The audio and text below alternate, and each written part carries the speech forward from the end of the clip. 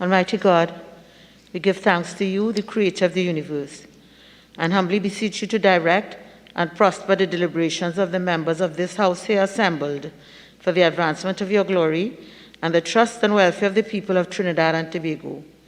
Grant that peace and happiness, truth and justice may be established among us for all generations. Amen. Amen. Namaste.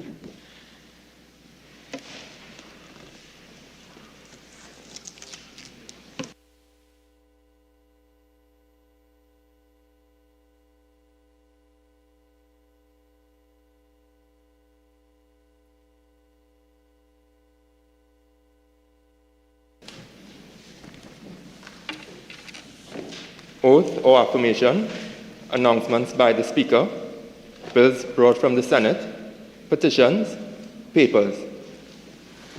Leader of the House. Thank you very much, Madam Speaker, and good afternoon to all. Madam Speaker, I have the honor to lead the following papers. 1, the Annual Administrative Report of the Evolving Technologies and Enterprise Development Company Limited, ETEC, for the year ended September 30th, 2018. Paper number 2, the Administrative Report of the former Ministry of Tourism for fiscal 2019. And paper number 3, the Annual Report of the Public Service Commission for the year 2020. Thank you. Reports from committees.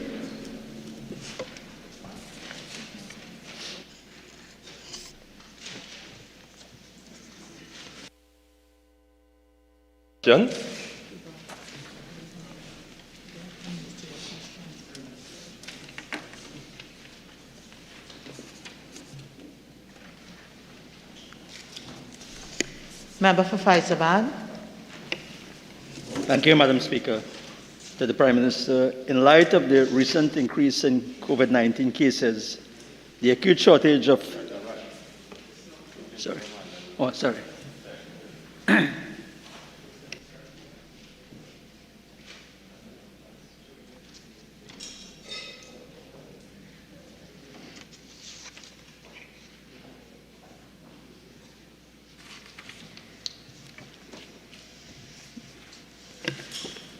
Thank you, Madam Speaker. To the Prime Minister, in light of the recent increase in COVID-19 cases, the acute shortage of intensive care unit beds, and the emergence on the global market of the potentially life-saving drug, oral antiviral drug, molnupiravir, will the Prime Minister indicate what steps the government is taking to procure this drug to aid in the fight against the COVID-19 pandemic? Prime Minister. Madam Speaker, while we are concerned about the availability of specific high-level health care in response to the spread of the virus in our population, it is not today helpful to refer to an acute shortage of intensive care beds. We do have to keep our eyes on that situation, Madam Speaker, but at this time, the government policy remains the same, that we will only use medication, protocols and procedures approved by the WHO. My colleague from Faizabad is a medical doctor, and he would know that none of these drugs he mentioned here is approved for use by the WHO. He would know that. However, Madam Speaker, since it appears that these drugs may have some potential, we await the appropriate approvals for their use in the world.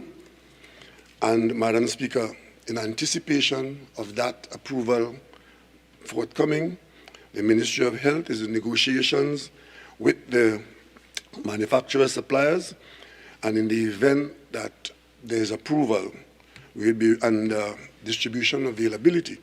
We will be ready to inform the population and to use them as and when they become approved for use by the competent authority, which is the WHO. Member for Faizabad. Thank you, Prime Minister. heartened to hear that negotiations are taking place. Prime Minister, would you be in a position to indicate perhaps how many doses of this drug are being looked at this time? No, because what we are talking about is using it if it becomes available, and it is premature at this stage to be talking about number of doses. Member for Oropouche East. Thank you very much. Thank you very much. Prime Minister, could you give an assurance to the population that the government will take all steps as you did with the Chinese Sinopharm vaccine by pre-ordering before approval, so that we can ensure that when these drugs are approved, we have already pre-ordered a certain amount and we will get it in good time to save the lives of citizens of Trinidad and Tobago? Prime Minister. Madam Speaker, we are in competition with no one, and we spoke about the preparation to use in the same way we were in preparation to use Sinopharm when Sinopharm was being evaluated by the WHO. That is why I'm able to say today that our authorities in the Ministry of Health, we have ongoing negotiations and contact with the possible suppliers. So I don't know exactly what difference the member for Oropouche East is referring to. It's a standard procedure in preparation to use it in the event that it becomes approved.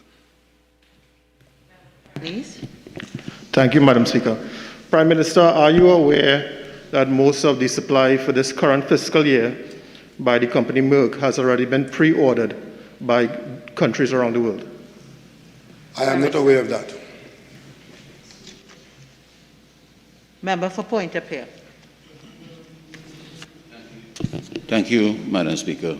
To the Honourable Prime Minister, given your statement that BP and Shell have indicated that they do not have a supply of gas for Train 1, Atlantic Train 1, and the definitive decision will be made on the plant at the end of the first quarter in 2022, will the Prime Minister state the alternative supplies of gas that would be utilized to operate the plant until then? Prime Minister. Madam Speaker, the operations at Atlantic LNG is a matter for the operators and the shareholders. Train 1 remains a part of the infrastructure for LNG in Trinidad and Tobago, and the shareholders are actively engaged in how it may be operationalized or not operationalized. And I do not want the member for Oropouche for Pointe-à-Pierre to paraphrase anything I have said. I have chosen my words very carefully, and I have expressed them publicly about the future of Atlantic LNG Train 1. And those words are in the public domain. And in terms of talking about the companies saying that they have not, there are discussions. Some of the discussions are in the public domain. Some remain under the cover of confidentiality. There are negotiations going on. We are actively engaged. And as soon as the official position of the government is available for the population will be advised on any completion of such negotiations, as we have done before. Pointe-à-Pierre. Thank you, Madam Speaker. Thank you, Prime Minister. Prime Minister, as we speak today, and given that your NGC had invested over $33 million, do you know if LNG is being produced by Train 1 presently? I am glad that the member for Pointe-à-Pierre has now accepted that he should not go around the country telling people that we have spent $400 million on this matter, and is now prepared to use the accurate figure of $33 million, $33 million US, because all along he has been in the forefront of misrepresenting the situation. So I'm very grateful that you are accepting that we spent $33 million. Madam Speaker, $33 million in a multi-billion industry, right, is in fact a manageable sum. And our negotiating position will not be prejudiced by any premature or negativing of our colleagues in the opposition who put misinformation in the public domain. And whether Train 1, 2, 3, whether Train 1, 2, 3, or 4 is operational is a matter for all the shareholders, Madam Speaker. And I say no more at this time. Member for Chaguanas East.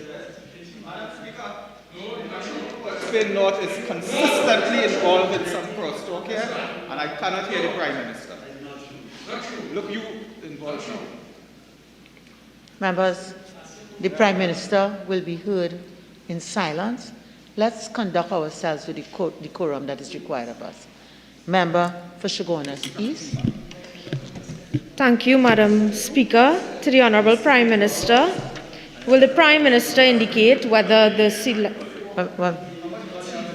Member for Port of Spain North, St. Anne's West, and member for Oropuch East.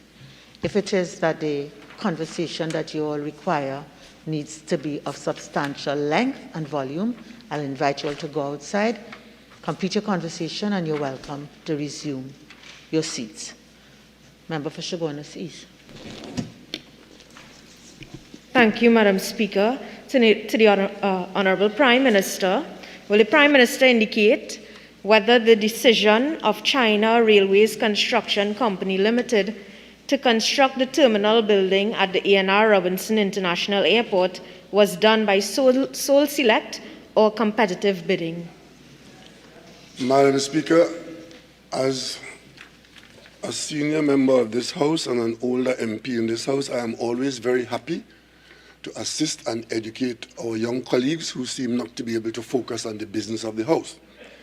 Madam Speaker, on the 11th of June 2019, the National Development Infrastructure Company Limited, NIDCO, as the executing agency, issued an invitation to pre-qualify bidders for the project, and subsequently on the 9th of July 2019, invited the following pre-qualified respondents to submit proposals utilizing a two-envelope system, technical and financial.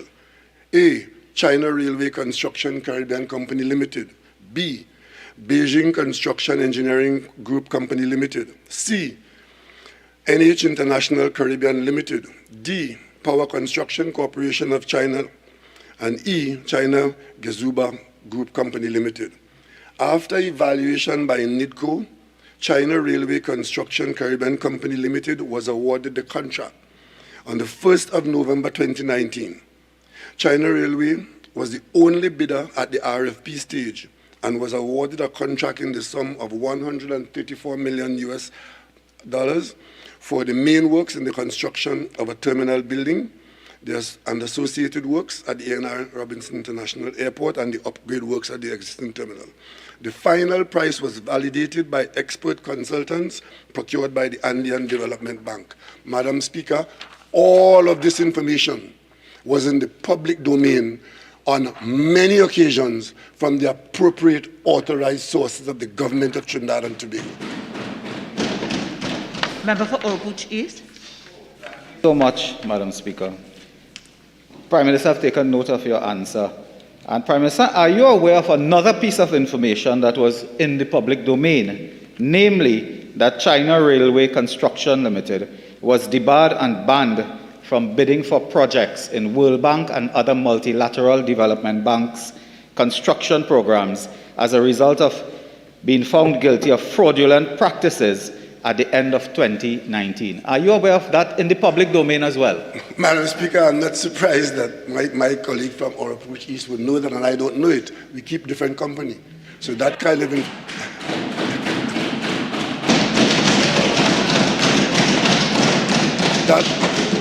that kind of information wouldn't be available to me, Madam Speaker. But I wouldn't be surprised at all, Madam Speaker, because, I mean, birds of a feather tend to flock together.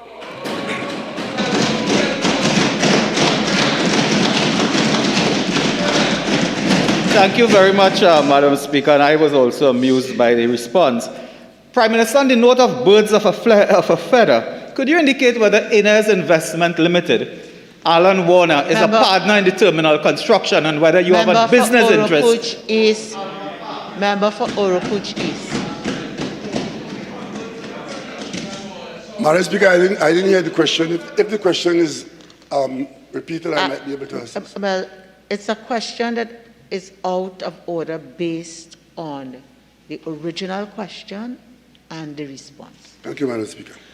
Member for Oropuch East. Thank you very much. Madam Speaker, to the Prime Minister. Prime Minister, are you aware whether or not in the public construction of the terminal building in the Piaco at A&R International Airport, Inez Investment of your friend Alan Warder is involved in the construction with subcontracts. Are you aware of that? Madam Speaker, every citizen of Trinidad and Tobago is my friend, including Alan Warner. But I'm not aware that Alan Warner is involved in this project at Crown Point. Member for Oropuchi. Prime Minister, are you aware that, Madam Speaker, the dog killer is disturbing me?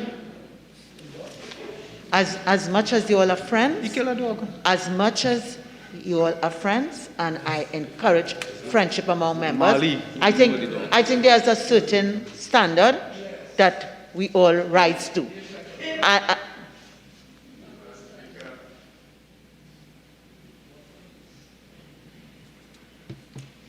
And yes, Oropuchi, I know you know the standard. Please ask your question. Madam Speaker, you could depend on me to maintain my decorum here. Yes, finally, on this matter, to the Honourable Prime Minister. Prime Minister, could you indicate as of this time a completion time on construction of the terminal building in Tobago? No, I could not, but an appropriate question filed to the appropriate minister can bring you a detailed answer. Member for Caroni East. Madam Speaker, Prime Minister, will the Prime Minister indicate to the House whether his administration through the Ministry of Health and or the Ministry of Foreign Affairs will be intervening to have significant doses of the new COVID-19 antiviral drugs reserved from Merck and Pfizer for Trinidad and Tobago? Madam Speaker, as I tried to explain in question 1, the same thing applies to this question 4. The drugs to which reference is made by Merck and Pfizer, they are not WHO approved at this time. However, the Ministry of Health has already proactively reached out to the Pfizer International and is awaiting a non-disclosure agreement to continue negotiations. As soon as the drug is approved, if it becomes approved and ready for distribution, the population will be informed and the necessary action will be taken to make it available once it is deemed to be useful for our purpose. Member for Caroni East. Prime Minister, the UK has ordered 480,000 courses. The US has ordered 3.1 million courses of this drug already, and they ordered it pending approval. Member, you are new, but the rule says without preamble, so if you could quickly get to the question. Prime Minister, what I'm trying to say is why couldn't we have pre-ordered these drugs pending WHO approval? Madam Speaker, I don't know what the member for Caroni East understands when it is said that we are in contact, negotiations are taking place. I have not attempted to indicate what the negotiations are, where they're at, or what we're doing there beyond that statement. So I would not be giving the impression that we are sitting on our hands or doing nothing. That statement I just made indicates that we are in preparation to use it in the event that we can have it and that it's approved. And to tell me that the British did it and the German did it, that doesn't change our position, because there are things that they're doing that we don't do. And there are things that they are doing that we will do. So, Madam Speaker, we are, in fact,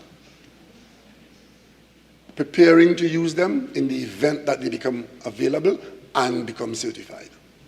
Member for Caroni East. Prime Minister, would you say that the vaccine procurement fiasco of last year will be avoided this year with the procurement of these new drugs? The only vaccine fiasco that we had last year is when you and your friends tried to undermine the vaccination program.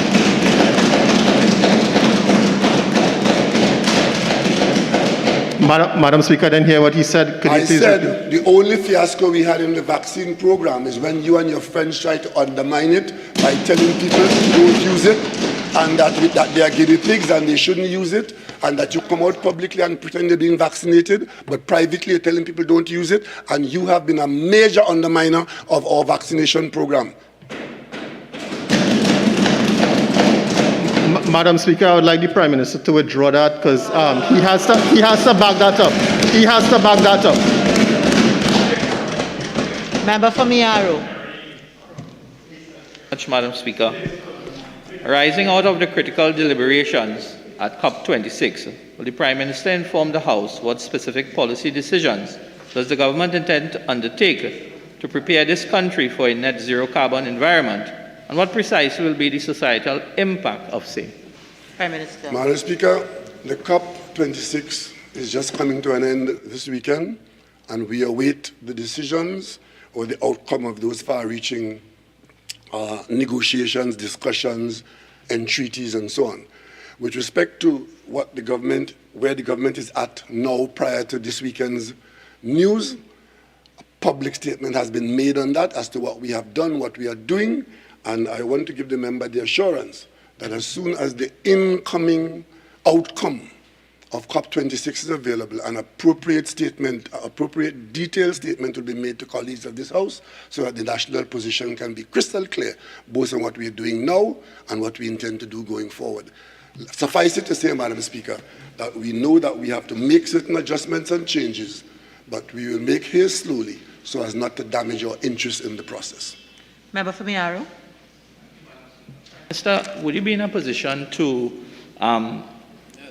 offer policy or legislative direction to ensure that this administration or any administration coming in stick to the 2030, 2040 delivery for the net zero agreements out of COP26 and so on? Madam Speaker, we are already on track to doing that. We have taken steps towards electrification of motor transport.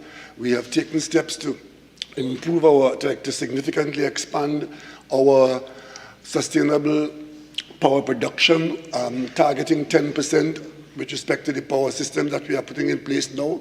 All the preparatory work is done. We've got the investment lined up, and we are aiming to do 30% by 2030. We are talking about reforestation programs. We're talking about ensuring that we use the sustainable resources that are available to us. So we are already beginning those things, Madam Speaker, and we committed at COP and to the international community and to the world that we'll be going down that road.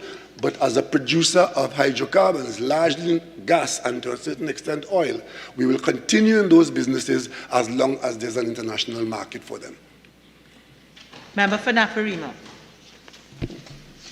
Will the Prime Minister inform this House why there are only 52 intensive care unit beds for a population of 1.4 million people, when some 5 billion has already been spent on the COVID-19 pandemic? Prime Minister. Madam Speaker,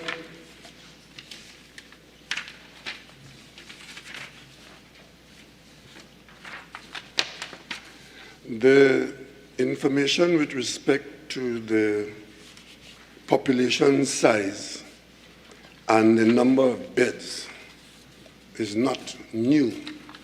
We are one of the few countries in the world, Madam Speaker, that have a parallel healthcare system, meaning that without interfering with the dispensing of healthcare to the population in the normal way that the population would require healthcare delivery, we created in the early days of the pandemic this healthcare system. And the ministry's response in March 2020 started with 2 ICU beds in Couva specifically for persons who would have been afflicted from COVID-19. ICU bed capacity has since significantly increased from 35 beds to include an additional 31 ICU beds at ward level and an additional 16 beds at the accident and emergency level. This represents a 100% increase over that period of time, Madam Speaker. The ministry took a further decision to activate 16 more ICU beds in Trinidad and 6 more in Tobago. This will bring our total ICU capacity up to 104 and not 52. 104 ICU beds, Madam Speaker, in the nation. This increase in ICU bed capacity will also be with the procurement of the requisite equipment, that is, ventilators, high-flow nasal cannulae, and 100 ICU trained nurses, 50 of the ministry's COVID response in March 2020 with 2 ICU beds in Couva. ICU bed capacity has since significantly increased from 35 to include an additional 31 beds at ward level and 16 beds at accident and emergency. Madam Speaker, It is important to note that when you speak about beds in the hospital, it is not just the physical structure upon which a patient will lie, but more importantly, Madam Speaker, is the healthcare givers, the doctors and the nurses. So for each bed you add to the system, you require a significant number of highly trained personnel, and we take that into account, Madam Speaker. Member for Naparima. Could the Prime Minister give a breakdown of the ICU beds plus nurses, etc., ancillary staff in the parallel system and those in the system related to COVID? Madam Speaker, I don't know what kerfuffle is going on here. I just said that in response to COVID, we created a separate and parallel healthcare delivery system. We started with 2 ICU beds for that. We are now at 104, and we have been dispensing service to the COVID-inflicted persons in a parallel way. So I don't understand the question. The question is meant to confuse the public. Member for Naparima. There was recently, Prime Minister, a fire in Point Lisas. In the event of a major fire, state what contingency measures are in place at the level of ICU beds to deal with such an issue. Member, that supplemental question is out of order based on the original question asked. What percentage of the beds in the ICU units in Trinidad and Tobago are occupied at this moment? Member, again, I will guide you to the standing orders with respect to what are matters for prime ministerial questions. I rule that this question is out of order. You can pursue it in another way. Member for Kuba South. Thank you very much, Madam Speaker. Will the Prime Minister provide this House with the names and position of the Trinidad and Tobago delegation to the United Nations Conference on Climate Change, COP26, which was recently held in Glasgow, Scotland? Madam Speaker, Trinidad and Tobago had a full delegation to the COP26. We had a significant number of specialists who were involved in preparation for our climate change response, and when the conference was called, we were in a position to participate fully. The delegation came from 3 ministries and other areas of interest. From the Office of the Prime Minister, the delegation involved the Prime Minister of Trinidad and Tobago, the Minister in the Office of the Prime Minister, Minister Stuart Young, who was also Minister of Energy and Energy Affairs. Also from the Office of the Prime Minister, we had Mrs. Abby Braffett, Deputy Press Secretary to the Prime Minister, and 2 special branch officers as is standard. From the Ministry of Foreign Affairs came Senator the Honorable Amory Brown, Minister of Foreign Affairs, Mr. Kirk Francois, Deputy Permanent Secretary, Office of the Prime Minister, and operating out of the Ministry of Foreign Affairs, Ms. Nikisha Smith, Senior International Relations Officer, Multilateral Relations Division, Ministry of Foreign and CARICOM Affairs. From the Ministry of Planning and Development, the Minister of Planning and Development, Mrs. Camille Robinson-Regis, Mr. Kishan Kumar Singh, Head of the Multilateral Environmental Agreements Unit, Ministry of Planning and Development, Ms. Cindy Singh, Climate Change Specialist, Multilateral Environment Agreement Unit, Ministry of Planning and Development. We had some other people who were part of the delegation, but they were funded by their own agencies. These include Ms. Crystal Lawrence, Environmental Officer 2, Division of Infrastructure, Quarries and Environment, Tobago House of Assembly. Ms. Ruana Haynes, Director, Climate Analytics, Caribbean. Prime Minister, your time is now spent. Member for Kuba South. Thank you very much, Prime Minister. Based on the information you have just provided to the House, can you inform this House of the full cost of Trinidad and Tobago's delegation to the COP26 conference, which has been incurred by the state? I could not at this point in time, but if the appropriate question is asked with the appropriate notice, the full details can be made available to this House. Member for Curaçao. Thank you very much. Prime Minister, will the Prime Minister inform this House if any financial compensation has been paid to two private citizens who were employed by the Office of the Prime Minister to conduct an investigation into the granting of firearms users licenses by the Trinidad and Tobago Police Service? Prime Minister. Madam Speaker, it is clear that many of our colleagues pay no attention to the proceedings in this House, and just as I was happy to advise and educate the member for Chaguanas East, I will do so and assist my colleague from Cuba South, except that he's not a new member, he's a senior seasoned member. Madam Speaker, on September 15th, Wednesday, the 15th of September 2021, in this House, and I quote with your indulgence, Madam Speaker, from Hansard, and this took place in this House, where this question was asked, and the answer was as follows, Madam Speaker. The question was asked by my colleague from Orapuch East, actually, and it said, is the Prime Minister prepared to say what was the cost of the venture undertaken by retired Rear Admiral Pritchard and retired Police Barrington? Same question as this one.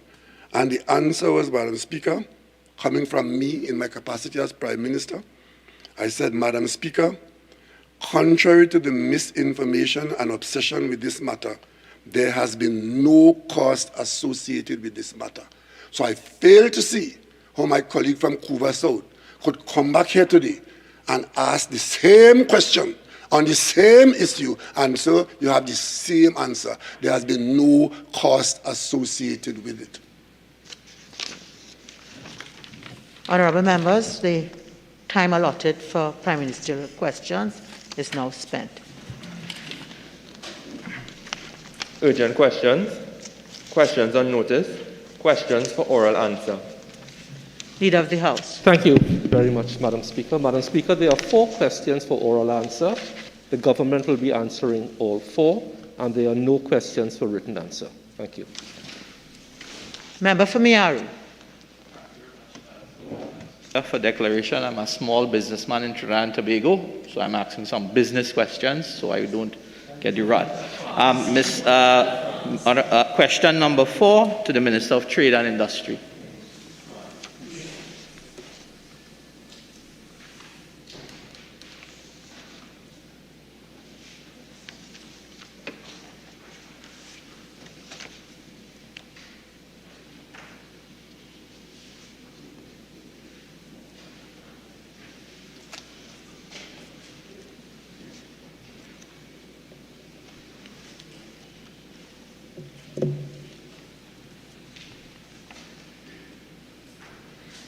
Thank you very much, Madam Speaker.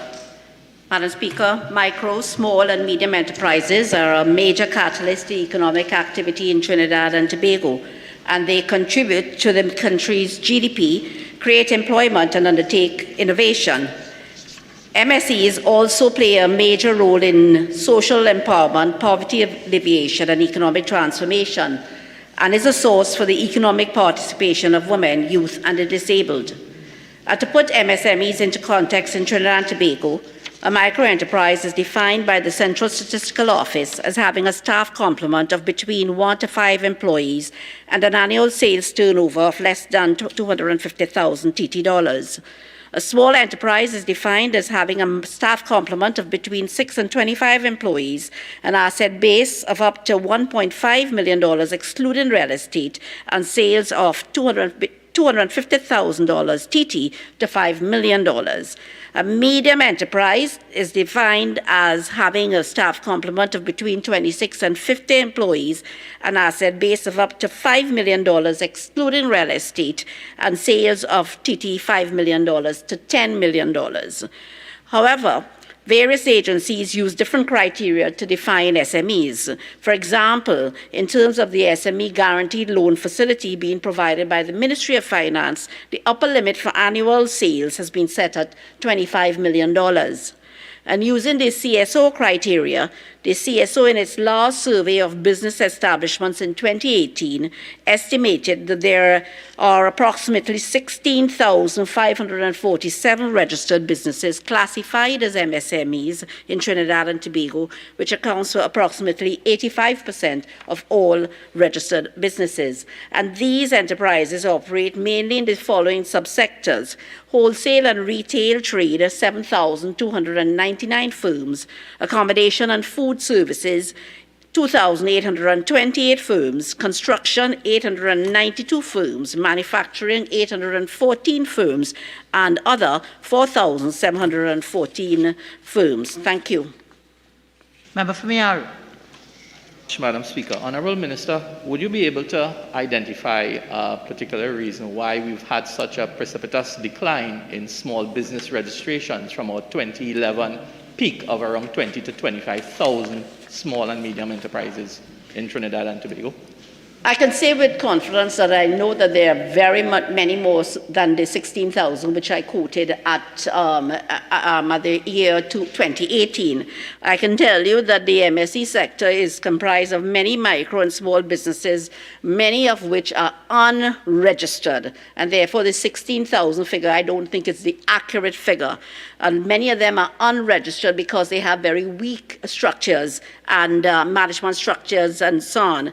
And therefore, it is a result of that that the Honourable Minister of Finance in the last budget made the allowance for a $50 million grant facility for that prime purpose of ensuring that many of these small and micro businesses can in fact migrate from being unregistered to being registered and into the formal sector. Mayaro. Has there been any particular directive or policy put in place to capture these informal small businesses so we would avoid the issues that we would have had with these businesses not being registered to access the grants and so on that the government had put in place?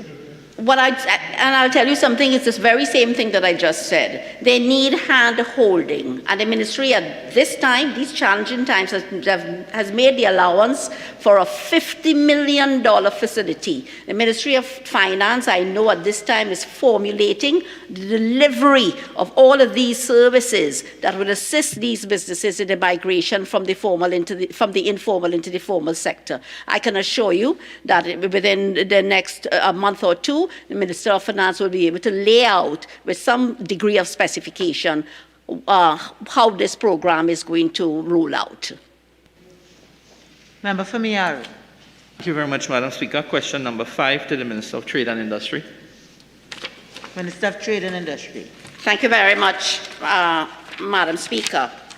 Madam Speaker, the member for Mayaro continues to ask the very same questions in different ways, which is really unfortunate, as the Parliament's time could be better utilized by those on the other side to improve the country rather than seeking to create these repetitive distractions. And Madam Speaker, the Minister of Finance at the last sitting of this Honourable House in reply to question 1 on the order paper reminded the member of Mayaro that Trinidad and Tobago, like every other country in the world, has been negatively impacted by the COVID-19 pandemic. The government of Trinidad and Tobago was forced to adopt measures to contain the spread of this deadly virus while simultaneously establishing a safety net for the most vulnerable households and businesses. And these mitigation measures have had negative social, financial, and economic effects. All firms, including SMEs, all firms have been negatively impacted. However, it is a fact that a number of SMEs are unregistered, which has made it difficult to determine the approximate value of monthly losses incurred by these firms. Notwithstanding, the government has been very proactive in attempting to mitigate these effects, and several additional measures were announced by the Minister of Finance in the 2022 budget, which would further assist small and medium-sized enterprises. And some of these measures implemented by the government included increased access to finance through the revised government guaranteed loan program, with the government now guaranteeing 100% of the principal borrowed, extending coverage for the purchase of fixed assets, excluding purchase of residential property, increasing the repayment period from 5 to 7 years, and to allow a 24-month moratorium on principal payments. Also, the NEDCO grant facility, also the small business liquidity support facility, the credit union soft loans, and also the junior stock exchange. In addition, there are a number of capacity building initiatives. Provision of $50 million in professional services and support to SMEs in the areas of accounting services, record keeping, training, management, inventory control, health and safety, to ensure meeting statutory obligations, thereby strengthening these businesses for growth and to become sound exporters on the international stage. And then, of course, the introduction of fiscal incentives, VAT refunds for businesses, and tax incentives as follows: reduction in the corporation tax rate by 5% for 3 years for significant exporters of local goods with annual revenue over $500,000. Reduction of corporation tax rate by 5% for 3 years by SMEs whose core business is technology solutions, digitization, and construction. Tax exemption of 50% on the first $100,000 of chargeable income for the first year and the first $200,000 of chargeable income for the second year to new SMEs whose core business activities are related to digitization and technology solutions. So that the government recognizes the importance of small and medium-sized enterprises to the overall development of the economy and continues to implement measures to assist SMEs during the COVID-19 pandemic. Madam Speaker, thank you. Member for Mayari. Speaker, question number 7 to the Minister of Trade and Industry. Minister of Trade and Industry. Thank you very much, Madam Speaker. Internationally, ocean freight rates have been rising since 2020, causing the price of shipping goods globally to escalate. Based on data from the United Nations Conference on Trade and Development, UNCTAD, in its April 2021 policy brief, some ocean freight rates have increased by as much as 443% since the start of the pandemic in 2020 to April 2021.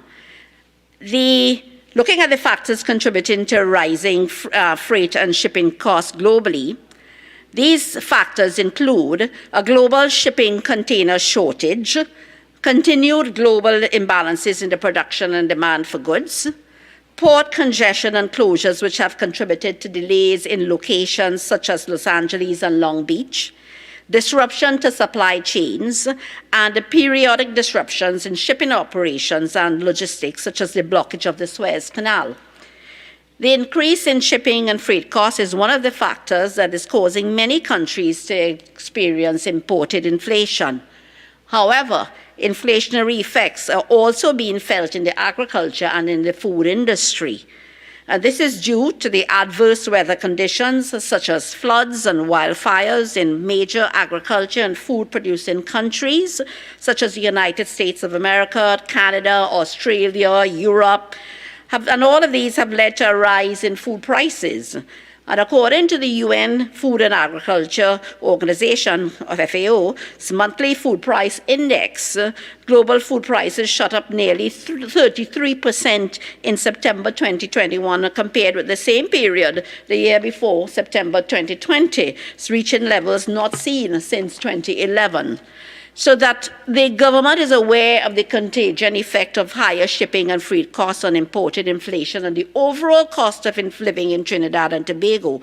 And to this end, the government has implemented a series of measures to mitigate the impact of inflation on consumers, and these measures include suspension of the common external tariff on a selected list of over 20 basic food items, import substitution of a selected list of items which seeks to encourage local production and increase export opportunities for the local manufacturing sector, an increase in the allocation of foreign exchange to the Exim Bank to the extent of $650 million US dollars, implementation of a $500 million agriculture stimulus package, strengthening of the domestic farm-to-market supply chain, removal of value-added tax on basic food items to reduce the impact on inflation on families, and increasing monitoring of prices through the Consumer Affairs Division.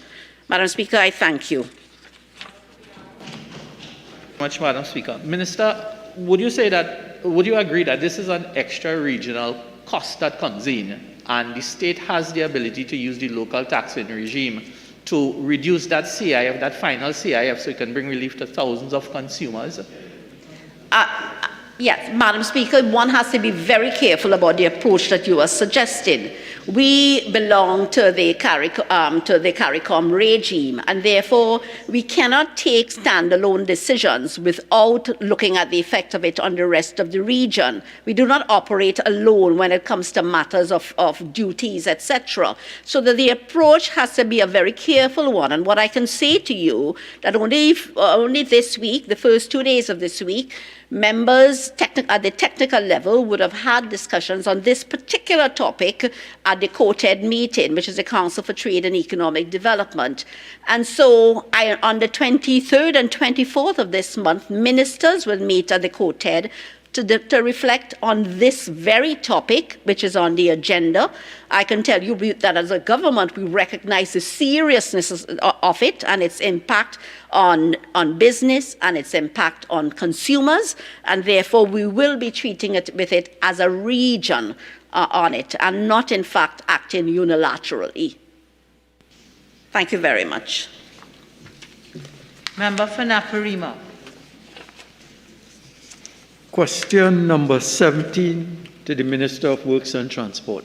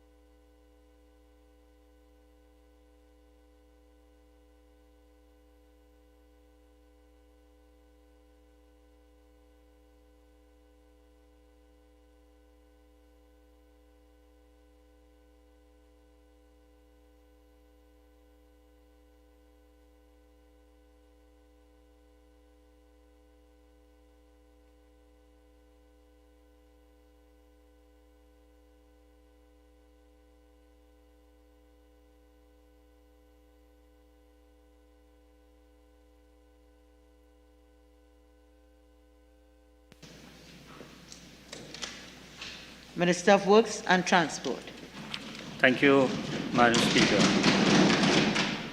Madam Speaker, the Ministry of Works and Transport has been collaborating with 2 geologists from the Ministry of Energy and Energy Industries with an aim to assess landslips along key roads, including the Mandingo Road, Naparima-Mayara Road, Lengwai Road, and the St. Julian Road, and other suspected areas within the constituency of Naparima, Princestown, and Maruga Tableland.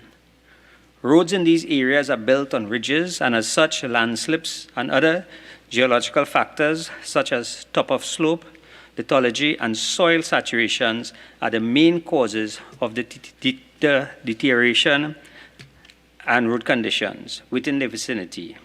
Water leaks from utilities, the removal of vegetation on slopes, as well as rainfall intensity, are also factors which have exacerbated these landslips.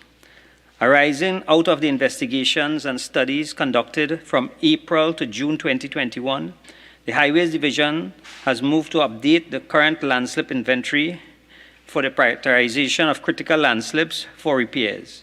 Additionally, a study on the current structure of the main road in these areas will be initiated with a view to develop a capital project to strengthen and improve the roadways in these areas. I thank you. Member for Naparima.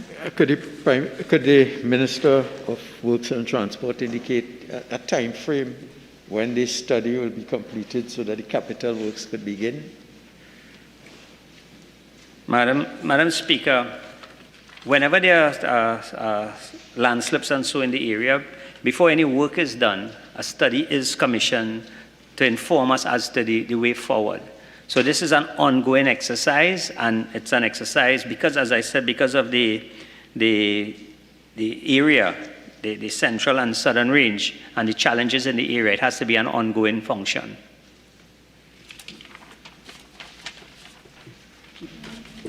Thank you. Requests for leave to move the adjournment of the House on definite matters of urgent public importance, statements by ministers, personal explanations, introduction of bills, the Miscellaneous Provisions 2019 Novel Coronavirus Vaccination Personnel Bill 2021 by the Attorney General. The Attorney General. Madam Speaker, in accordance with Standing Order 64.1b, I beg to move that the next stage of the Miscellaneous Provisions 2019 Novel Coronavirus 2019 nCoV Vaccination Personnel Bill 2021 be taken later in the proceedings. Honourable members, the question is that the next stage of the Miscellaneous Provisions 2019 Novel Coronavirus 2019 nCoV Vaccination Personnel Bill 2021 be taken later in the proceedings. All in favour say aye. Aye. Any against? The ayes have it. Motions relating to the business or sittings of the House and moved by a minister. Leader of the House. Thank you. Thank you very much, Madam Speaker. Madam Speaker, whereas it has become necessary to make appointments to joint select committees, I beg to move that this House agree to the following appointments. Mr. Saddam Hussain in lieu of Mr. Dinesh Rambali on the Joint Select Committee on Finance and Legal Affairs, Mr. Barry Padarath in lieu of Mr. Saddam Hussain on the Joint Select Committee on Land and Physical Infrastructure, Ms. Vandana Mohit in lieu of Mr. Rudranath Indar Singh on the Joint Select Committee on Social Services and Public Administration, Mr. Rudranath Indar Singh in lieu of Mr. David Lee on the Joint Select Committee on State Enterprises, Ms. Anita Haynes in lieu of Mr. Barry Padarath on the Joint Select Committee on Human Rights, Equality and Diversity, and Mr. Ravi Ratiram in lieu of Ms. Vandana Mohit on the Parliamentary Broadcasting Committee. Honourable members, the question is that this House agree to the following appointments to joint select committees. Mr. Saddam Hussain in lieu of Mr. Dinesh Rambali on the Joint Select Committee on Finance and Legal Affairs, Mr. Barry Padarath in lieu of Mr. Saddam Hussain on the Joint Select Committee on Land and Physical Infrastructure, Ms. Vandana Mohit in lieu of Mr. Rudranath Indar Singh on the Joint Select Committee on Social Services and Public Administration, Mr. Rudranath Indar Singh in lieu of Mr. David Lee on the Joint Select Committee on State Enterprises, Ms. Anita Haynes in lieu of Mr. Barry Padarath on the Joint Select Committee on Human Rights, Equality and Diversity, and Mr. Ravi Ratiram in lieu of Ms. Vandana Mohit on the Parliamentary Broadcasting Committee. All in favour say aye. Aye. Any against? I think the ayes have it. Public business, government business, Bill's second reading. The Minister of Finance. Thank you, Madam Speaker. Madam Speaker, the bill before the House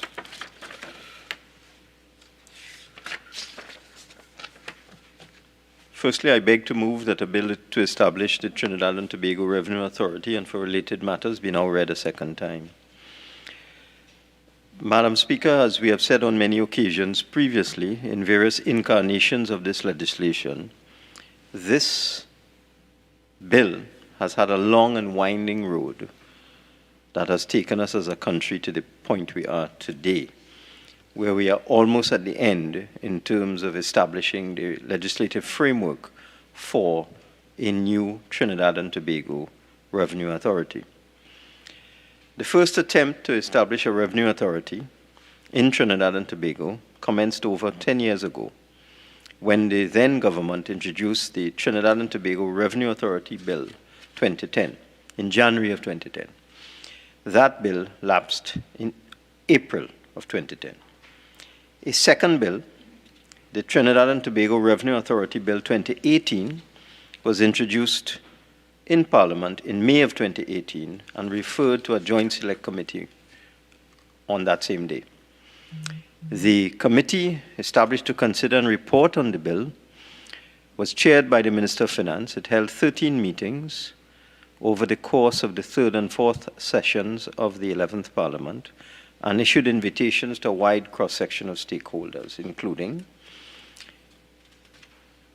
Inland Revenue Division, Customs and Excise Division, Central Bank, Financial Intelligence Unit, Customs Clerks and Customs Brokers Association, Institute of Chartered Accountants, National Union of Government and Federated Workers, Service Commissions Department, American Chamber of Commerce, Coover Point Lisas Chamber of Commerce, Energy Chamber, Tobago House of Assembly, University of the West Indies Faculty of Social Sciences, the Joint Trade Union Movement, among others. These are the entities that actually appeared before the committee or submitted submissions to the committee.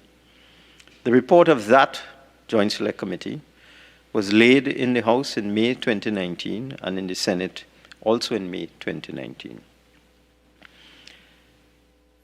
As is well known, there was a minority report by members of the opposition in the same May 2019 which disagreed with the views of the majority of the committee. The opposition did not support the 2018 Revenue Authority Bill, which resulted in the bill being withdrawn in September 2019 after the motion to adopt the committee's report was made in the House. A third bill, the Trinidad and Tobago Revenue Authority Bill 2019, was introduced in the Senate in November 2019 and approved in that place with amendments in May of 2019. That bill lapsed in July 2020. Each of those past bills required the support of a special majority of 3/5 of each member of each house, of 3/5 of the members of each House of Parliament to be successfully passed. They could not be passed without the support of the opposition.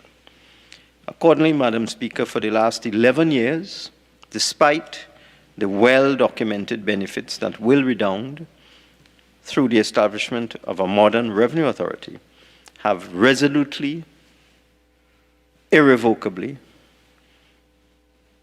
I dare say stubbornly, resolved that they will not support a modern revenue authority in Trinidad and Tobago. So after 11 years of trying to convince the opposition to do what is right, the government has come up with a solution to end this deadlock that is seamless, that is elegant, and in keeping with the rule of law. Before I go into the solution, let me talk a little bit about the inefficiencies of the current system. Despite numerous debates, numerous stakeholder consultations, deliberations in joint select committees, and the voluminous information at the disposal of all members of this House, the question as to why we need a revenue authority can be answered with ease. The benefits include vastly improved efficiency of business for all, greater revenue collection, and better management of the state's main revenue collecting agencies. The inefficiencies of the current system, especially in relation to the Inland Revenue Division, are well documented and have been addressed in this Parliament ad infinitum on prior occasions. Let me just briefly remind members of what we have said in this Parliament before. In 2017, the Inland Revenue Division was assessed by the Regional Office of the IMF, CARTAC, using the Tax Administration Diagnostic Tool, or TADAT. This tool allowed us in Trinidad and Tobago to get an independent assessment which utilized a scientific approach on the performance of the current tax administration system. That TADAT report highlighted that out of 28 high-level indicators, Trinidad and Tobago received the following ratings: 2 A ratings, 1 B rating, 7 C ratings, and the majority, 18 D ratings, the worst rating. The IMF then conducted a post-TADAT strategic review, working with management and staff of the Inland Revenue Division, and looked at 13 specific weaknesses, identified key priority areas, which, if improved, could achieve maximum impact on revenues. Implementation of the solutions agreed to are ongoing, or is ongoing, but is constrained by a lack of human resources, which is a matter for the Independent Public Service Commission. And that is one of the biggest problems that we have in terms of staffing. The population of the Inland Revenue Division and the Customs and Excise Division is entirely dependent on the speed at which the Public Service Commission operates. And having experienced the operations of the Public Service Commission now for 30 years, Madam Speaker, every year it's the same old story. In key divisions throughout the public service, sometimes the vacancies are as much as 50% of the established posts, sometimes more than that. And certainly in key divisions such as the Customs and Excise Division and the Inland Revenue Division, no government, whether P&M government or UNC government, has been able to deal with this problem, specifically because these positions are the purview of the Public Service Commission, which is independent of the executive. The IMF also in 2019 conducted a value-added tax gap study for the period 2012 to 2017. The results indicated that there is a VAT cap, or in other words, VAT is not being collected at around 5% of GDP, $7.5 billion, that is. That $7.5 billion gap consists of 2 main components: a compliance gap and a policy gap. The policy gap would, of course, be as a result of various items that are zero rated, such as basic foods. But the compliance gap is at least 50% of that, so that based on the study by the expert from the IMF, there is at least $3.5 to $4 billion in VAT that could be collected on an annual basis if all taxpayers complied with their obligations. The tax gap in Trinidad and Tobago is above average for an emergent market economy. Recently, in a report on Trinidad and Tobago, a 2020 report by the Oxford Business Group, they confirmed that the Caribbean Regional Technical Assistance Center has referred to Trinidad and Tobago's current tax administration system as highly inefficient. According to the World Bank, the average time necessary to file 3 major taxes is around 210 hours per year. And the score for the post-filling index, which takes into account the time needed for value-added tax refunds to be processed and comply with an income tax correction, was 19.5 points out of 100. As such, the overarching aim of the new TTRA will be to make our antiquated tax regime far more efficient and enhance far better taxpayer compliance. Based on all the expert advice that we have, we expect that once the Revenue Authority is established, that this could, once everybody does their work, result in increased collections over the medium term, such as for the first year after establishment, 1% of GDP, approximately $1.5 billion in additional revenue, rising to $3.2 billion in additional revenue after the first 2 to 3 years. We believe that the establishment of the Trinidad and Tobago Revenue Authority will ensure that revenue collection is approached as a world-class business rather than an adjunct or corollary of the problems with the public service in Trinidad and Tobago. Now, the bill before us, Madam Speaker, has been debated in various forms 3 times already. We have gone through the merits of the various clauses on several occasions. It has been the subject of Joint Select Committee scrutiny. And therefore, it is not, in my view, with the limited time available with the COVID restrictions, appropriate to spend time going through every single clause.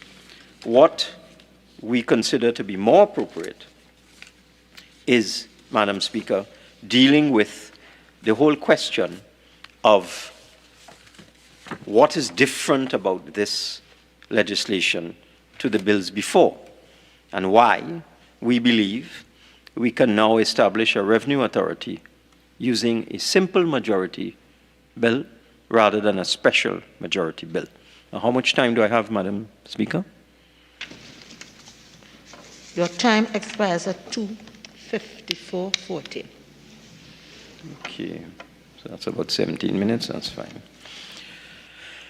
The difference between this bill and previous incarnations of the Trinidad and Tobago Revenue Authority bill is the creation of a division entitled the Enforcement Division of the Revenue Authority.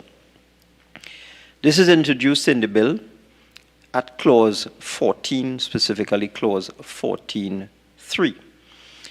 And the leader of the opposition, sotto voce, told me over the floor on Wednesday that when we debate this bill, as soon as we proclaim it, or before, who knows, the opposition will take us to court. Well, they were free to do that. We have sought our advice, and we are satisfied that we have come up with a solution that falls within the 4 corners of the law. We believe that this bill does not create any new power of enforcement in relation to the revenue laws, and that is a fact. For the authority that either the Customs and Excise Division or the Inland Revenue Division does not currently possess. Let me repeat that. This bill does not create any new power of enforcement in relation to revenue laws for the Revenue Authority that the Customs and Excise Division or the Inland Revenue Division do not currently possess. Consequently, if the enforcement powers under the revenue laws are unconstitutional now, with the passage of this bill, then they are already unconstitutional. And this is the first argument that can be advanced explaining why the bill does not require a special majority. Any constitutional challenge to this bill must be centered around the examination of who will apply these enforcement powers. And this is why we have created this Special Enforcement Division. The division is tasked solely and to the exclusion of the remaining departments, divisions, and units of the Revenue Authority to perform enforcement powers found under existing revenue laws. This will be executed by a cadre of public officers appointed by the Public Service Commission. And the usual protection afforded to these public officers will be maintained. The guarantees contained in the bill are the typical hallmarks of independent office holders and not mere window dressing. For example, Clause 13.5 establishes that the terms and conditions of the Deputy Director General Enforcement are subject to the Salaries Review Commission and therefore not subject to the Executive. Clause 13.4 of the bill guarantees security of tenure for the Deputy Director General. Enforcement, and that is the person who is in charge of the Enforcement Division. Let me make that clear. You have a Director General for the Revenue Authority as a whole, and you have a Deputy Director General in charge of enforcement. So Clause 13.4 guarantees security of tenure for the Deputy Director General Enforcement, as opposed to the Director General, who is subject to appointment by the board and so on, and the other Deputy Director Generals. Clause 14.4 guarantees that the appointment, removal, transfer, and exercise of disciplinary control over the officers in the Enforcement Division will rest solely with the Public Service Commission. Clause 18.2c provides for transfers into the Enforcement Division from the wider public service.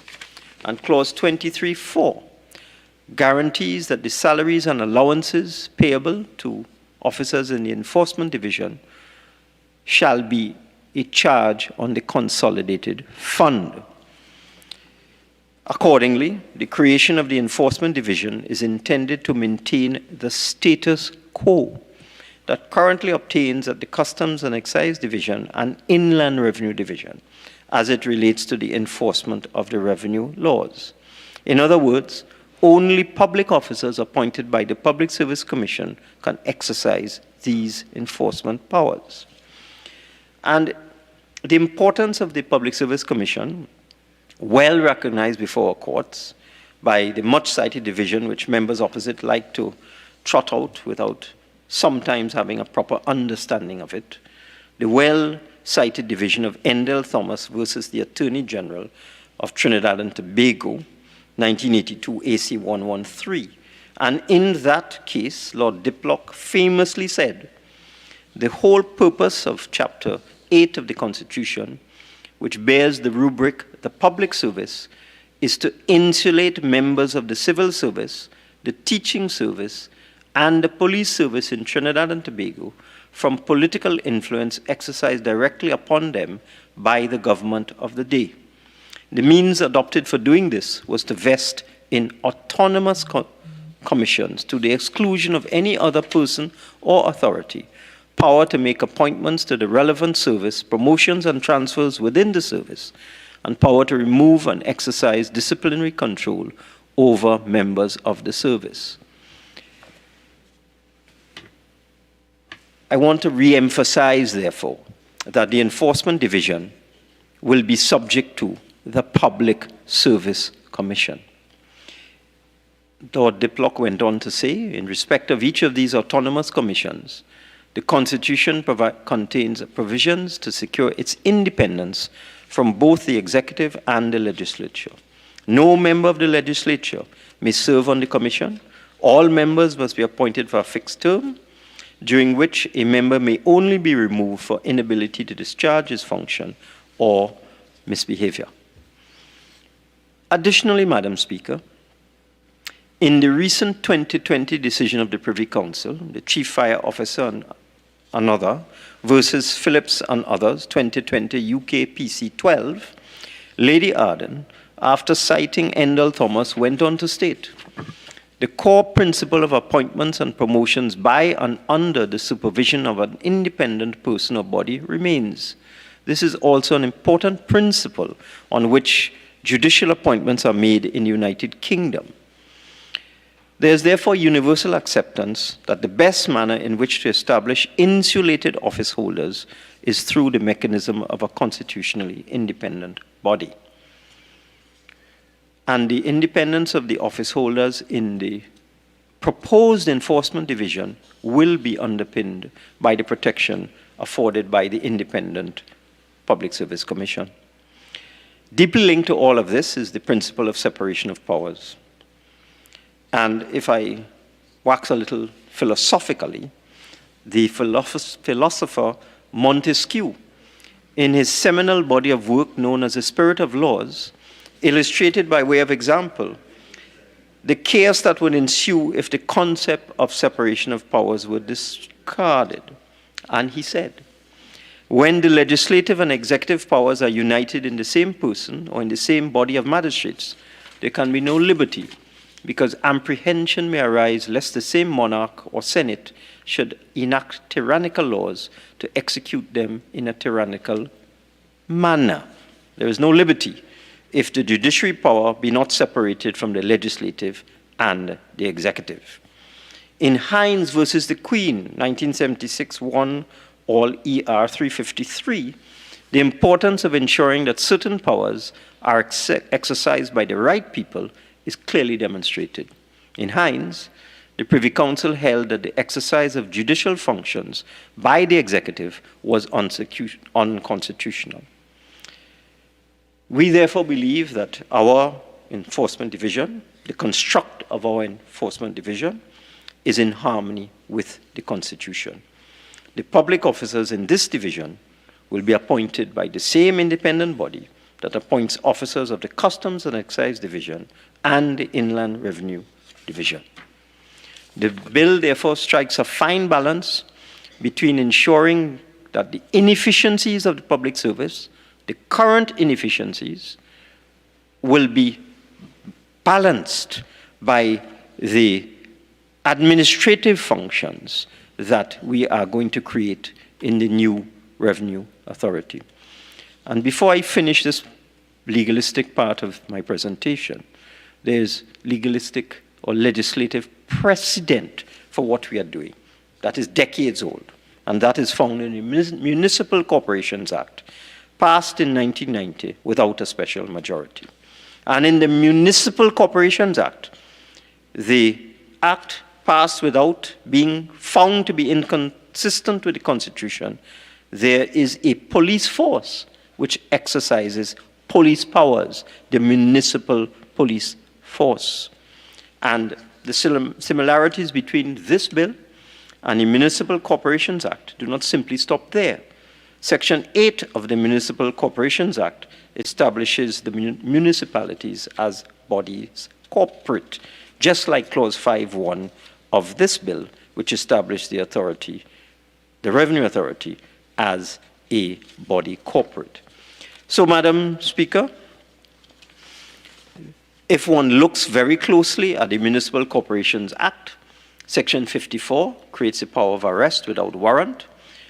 On the contrary, this bill creates no new powers of enforcement, not one.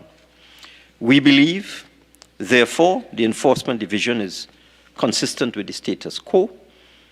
It follows the principles enunciated in Endell Thomas. It respects the principle of separation of powers, and it follows the model in the Municipal Corporations Act. Let me just deal briefly with the other aspects of the bill. And much has been made of this mischievously by members opposite. The Enforcement Division will not be subject to the direction of any politician.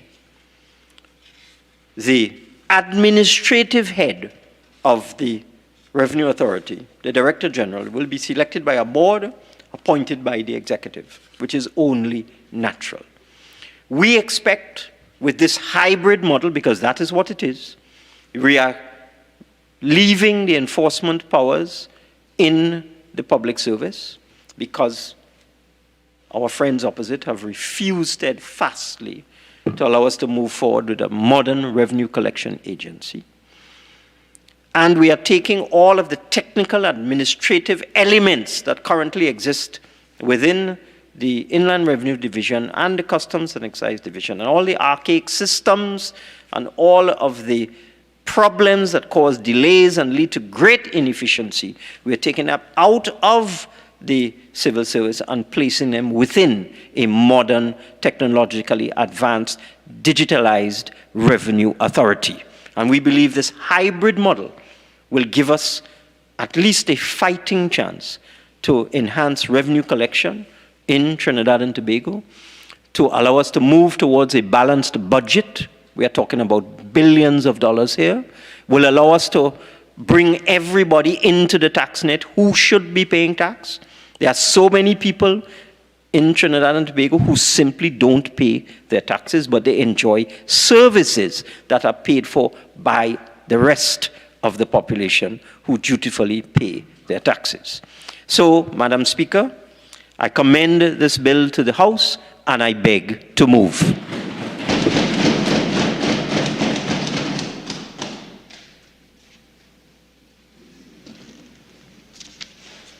Honourable members, I shall now propose the question for debate. The question is that a bill entitled An Act to Establish the Trinidad and Tobago Revenue Authority and for related matters be now read a second time. Member for Cuba South. Member for Superior.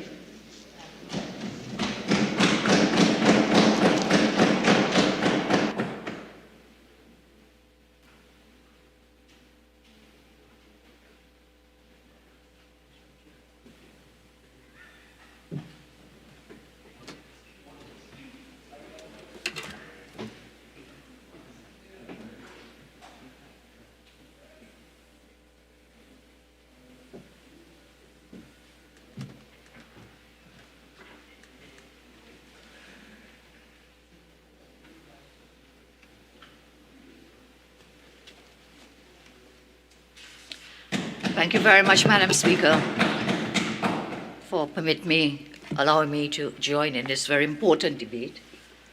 And I dare say that what the bill before us seeks to do is to provide for a most unconstitutional, fundamental change in our governance arrangements without the necessary protections and safeguards and the requisite special majority vote. Minister of Finance, I listened very carefully to your explanations as to why you are not of the view that you will be breaching fundamental constitutional principles, and I will deal with that.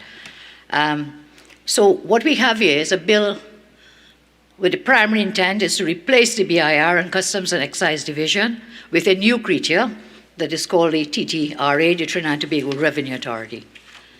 Within the provisions of the bill, we are given the structure of what this new entity, this new creature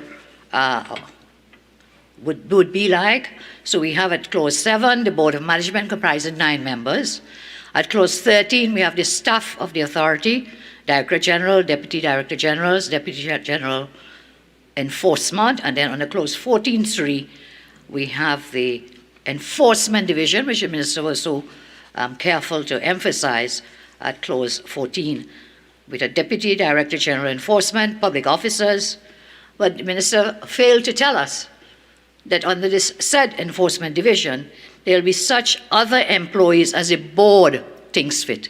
So other persons will be hired and not just public officers. That's a first disguise, first fig leaf that you cannot continue to hide behind, that you're protecting that, you're giving that insulation and protection to persons in that enforcement division, because you will have non-public officers hired by whom?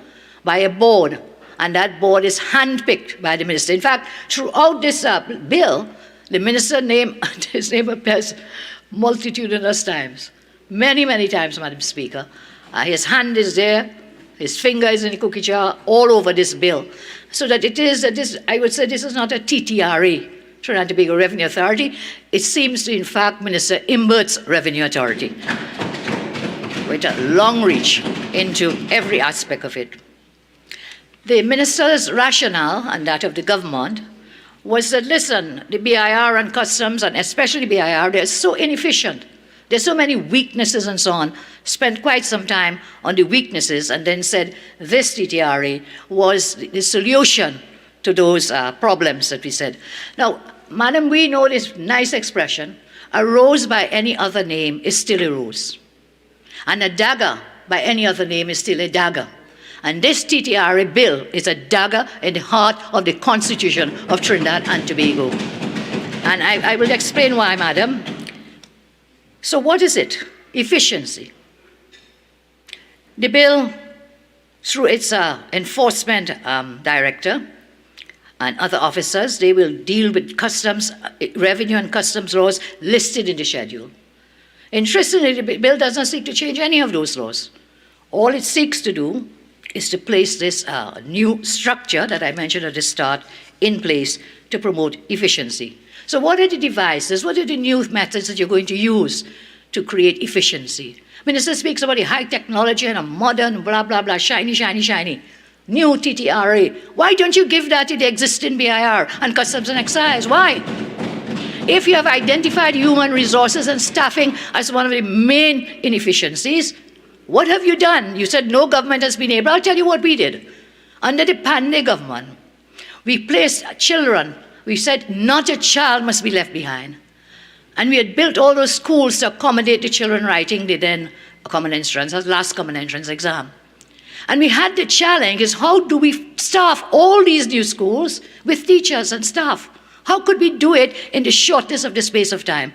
I recall Prime Minister Pandey telling me one day in a meeting in my own constituency, and the same day that the common entrance ended, when he leaned over the minister, I was Minister of Education, can we place every child in school? I said, Prime Minister, I will try. And try we did, and so we did. We were able to place every child. But the challenge was the speed with which the Teaching Service Commission operated in carrying out their job of staffing. And we found a way to do it. I am told, and we know, it's been said, that it's only Parliament can convert a man into a woman. But it's also the Cabinet makes things happen. And through the Cabinet, we set up a special committee of retired persons who had worked in the Ministry of Education and in the teaching service, and they did the interviews, the zillions of interviews, in order to staff these schools in time for the opening of terms from July to September. That's what we did. We have to be creative. We have to find solutions. We do not have to reinvent the wheel. So if your problem is staffing, human resource, and then you say they are inefficient, but you're not resourcing them, you're under-resourcing them, and then come to complain, when you really have to wonder what the motives are in seeking to take two bodies, the Customs and Excise and the BIR, two insulated bodies, and the minister quoted quite brilliantly for a non-lawyer from those various cases which have set the precedent that our Chapter 9, no Chapter 9, was Gen Chapter 8, in the Endell Thomas case and so on, clearly it was to insulate public officers from firings and hirings, dismissal of pleasure. That's a prerogative of the sovereign. That was taken away when we set up our own constitution and so on, that you will be insulated. The whole issue of dismissal at pleasure, or displeasure as the case may be, that was removed. So you had an independent, insulated service commission to hire, promote, transfer, appoint, and so on. That has now been taken away with respect to all the functions that this new board will now be in charge of. When it comes to enforcement functions, it's a whole different ball game. I've already made one point about that, and I'll come back to the point. But I think there's a more fundamental point than simply saying, well, we don't need a 3/5 majority. I think for a bill like this, you need far more than a 3/5 majority. The 3/5 majority would have been with respect to breaches of the human rights sections 4 and 5. That's the 3/5. But when you come to fundamentally change the structure of the Constitution, then you are talking about interference on the larger scale of separation of powers, on the larger scale of the very structure of our democracy, a constitutional democracy in which we operate. And that will take far more. Trinidad and Tobago, the Constitution tells us at the start, it's a sovereign democratic state. And what that means, a lot of things that are not spelled out, but what it means, in the famous case of Coriati from Mauritius, what it means is that there are provisions, not spelled out, but encompassed, coming up from Magna Carta, from way back when in the days, that have to do with the rule of law, have to do with procedural fairness, substantive fairness, have to do with so many other structure, separation of functions and powers under the Constitution. And that, to me, is being threatened. There is an assault on that entire governance structure with effect to this bill. I looked at something, madam, and it is this. Endell Thomas and the others, and I'll talk about Perch too, because I know the government is relying on Perch to say, hey, you don't need that. The case of Martha Perch. There are core functions of a government, one of which is what the Endell Thomas case, Lord Diplock told us about, the police service. But a core function of any democratic state has to do with taxation. Taxation, you hear the phrase, no taxation without representation. It is a contract between government, and it's a coercive contract that the government will say you have to pay this tax and you'll be penalized if you don't pay the tax. So it's a very coercive function of the government, but it's a core function. And it's my respectful view that you cannot farm out, you cannot outsource core functions of a government. You cannot do it. You cannot do it. And so I looked at a paper coming out from Cambridge University Press, 12 January 2018, where the author, Berenson, talks about a coercive to a modern tax state. And I read the quote from this, madam. Of all the activities that a state takes up, collecting taxes is perhaps the most critical. Without extracting revenue from society, a state cannot function and cannot do what it sets out to do. Taxation is a sine qua non of the contemporary state and the social contract. When taxpayers pay their taxes, they enter into a financial relation with the state. Madam 53(1)E, please. Okay, so members, let's keep silent so that we can hear the member for Superior. Thank you, madam. When taxpayers pay their taxes, they enter into a financial relationship with their state, a financial reconciliation, if you will, relinquishing private information about their economic activities while trusting the state to treat them and that information fairly and confidentially. I continue from the quotation, madam. Taxation is a prime governance function.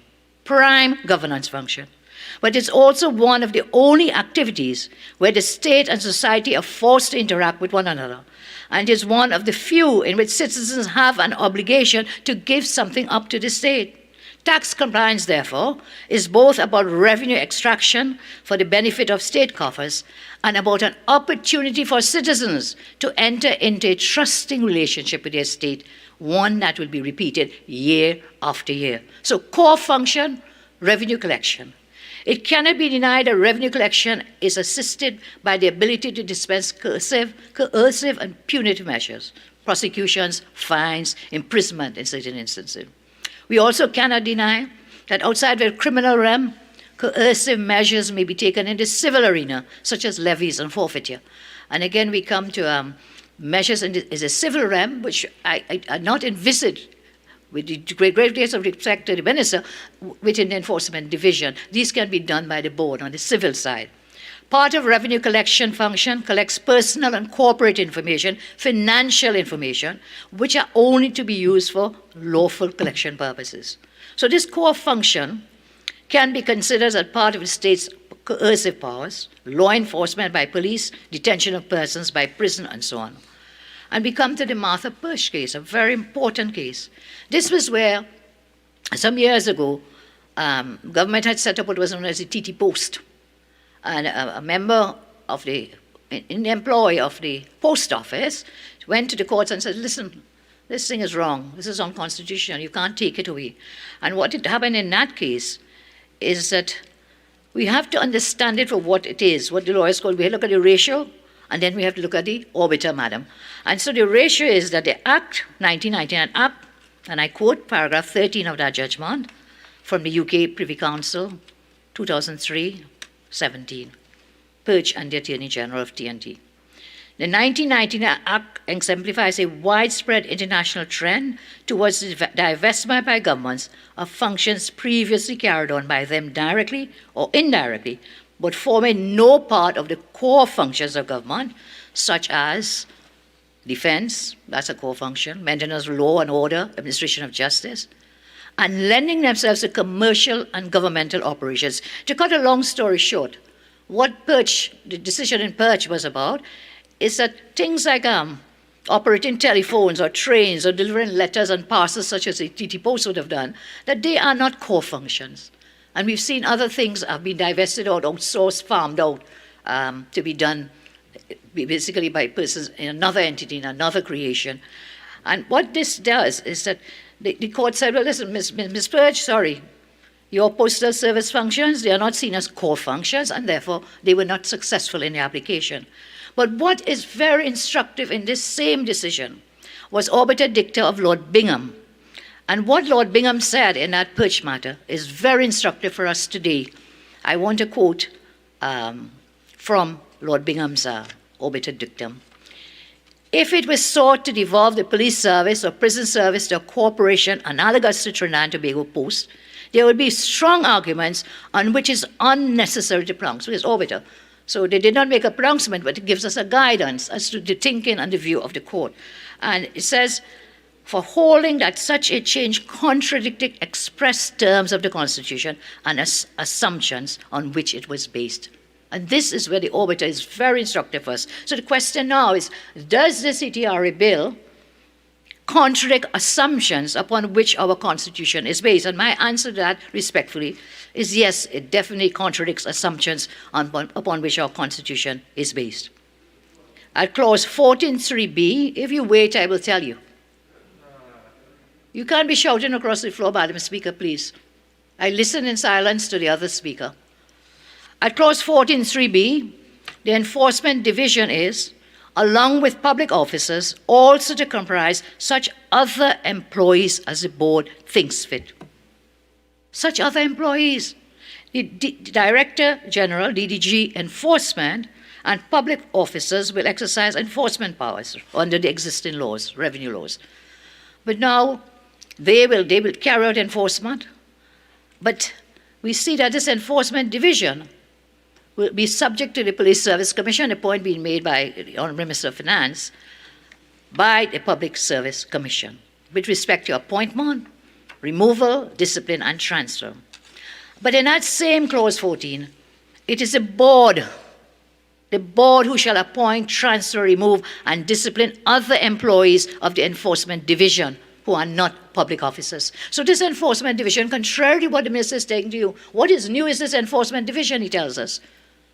And they are subject to the Public Service Commission. But no, the board, and who is the board? The board is 9 hand-picked persons, hand-picked by the government and by the minister. They are the board. They are the ones that are going to discipline, remove, transfer, hire the persons who are not public officers in that enforcement division. And at clauses 16 and 17, some provisions give that same board of the nine-man board general powers to employ staff and contractors for the due performance of their functions. So this is on both sides, whether it is in the enforcement division or whether it is in the non-enforcement division. They're hiring the staff. They're promoting, they're transferring, and so on. Further, the enforcement Deputy Director General, in the performance of his functions, managing the direction of enforcement of revenue laws, 14.4 tells us clearly, he or she will be subject to the general policy directions of whom? The Minister of Finance. Subject to the general directions of the Minister of Finance. Minister of Finance, I says all over this bill. And what are general policy directions? The term differs from general directions. So you can get general policy directions, you can get general directions in the same clause 14.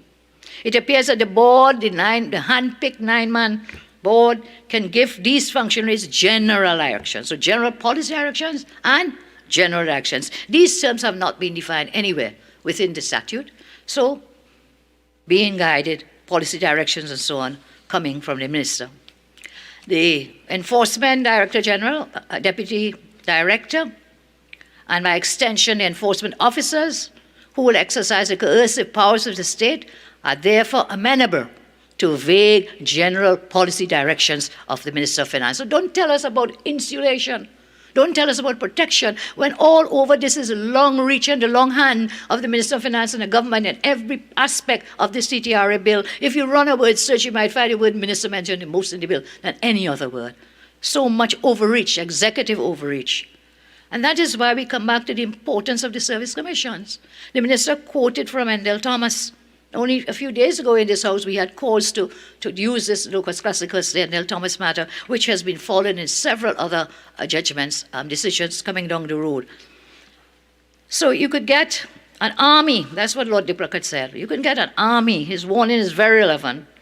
In the case of an armed police force, potential for harassment, such a force possesses, summary dismissal opens up the prospect of converting it into what in effect might be function as a private army of the political party that obtain a majority of the seats in the parliament.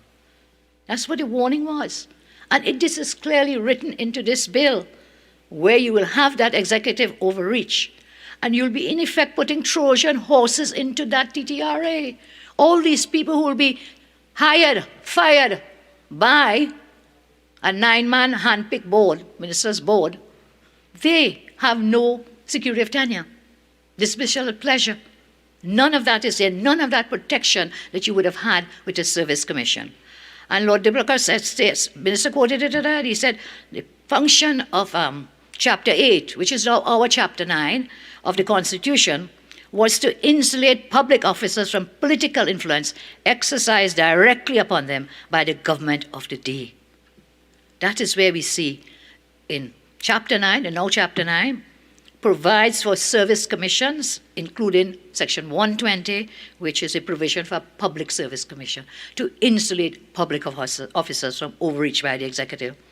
So the enforcement division will be allowed to be populated by persons who are not public officers, not appointed under the Public Service Commission. That is clear from that same clause 14. Therefore, they have no security of tenure, to be hired, disciplined, amenable to removal by a board appointed by the Minister of Finance. They will be involved in the enforcement division and in the other division. And therefore, these employees, most likely on contract, will be a very frightening situation for workers in this new revenue authority. So Lord Bingham's orbital remarks in that same Martha Perch case, they're very applicable. These are contract employees hired by the control of a ministerially appointed board and so on. They're private, financial. If you want to harass a private citizen, man, these people can leak your private information. It can be used against private citizens whom the government is opposed to, or they think their opponents, they're doing it anyway. They just blame everybody who doesn't agree with them. And this is a very dangerous piece of legislation. Mischief, all because they cannot say no to their bosses. So if their boss comes and says, hey, what do you have financial information about MP Dinesh Rambali? Will they say no? When that is the same board that's going to hire them, fire them, appoint them, transfer them, dismiss them. So it is undue overreach with the greatest respect. So members of the board, all persons now exercising powers under the Income Tax Act, we have another serious problem here.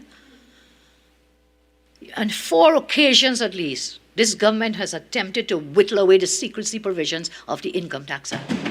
On at least 4 occasions, they've attempted to whittle away the secrecy provisions contained in the Income Tax Act. So let me ask you something. We are told that the contract employees in the Enforcement Division, they will not be enforcing the provisions under the Income Tax Act. No, they're not going to be enforcement. I don't know what they're doing there in the first place. Why are you putting them in that division? Why you want to put contract people in there? I've already dealt with that issue that they're not insulated. But what are you putting them there to do? And when you put them, because they're not enforcing the provisions of the Income Tax Act, they will not be subject to Section 4 of the Act regarding, Income Tax Act regarding secrecy. They will not be subject to the penalties and so on that will flow should they leak information from people. So I'm saying this bill offends the basic structure of our Constitution, which has distributed powers of the state and provided checks and balances against executive overreach. Contract officers with no obligations of secrecy will be employed in the enforcement division. Besides being indirectly involved in enforcement, they will be able to leak confidential information to those whom they think can advance their careers. So, we're probably getting another, better just give it all to NGC and Loquan and those people there and let them do what they want. That's what you're saying here. No protection, but could spend and carry on. So I am making the point, you cannot outsource, farm out a core function of government to a body that will obviously not be an independent body, and it is subject to tremendous overreach. Now, there's another aspect where it was being said that there's now a provision put in for a secrecy provision to take an oath. But when you read that carefully, it talks about members shall take the oath. Members, that's in the miscellaneous section towards the end. Members shall take the oath. And when you look at the interpretation section in clause 3, who is a member?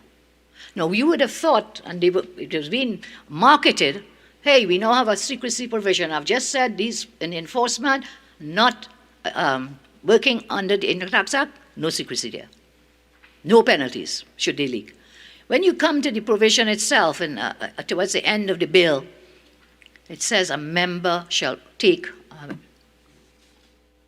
it's in the miscellaneous, shall take an oath or affirmation of secrecy. Yes? But who is a member? Clause 3 tells us a member is a member of the board. And who is the board? The board is a 9-man member. So the thousands of workers are not being required to take an oath and face penalties, punishment for breaching that oath, because they're not taking the oath. They're not required. It is only the members, the 9 fellas, the 9 hand-picked men and women. Again, that is a serious matter. All our financial, every taxpayer, your information is there before, at the moment, the BIR, but they have secrecy provisions. Now it's only the 9-man hand-picked people who are being required to take the oath. Then we come to the issues of taking away the special majority. And one story is, hey, we took it away, because the opposition does not support us. They will not support. And it's not true. It's a total falsehood. We have supported at least 10 pieces of legislation passed with a special majority. 10. Time doesn't permit, but I'm sure my colleagues will deal with it. And you see, it is my reading of Surat, which is the case that the government loves to use. I have never seen Baroness Hale or Lord Bingham in that case given as a reason for not using a special majority clause is that the opposition, a dissenting voice by the opposition. That is not a reason to remove a special majority clause. You do it because that is the right thing to do. It is the thing to do. It must be done because of the Constitution. So that first cried, I've been the same, but always said it. He said, how many incarnations? 2010, 2018, 2019, or 2020? This is the 4th attempt. Can I remind you, sir, this is the 4th incarnation of this bill. It is true. But every single incarnation before this one contained a special majority clause. Every single one. Every single one. So we removed the clause. And I think it's the Honorable Attorney General himself who admitted that this bill does breach human rights, the Section 4 and 5 rights, privacy to privacy, rights to property, it does. And having said that, then you say, well, listen, it's okay, we put in the enforcement division. It will be okay. I know today, goodly Minister of Finance said, you know what? They will be enforcing the same laws that they've been enforcing all the time. Gun Customs Act, Income Tax Act, blah, blah, blah. And therefore, if it was not unconstitutional then to have those powers, well, then it's not unconstitutional now. Wow. What logic is that? It was not unconstitutional before because it was safe law. It was saved under the Constitution. You are now attempting to alter matters, and once you're doing an alteration, you know what Section 54 tells you. It tells you about the special majorities. So that is no excuse whatsoever. So there are 3 reasons you're telling me we are taking out this special majority because first the opposition will not support, then 2 minutes, thank you. And I think we are into a situation of surat abuse. Surat abuse. There is nothing reasonably justifiable, proportionate, whatever, for the major fundamental breaches of the Constitution I've discussed, and for the other ones with respect to the Bill of Rights sections in 4 and 5, there is nothing justifiable. Whether in the Barry Francis sense and even in the Surat sense, it is not so. I will ask the government to remember well the collective voice of the Court of Appeal in the decision of Dominic Suraj and the Attorney General, delivered April 20, 2021, that this Surat approach is both wrong in principle and dangerous, and will result in empowering the legislature to whittle away fundamental rights, which is exactly what is happening. And there's several cases, and we can even look at Baroness Hale in the same judgment that is quoted all the time, because she said, listen, it's not in every case that you will have to get the requisite majority, but certainly it must be that something is 4 and 5 of Constitution is for reason alone unconstitutional if they affect rights such as freedom of whatever expression and so on. But it was not a catch-all. It was not in every case Surat is going to apply. This is what Baroness Hale made very clear. And she was speaking to proportional and legitimate limitations on fundamental rights, and not in connection with legislation being inconsistent with the Constitution, which breaches other things in the Constitution, such as the separation of powers, such a whole structure of how our democratic society is built, the implied separation of powers, which alters entrenched constitutional preference. Yes, so Bill of Rights, once you might get away with a Surat. But you're not going to get away when, as I said, Trinidad and Tobago is a sovereign democratic state which has repercussions for what happens next. Now, throughout this, as I wind up, throughout this I've said, hand of the minister, clearly there. And there's a weird something, you know, I've called this cabinet the recusal cabinet. Over 210 times they recuse themselves. You know they have a quorum for the board, madam, should be 9. And then they bring a provision and say, well, you must declare if you have an interest. And then they bring another provision and says, you know what? You can sit in to have a quorum counted even if you have a conflict of interest, even if you have a contract. That is so weird. Why would you want to do that? Why would you want to legislate for someone with a conflict of interest to sit there? At the end of the day, madam, it is my respectful view, and I thank you for the opportunity, that this bill is totally in violation and an affront and an assault upon the Constitution of Trinidad and Tobago and the people. I thank you. Attorney General. Thank you, Madam President. Madam Speaker. Madam Speaker, would you remind me the speaking time in this House? 20 minutes. Thank you very much. Madam Speaker, a member of the public just WhatsApped in to say that they were listening to the proceedings and listening to the Leader of the Opposition. And I'd like to say that the member pointed out, this member of the public, that the submissions coming from the Leader of the Opposition, in that person's view, which I share and hold on to now, are designed to create fear, doubt, based on false evidence, which is made to appear to look real.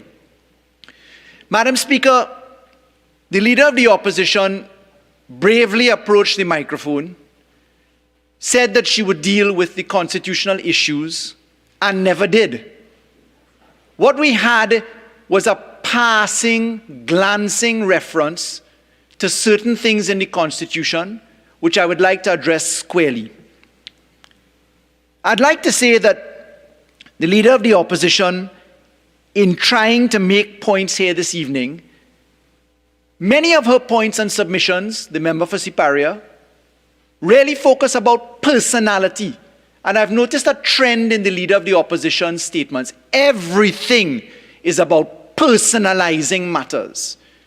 The Leader of the Opposition went on to call this the Imbert TTRA, used expressions like the Minister of Finance and Imbert would have his hands in the cookie jar, Madam Speaker. No different from when the Leader of the Opposition speaks every time. It's all about a person and a thing. The Leader of the Opposition had to go into, maybe it's about Mark Lo Kwan and the NGC. Everything is personal. And Madam Speaker, let's deal with that. So if we take the Leader of the Opposition's big statement that this is the IMBERT TTRA, and it's so fundamentally flawed because it breaches major constitutional issues which the leader could barely even articulate, referring us to Orbiter Dicta. I have no idea what Orbiter Dicta is. I can tell you I know about Obiter Dicta, but there's no Orbiter Dicta in law. But Madam Speaker, in the submission put forward by the Leader of the Opposition, I'd like to ask the following questions. If this TTRA, which is a hybrid model built by the government over the process of several years in not being able to pass law, and which is built upon precedent coming from umpteen jurisdictions, I would like to know if the IMF working paper on tax administration reforms in the Caribbean, which goes through chapter and verse of TTRA's revenue authorities in the CARICOM, or, Madam Speaker, if the final report of the Cabinet-appointed committee to examine the feasibility of establishing a revenue authority in Trinidad and Tobago, a paper dated since August 22nd, 2002.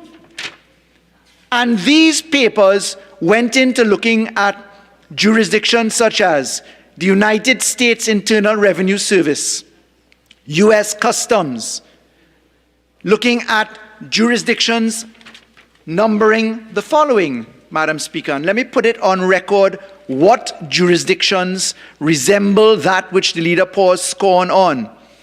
The Trinidad and Tobago bill being fashioned and in line with the Barbados Revenue Authority and Act of Parliament in 2014, the Guyana Revenue Authority, Chapter 7904, the Jamaica Tax Administration Act, the Kenyan model, coming out of jurisdictions in Europe, all of these models having structure and substance very much resembling what we're doing today, according to the Leader of the Opposition, all of them should be renamed the IMBERT Revenue Authority.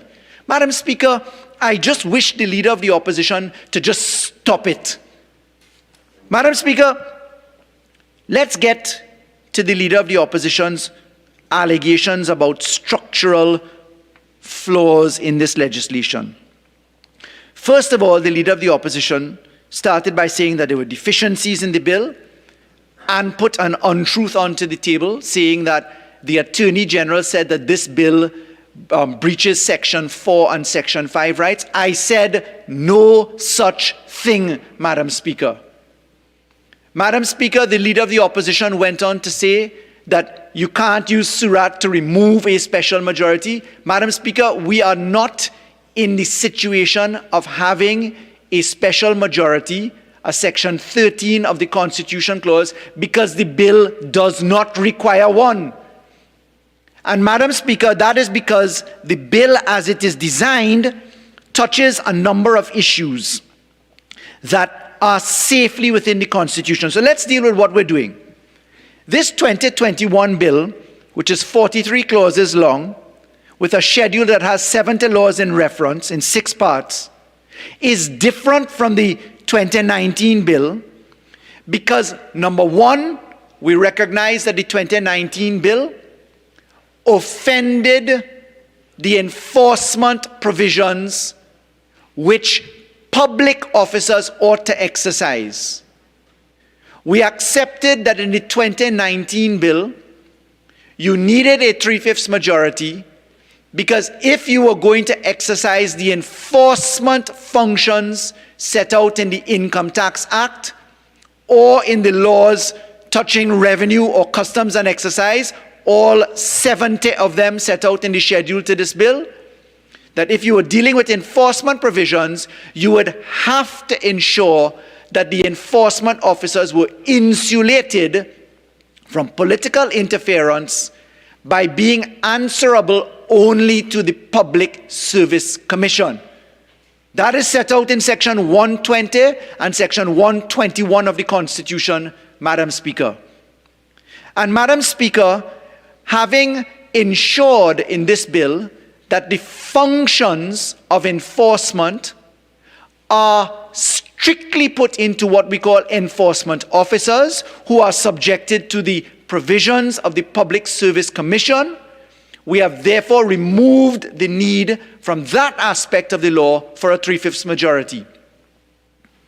The second factor, Madam Speaker, is this ridiculous intellectual submission that you are somehow going to breach privacy principles and that people are going to hand you documents and you're going to leak it.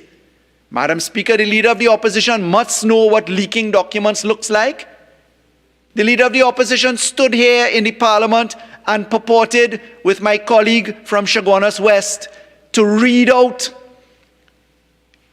information and correspondence at the Integrity Commission relating to me.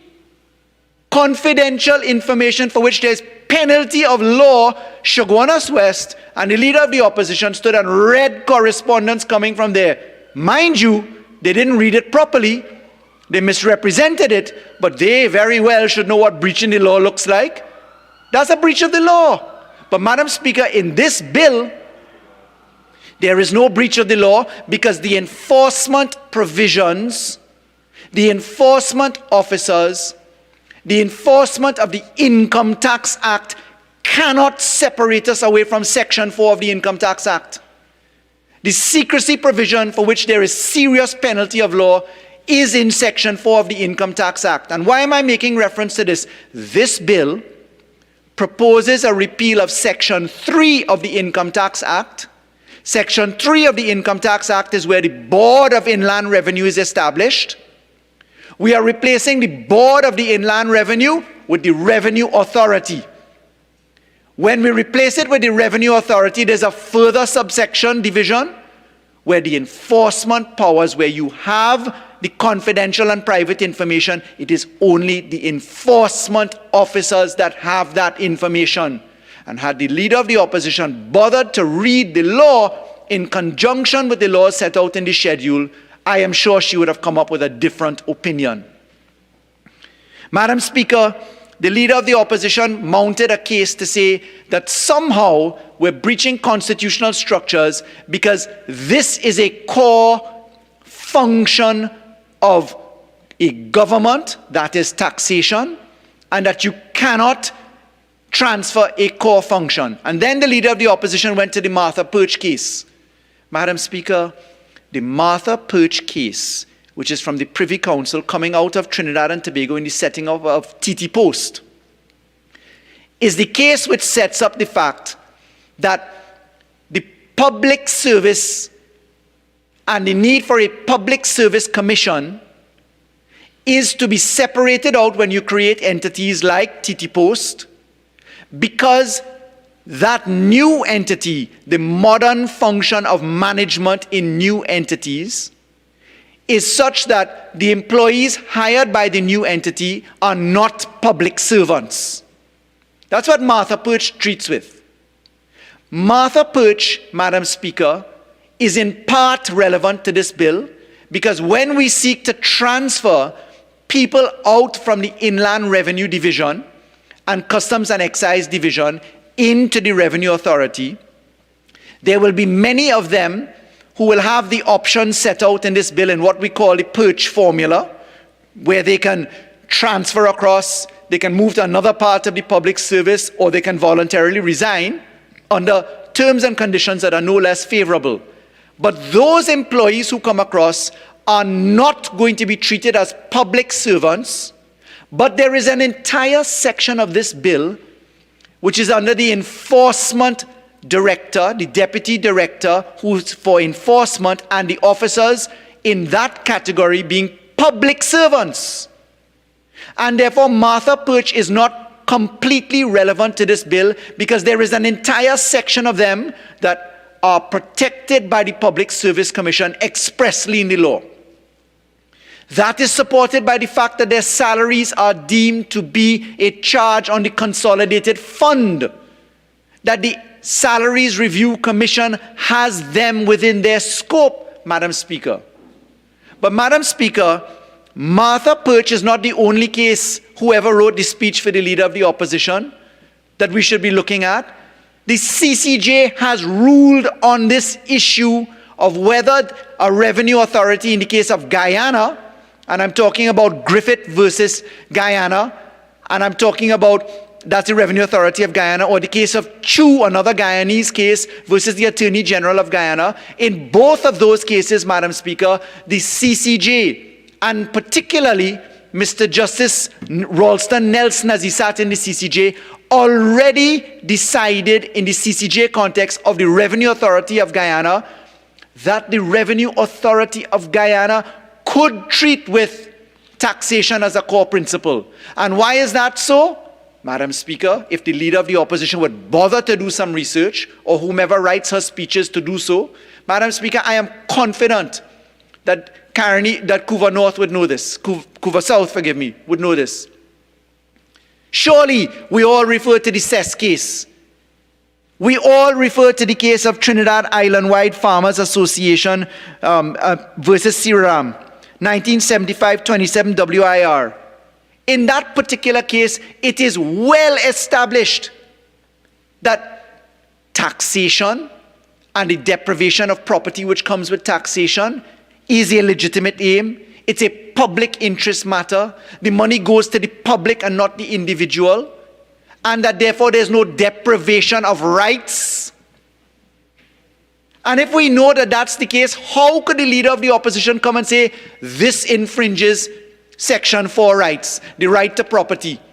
How could the Leader of the Opposition come and talk about the right to information, the right to private life, saying that there's a breach of that, and worse yet, pretending that I have said so, Madam Speaker?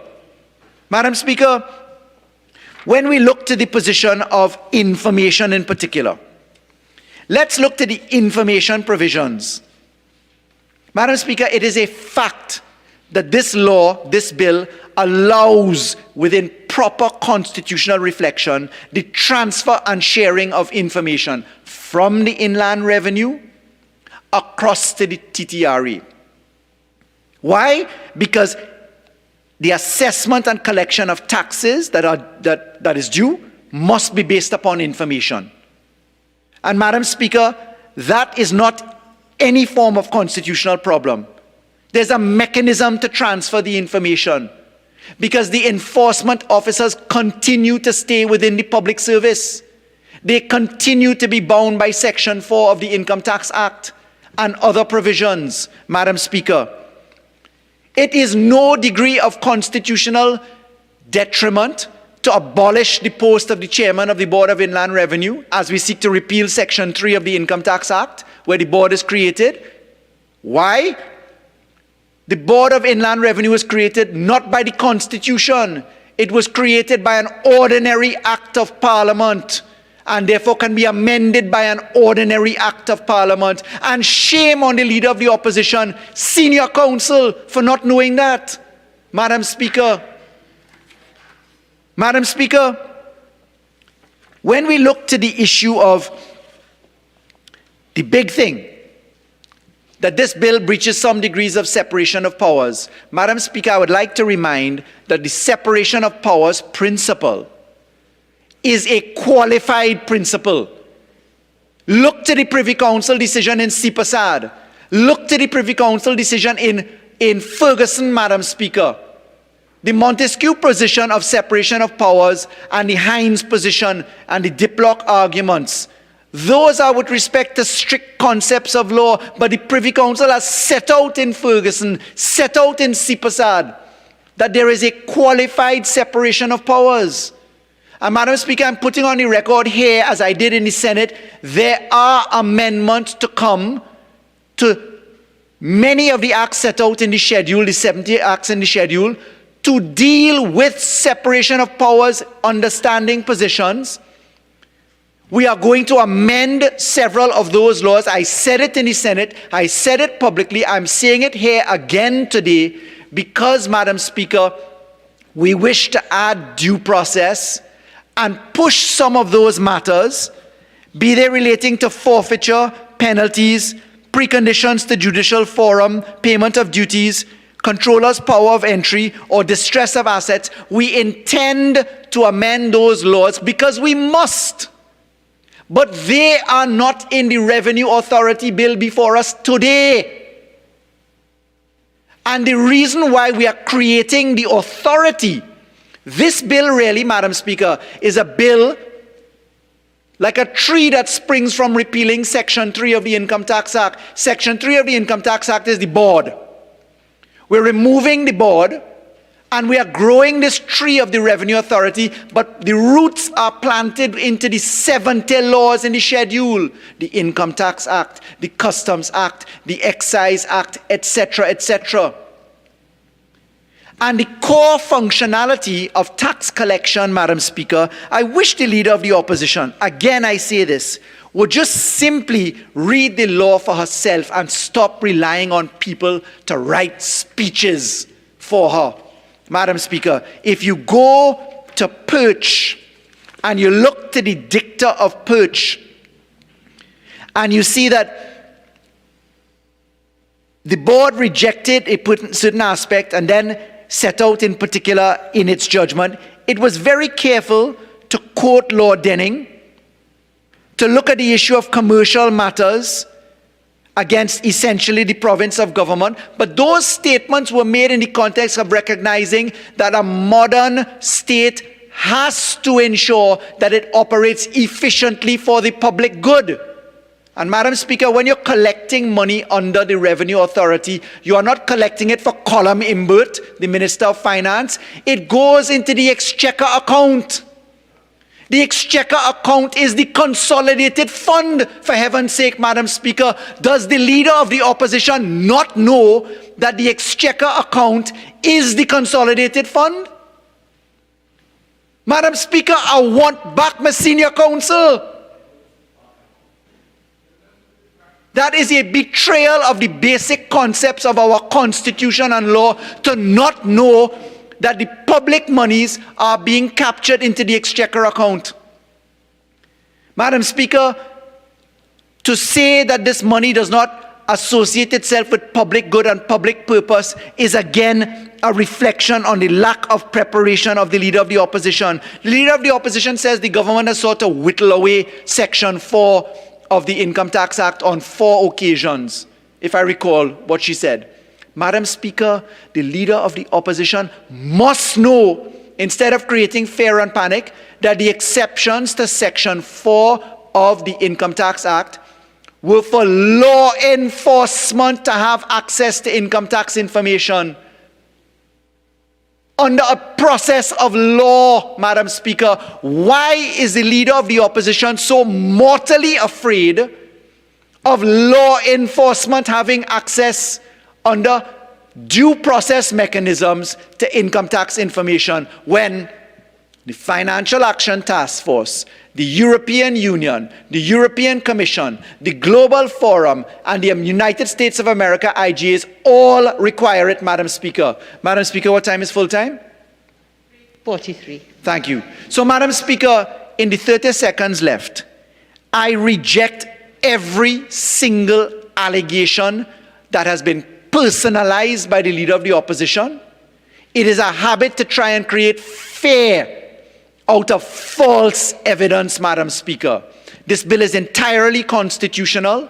The enforcement provisions ensure that we do not breach the Public Service Commission requirements where a service commission would be required. Therefore, we have preserved the Section 120, 121 of the Constitution.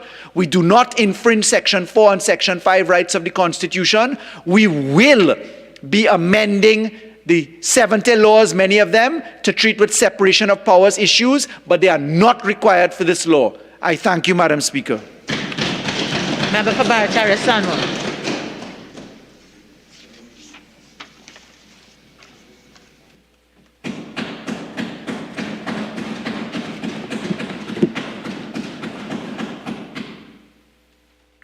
Thank you very much, Madam Speaker, for giving me the opportunity to respond to the Attorney General on this debate where we are seeking to establish the Trinidad and Tobago Revenue Authority. And the Attorney General started off by saying that we shouldn't personalize the debate, or we shouldn't personalize what is taking place in this Parliament. But yet, he referred to the member of Superior for about 10 minutes out of his 20-minute presentation. he personalized this entire debate to one member of this parliament. And when we thought that the Attorney General may have given a sensible contribution with respect to the law and responding to some of the very important considerations, some of the very important concerns that the leader of the opposition has raised in this parliament, he just called out case names and judges. Because you know the case name and judges doesn't mean you understand the law. And the Attorney General did in fact say in this debate today that the TTRA does not infringe on Section 4 and 5 rights in the Constitution. Well, that is totally incorrect from what he would have said in the Senate.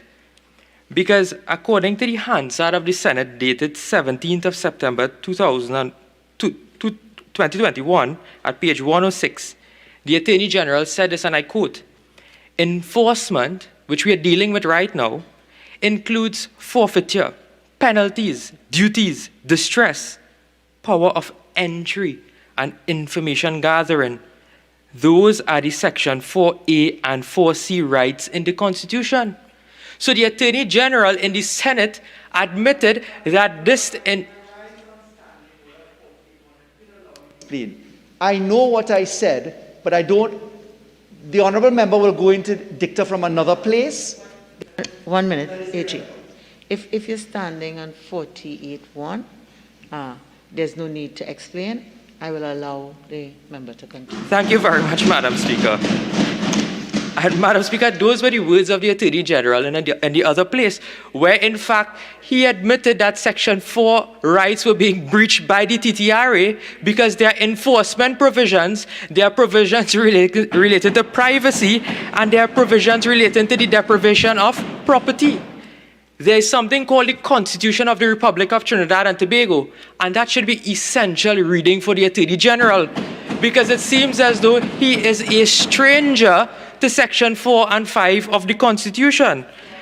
And the Attorney General, these are the words of the Attorney General, these are not my words, these are printed on the Hansard of the Parliament of the Republic of Trinidad and Tobago. So we have this particular bill that breaches privacy rights, the bill breaches property rights, and yet you do not bring it with a constitutional majority as required by the Constitution. And then you ask us, to support this particular piece of law. And then the Attorney General... And please. I'm just flagging it now. And I know there's a reason why we don't refer to the Senate.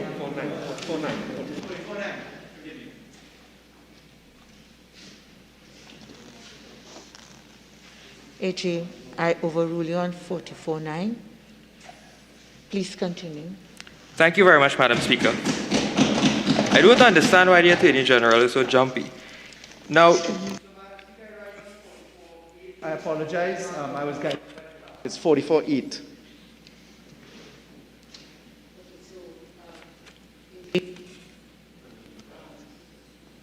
I appreciate what you want to do, but I would allow the member for Charis Sanwan to continue with his presentation. Thank you very much, Madam Speaker. Sorry, on 44.8, just for your guidance, Madam Speaker, will you rule at the end? Just for your guidance on 44.8, will you rule at the end? Thank you. Keep on.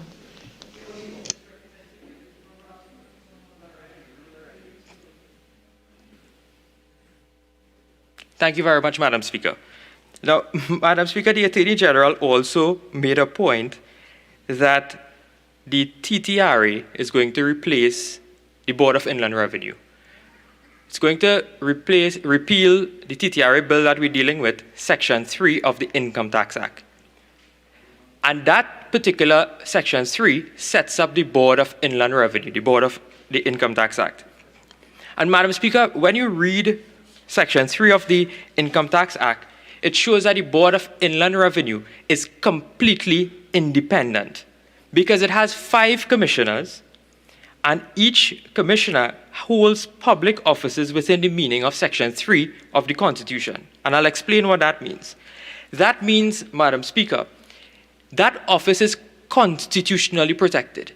That office has with it certain privileges, certain benefits, such as pensionable, such as protection from arbitrary political interference, such as a prescribed manner with due process for disciplinary actions. When you look at what is being replaced now, the board, according to the TTRA bill that we're dealing with, it is a board that is totally handpicked by the Minister of Finance. Madam Speaker, when you look at clause 7 of the bill, you have the board shall be appointed by the minister and shall comprise 9 members as follows: the chairman, vice chairman, the PS in the ministry, director general, who shall be ex officio member of the board, a person nominated by the THA, an attorney at law, a chartered or certified accountant, and 2 other persons from the private sector. Not a single independent person is on the board of the TTRA, not one, But yet, they are complaining and they're saying that, look, the Deputy Director of Enforcement is an independent body. Why didn't he form part of this board? Why didn't you put at least one independent person to sit on this board? It is a totally handpicked board by the Minister of Finance. So the opposition leader is right by saying that this is a Minister of Imbert, Trinidad and Tobago Revenue Authority. That is what it is. Because he is the one who is sitting and saying, I appoint you, I appoint you, I appoint you, and if you don't agree with me, I have the power to fire you. How can that ever be, Madam Speaker, an independent board? How can we have persons in this country putting their trust and confidence in such a board where if the minister is vexed with you, he has control over the Trinidad and Tobago Revenue Authority? There must be a level of protection and independence of those members of that board. There must be a level of protection. And Madam Speaker, I will go on to explain why I say that there is no independence, and I will point out approximately 9 clauses in this bill. The first clause, Madam Speaker, is clause 7.2, where it says the Board of Management is appointed by the Minister of Finance, which we dealt with. Clause 10.3, the appointment of a board member shall be on the terms and conditions of the minister. So what does this mean? It means that the minister will be the one setting your salary, your leave, granting vacation. He will be the one determining pension. He will be the one determining discipline. He will be the one, Madam Speaker, to determine all of the terms and conditions of members of the board. And this is quite an important point that we have to deal with, Madam Speaker, because I'll tell you, when I looked at several parts of the Commonwealth, and in particular, there was one Chief Justice in Australia who said this, and he was making reference to judicial independence. And we have to probably use the both here akin, because I'll tell you, the independence from the executive is a very important safeguard that is found in our 1976 Constitution. And the Chief Justice said in a conference in Hong Kong in 1998, he said, judicial independence is at risk when future appointment or security of tenure is within the gift of the executive. And I'm saying here, Madam Speaker, I'm making a submission that the terms and conditions of the board of the TTRA is a gift of the executive. So how can they ever be independent from the influence of the Minister of Finance, who is at the end of the day their boss? He is the boss of the TTRA.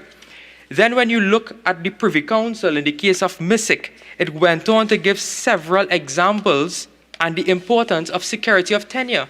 Because the reason why there's security of tenure is so that persons will execute their offices with independence.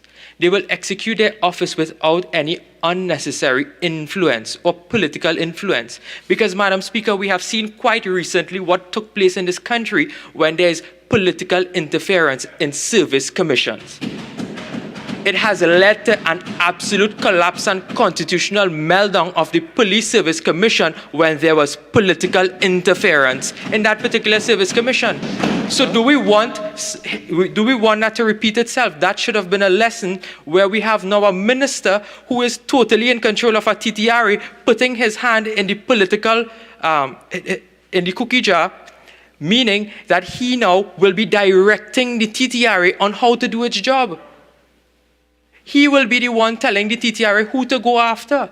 He will be the one telling the TTRA, Madam Speaker, whether or not you can be paid at the end of the month, because you are setting the terms and conditions of all of those members of the board. And they come to this parliament and behave as though the TTRA is the only option.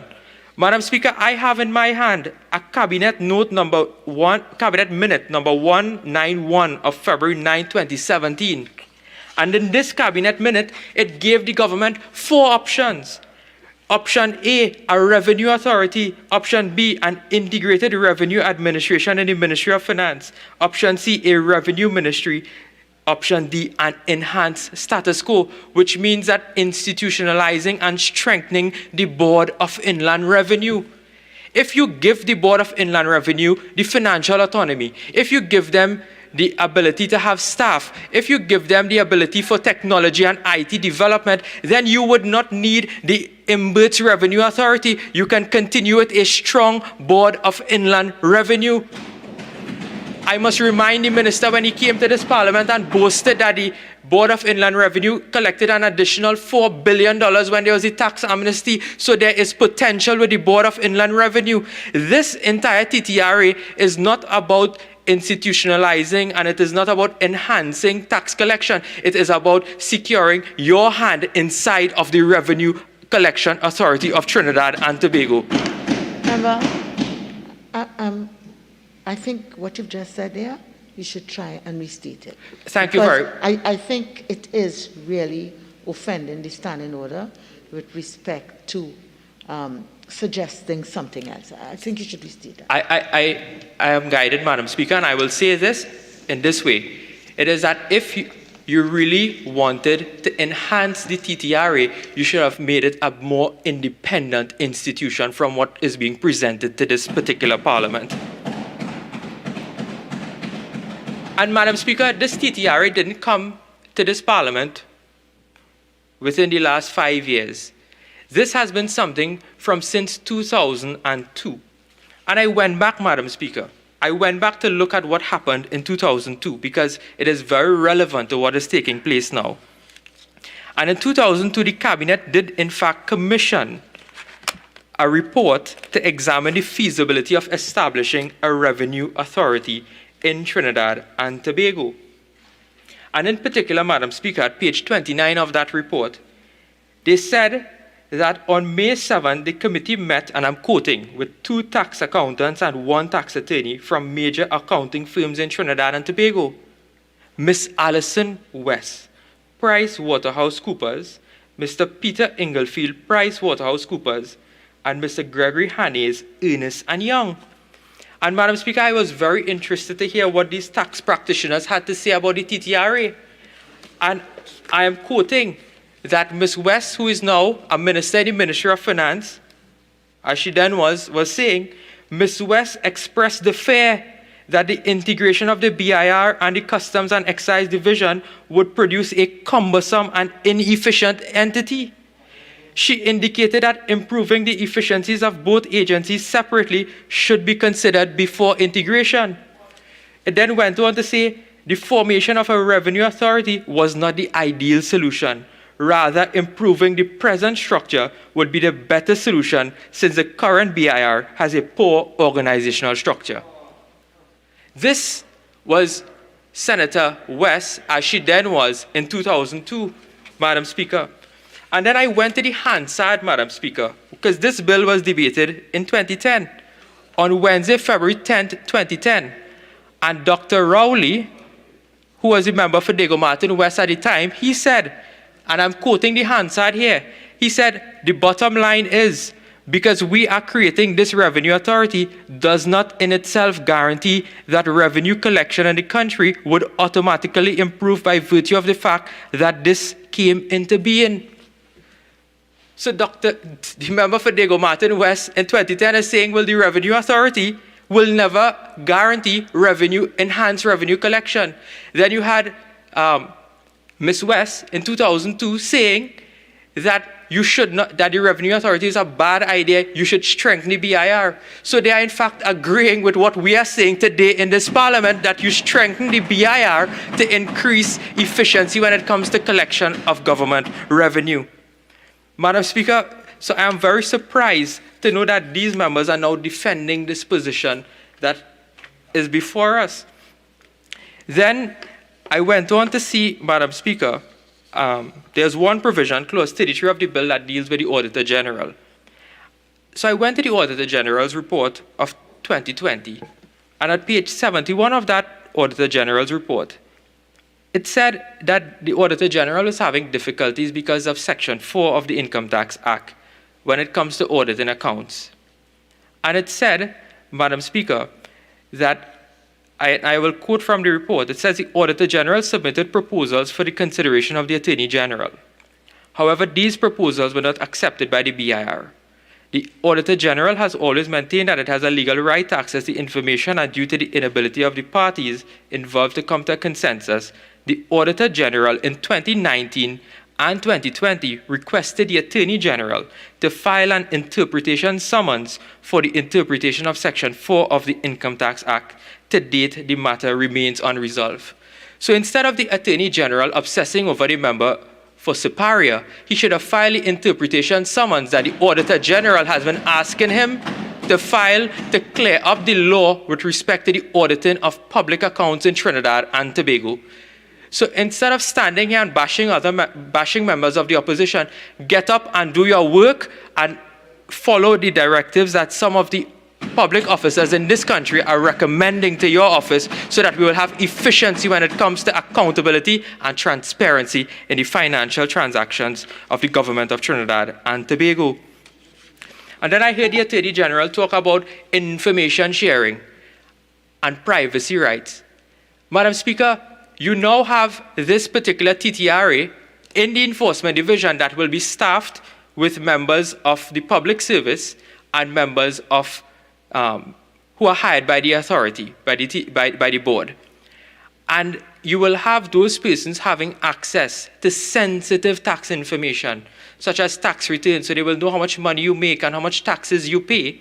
Madam Speaker, those persons will have access to those documents, and yet the Attorney General has not taken any steps to have the Data Protection Act of this country fully implemented and fully operationalized. Madam Speaker, today that piece of law remains languishing, but there's a particular partial proclamation of that law in order to share information. And you know for what purpose, Madam Speaker? For the implementation of property tax. So when it comes to your benefit to collect property tax, you will partially proclaim parts of the Data Protection Act, but when it comes to protecting the privacy rights of citizens of Trinidad and Tobago, you leave that particular law languishing on the law books of Trinidad and Tobago. So, Madam Speaker, there are several issues that we have with this particular TTRA, and as I wind up my contribution, Madam Speaker, we do not support this current model of the TTRA. Our position, Madam Speaker, is to fully strengthen and institutionalize the Board of Inland Revenue. The Board of Inland Revenue has the potential, Madam Speaker, if it is given the proper resources by the Minister of Finance. But we have seen the culture when they are ready to mash up something, they starve it of resources so that they can now implement their own model with no independence and autonomy in that particular institution, which will lead to the breaching of constitutional rights and the violation of entrenched constitutional provisions in Trinidad and Tobago. Madam Speaker, I thank you very much for this opportunity. Member for San Fernando East. Madam Speaker, thank you for the opportunity to speak on this important piece of legislation.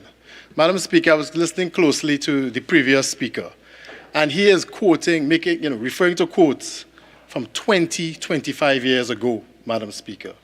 It says to how long that we have been discussing this matter of tax collection in Trinidad and Tobago.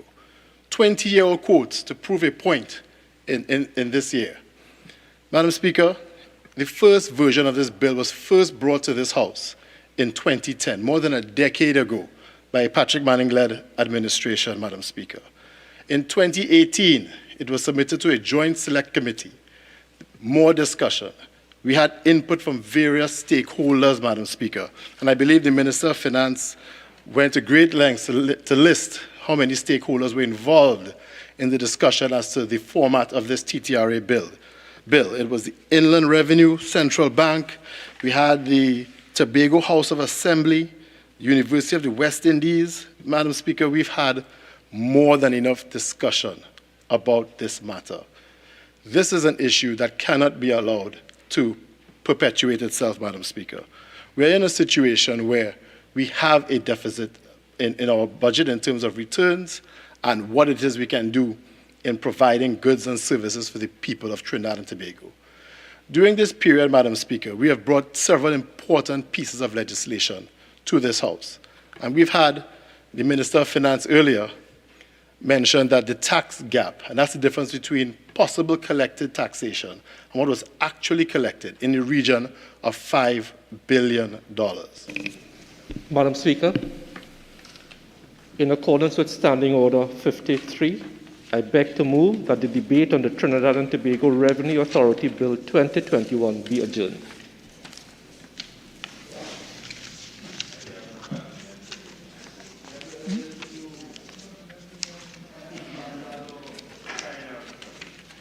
Honourable members,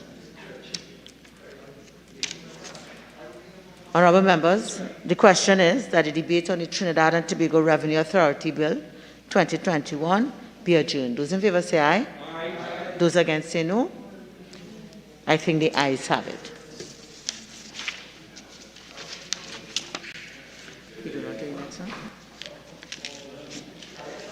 Attorney General.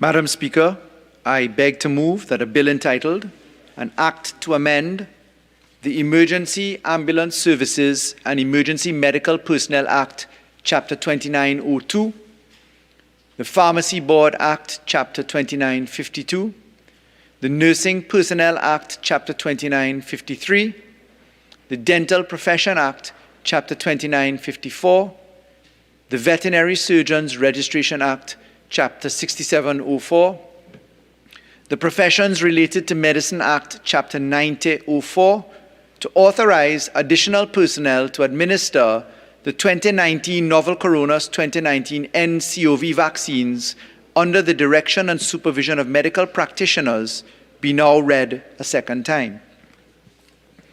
Madam Speaker, I'm pleased to not only have introduced this bill today, but also to have the pleasure to pilot this, because it is of extreme national importance. So much so that we had to pause the very important debate on the Revenue Authority, which we were eager to complete today, but which we are bound to interrupt as a result of the importance of this.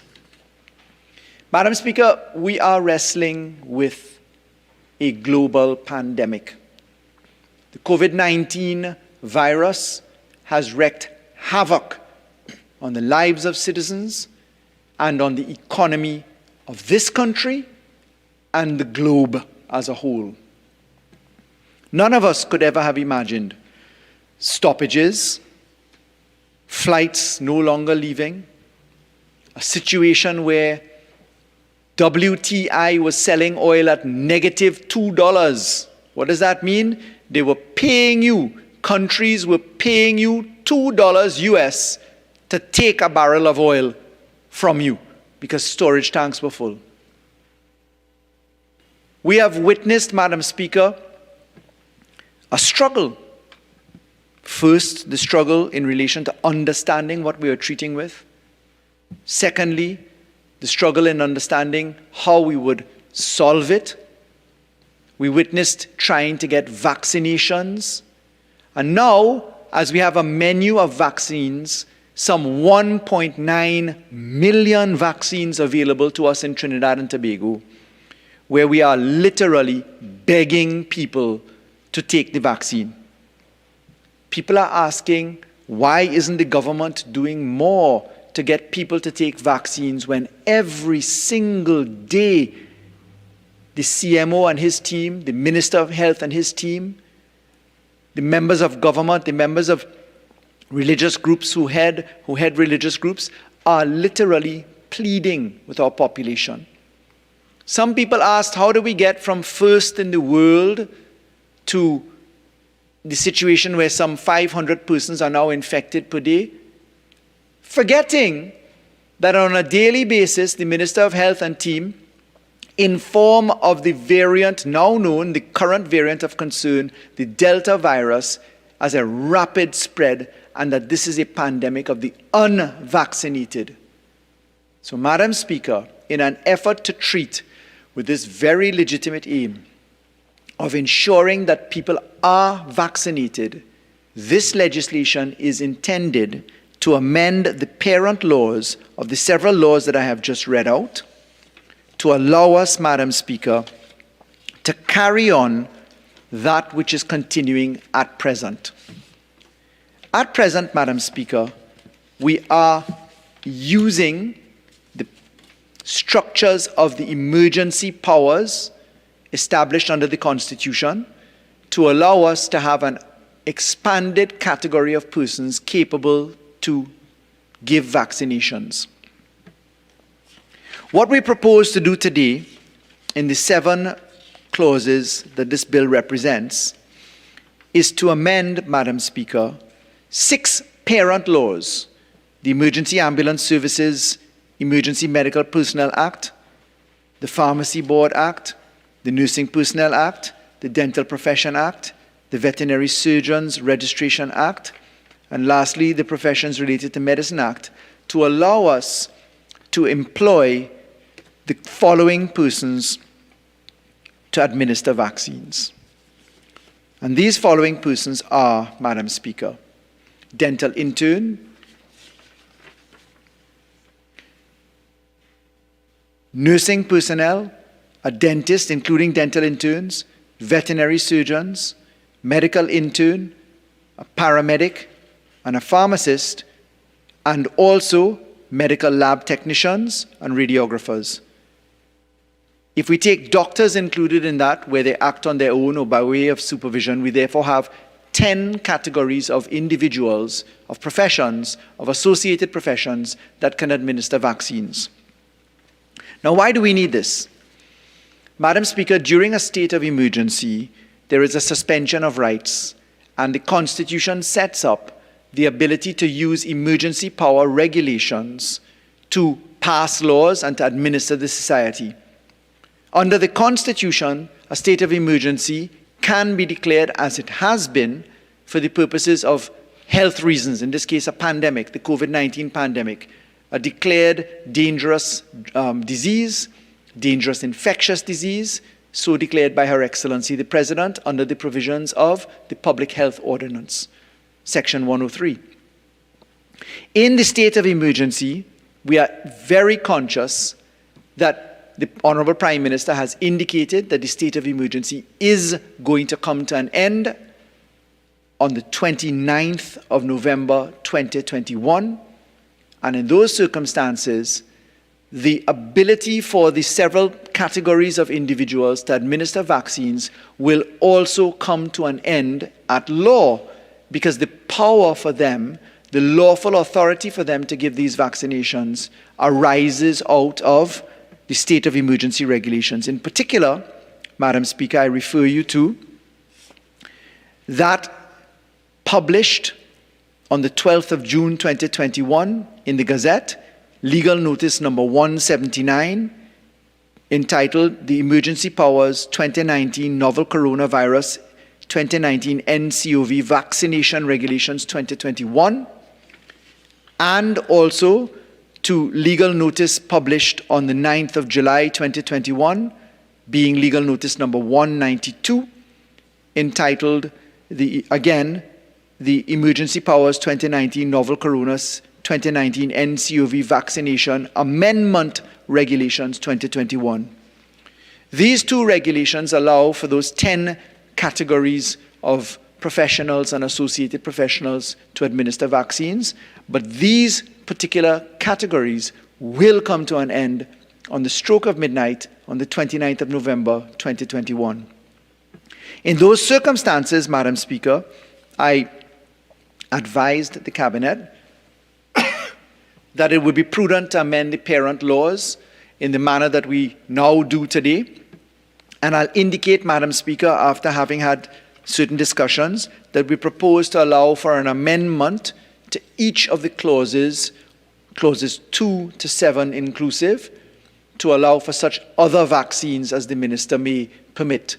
Reason being, it would be sensible at this moment in time to allow for not only the COVID-19 vaccinations as we have defined them, being, and you'll see it in clauses 2 to 7 across the bill, Madam Speaker, in the subsections of each one of the amendments, that for the purposes of the relevant sections, the 2019 novel coronavirus 2019 NCOV vaccine means a COVID-19 vaccine approved by the Minister responsible for health on the recommendation of the Drug Advisory Committee in accordance with paragraph 7, division 3 of the second schedule of the Food and Drugs Regulations. It would be prudent so that we don't have to come back to Parliament to move both the House of Representatives and the Senate, that we allow for that law to continue to speak by way of subsidiary legislation, and therefore at committee stage I will propose amendments to allow for such other vaccines as the Minister may by order permit in respect of clauses 2 to 7 inclusive. Madam Speaker, simple point, we have been using these services, professional services and associated professional services, certainly since the 12th of June 2021. We do require the broad, expansive list of services to form part and parcel of these services. And that is so, Madam Speaker, because our existing laws on vaccination and vaccination personnel are to be found in the Vaccination Ordinance 1920, number 17 of 1920, that's chapter 12, number 13, which deals with administration of vaccines for smallpox.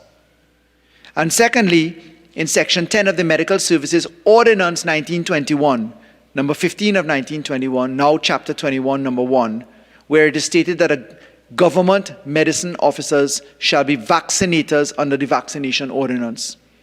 If we don't take the step to allow for this COVID-19 vaccination to be administered in the fashion that we now recommend via these listed entities and individuals, associated professionals and professionals, then we would be exposing the population to an understaffed vaccination process where mass vaccination sites, for instance, would be very difficult to man. The health centers and other areas would be difficult to man, and therefore we would be starving the vaccination drive by removing the personnel. Madam Speaker, it is, of course, an important point to note that some of these persons who will be carrying out the vaccinations must do so under the provisions of the Medical Board Act, that is, a person acting under the direction or supervision of a medical practitioner. So when we treat with this particular point, we are not saying to unleash persons who are not trained in medicine or with proper or adequate associated professional training along that line, but we are properly looking at employing the utilization of section 23(2)A of the Medical Board Act, that is chapter 2950, where there will be supervision in certain circumstances by medical practitioners. There is ample precedent for this approach. In the United Kingdom, the Human Medicines Regulations 2012, statutory instrument of 2012-1916, was amended by the Human Medicines Coronavirus and Influenza Amendment Regulations 2020. That is statutory instrument 2020-1125, which was laid before the UK Parliament on the 16th of October 2020. There they use occupational health vaccinators, including registered nurses, registered midwives, nursing associates, paramedic, psychotherapists, pharmacists, and operating department practitioners. Now, it's important to note that our law purports the capture of all classes of nursing personnel. We are looking at advanced practice nurses, registered nurses, nurse interns, midwives, and nursing assistants. And it is important for us to remember, again, that we can find comfort in Canada, if you look to the province of Manitoba, just as an example, or in the United States of America. You will see that for the COVID-19, and then later morphing into the influenza shots as well, recognizing that in those jurisdictions, in particular where flu season comes about in the colder times of year, that the most vulnerable persons are exposed to the savageries of the side effects of the coronavirus itself, particularly where there are comorbidity issues, which in this country, Madam Speaker, are not lost upon the Minister of Health and the government. It's for this reason I think that I could confidently say that the Minister of Government was definitely on the right track long before COVID in insisting that there be a primary tackle on NCDs, non-communicable diseases. Our country is plagued by our genetic makeup. We are prone to NCDs in certain ways, and I'm sure the doctors in this house who are trained and schooled in this will agree with the submission that I've just made, albeit from a legal perspective. We need to be very careful about diabetes, about obesity, about a number of lifestyle issues that affect comorbidity. Everybody has now come to this understanding of comorbidity. I chuckle because in Trinidad and Tobago, lawyers know that people call affidavits affidavits, and now comorbidities in Trinidad are called comorbidities. So we have our own way of twisting the point, but the point is the average human being in Trinidad and Tobago understands comorbidities, but apparently not well enough, because half of our population still needs to get on board. Madam Speaker, I will end by urging all of my colleagues in this Parliament to stand up and speak up. I'd like to say that I'd very much appreciate hearing more advocacy on the part of the members of the opposition. There are many medical practitioners and in fact a dental practitioner amongst their ranks. And I do think that a little bit more amplitude could be found in their wavelength. I borrow some terms of physics there. We need to do better. Madam Speaker, I thank you for the opportunity to pilot this bill, and I beg to move. Honourable members, I shall now propose the question for debate. The question is that a bill entitled An Act to Amend the Emergency Ambulance Services and Emergency Medical Personnel Act, Chapter 2902, Pharmacy Board Act, Chapter 2952, the Nursing Personnel Act, Chapter 2953, the Dental Profession Act, Chapter 2954, the Veterinary Surgeons Registration Act, Chapter 6704, the Professions Related to Medicine Act, Chapter 9004, to authorize additional personnel to administer 2019 novel coronavirus 2019 nCoV vaccines under the direction and supervision of medical practitioners be now read a second time. Member for Caroni East. Thank you, Madam Speaker. Madam Speaker, how much time do I have? You have 30 minutes. 30 minutes. Thank you. So, thank you, Madam Speaker, for the opportunity to contribute to the miscellaneous provisions 2019 Novel Coronavirus Vaccination Personnel Bill of 2021. I'd like to begin by thanking all healthcare and frontline workers that have put their life on the line to serve the country during this pandemic. And I'd also like to thank all the vaccinators that have done the same during this period as well. Madam Speaker, the Attorney General spoke of the fact that most of these personnel have been vaccinating the public under the Emergency Powers Regulations number 3. And the purpose of this bill is to amend parent legislation so that they can continue to do this function, as the state of emergency will be coming to an end on the 29th of November 2021. Madam Speaker, there is a need for these personnel to continue the vaccination effort in Trinidad and Tobago because we currently have a rising COVID-19 case count, which is an early sign that we are on the wrong trajectory, and the government must reassess its policies to get COVID-19 and the coronavirus under control. Yesterday, Madam Speaker, the Ministry of Health reported 509 new COVID-19 cases, the second consecutive day in which we had over 500 COVID-19 infections. The ministry also announced 43 new cases of the Delta variant, making it 199 confirmed cases thus far. Madam Speaker, the Delta variant is now, in most respects, in full-blown community spread in Trinidad and Tobago. We had 36 cases of the new Delta variant cases had no history of travel.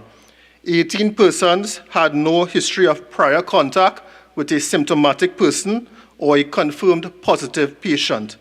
15 persons were fully vaccinated and 21 were unvaccinated. So, Madam Speaker, we are currently battling the Delta variant. Daily and weekly case numbers are rising by approximately 10% per week, according to Dr. Avery Hines, from October to November 2021. The country could climb to a 40% positivity rate this week, and the demographics have shown the age group of 25 to 49 accounts for most of the cases of coronavirus. There was a minor increase in cases in persons under the age of 25, and over 60 remained mostly the same. In terms of deaths, 2/3 of deaths are among the over 60 age group.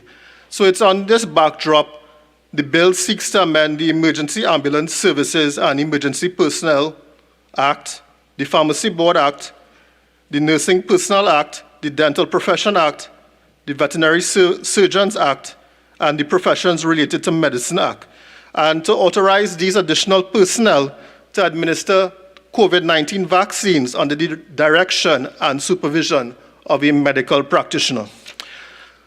Madam Speaker, in looking at the bill, the Emergency Ambulance Services and Emergency Medical Personnel Act, there is a typographical error in the first line where there are 2 A's. The letter A has been repeated.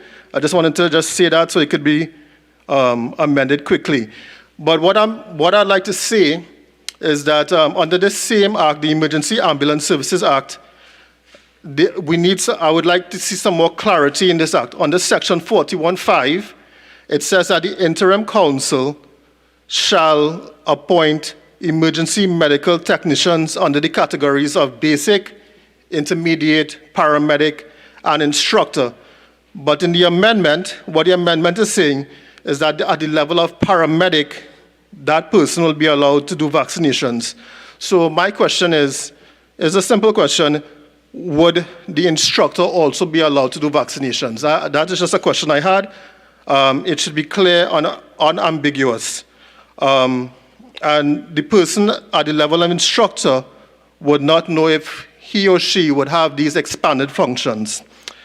Madam Speaker, also, Section 42 of the Pharmacy Act, it allows for temporary license holders to become pharmacists. But according to the amendment, these temporary license holders will be excluded from these additional functions to perform vaccinations. But under the Dental Profession Act amendments, sections 15 and 16, a dentist who is temporarily registered would be allowed to perform vaccinations. So my question is, why is someone who is temporarily registered under the Dental Professions Act, allowed to dispense a vaccine, but not a temporary license holder under the Pharmacy Board Act. And what was the rationale in leaving out one and adding the other? My major issue with these amendments,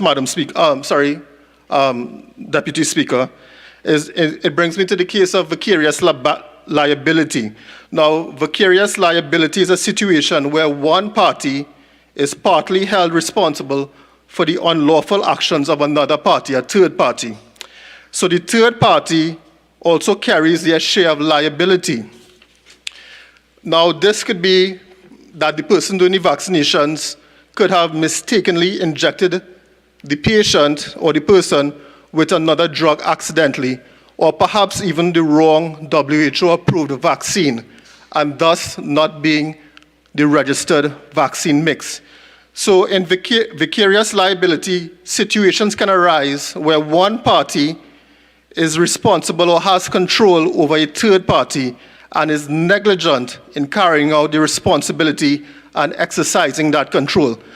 And I would like to make reference to a Newsday article of the 29th of September 2021, which reported that a 34-year-old woman said that she was given the incorrect COVID-19 vaccine when she returned for her second dose at the Chaguaramas heliport in August of 2021.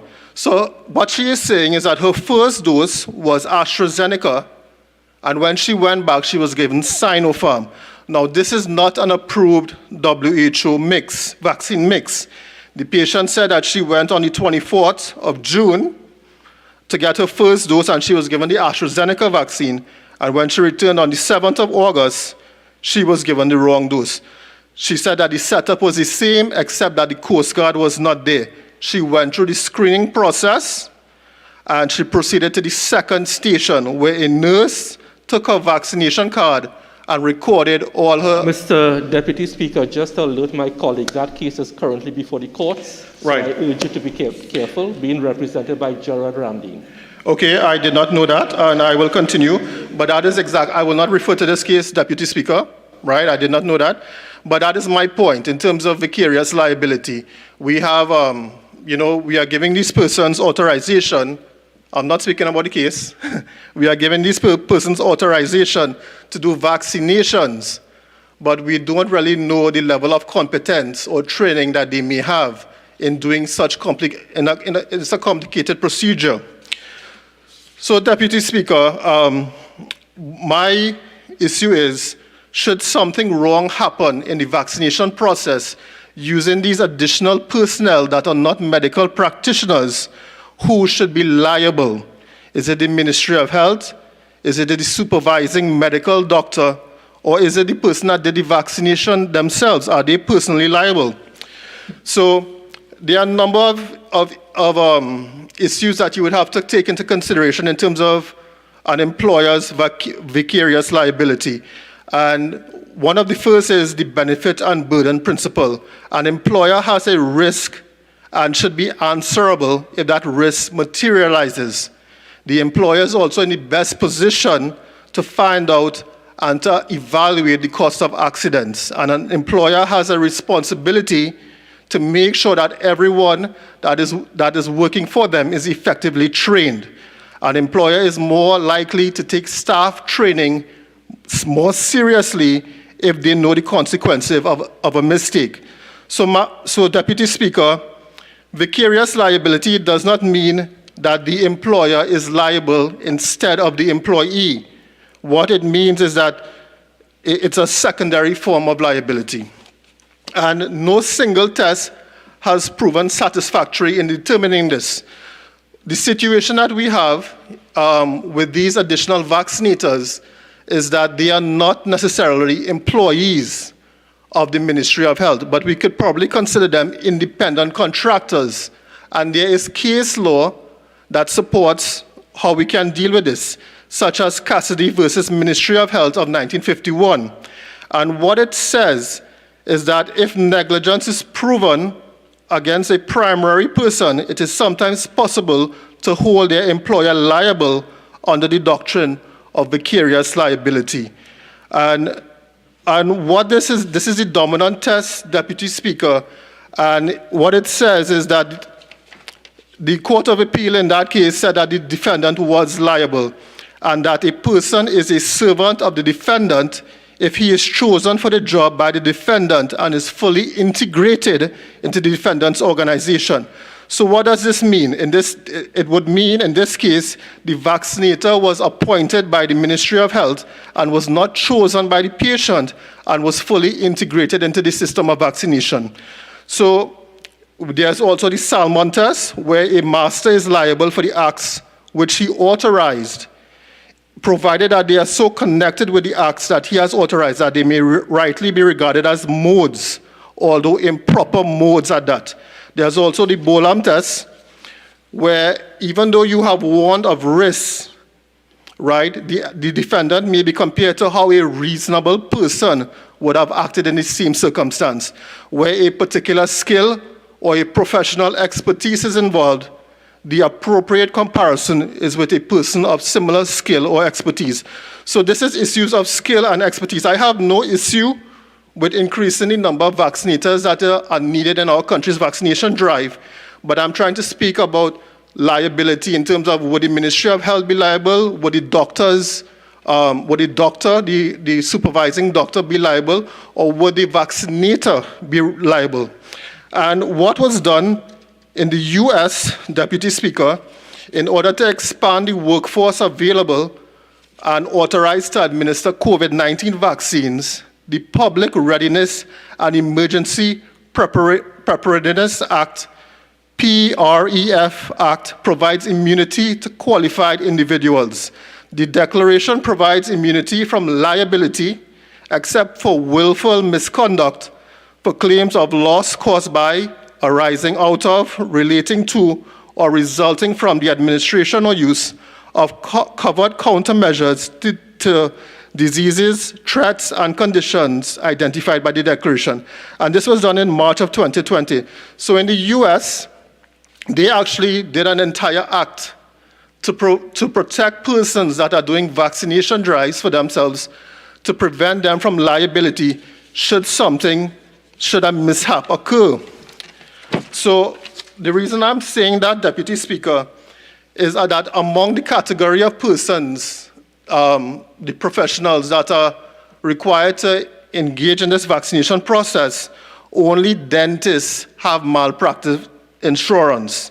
So like many dentists, we have malpractice insurance because we do dental alveolar surgeries, we do dental implant placement, and we actually have insurance for the loss of life. We dispense drugs, inject patients, perform surgeries, we do intravenous and inhalation sedation, and sometimes things don't go as planned. So we are protected by our malpractice insurance. But what about these pharmacists, these vets, these professions related to medicine? Are they going to be personally liable should an incident, and God forbid an incident happens, should an incident happen? I would like the Attorney General to please clarify that point. That is something that came to me while I was reading this supplemental amendments.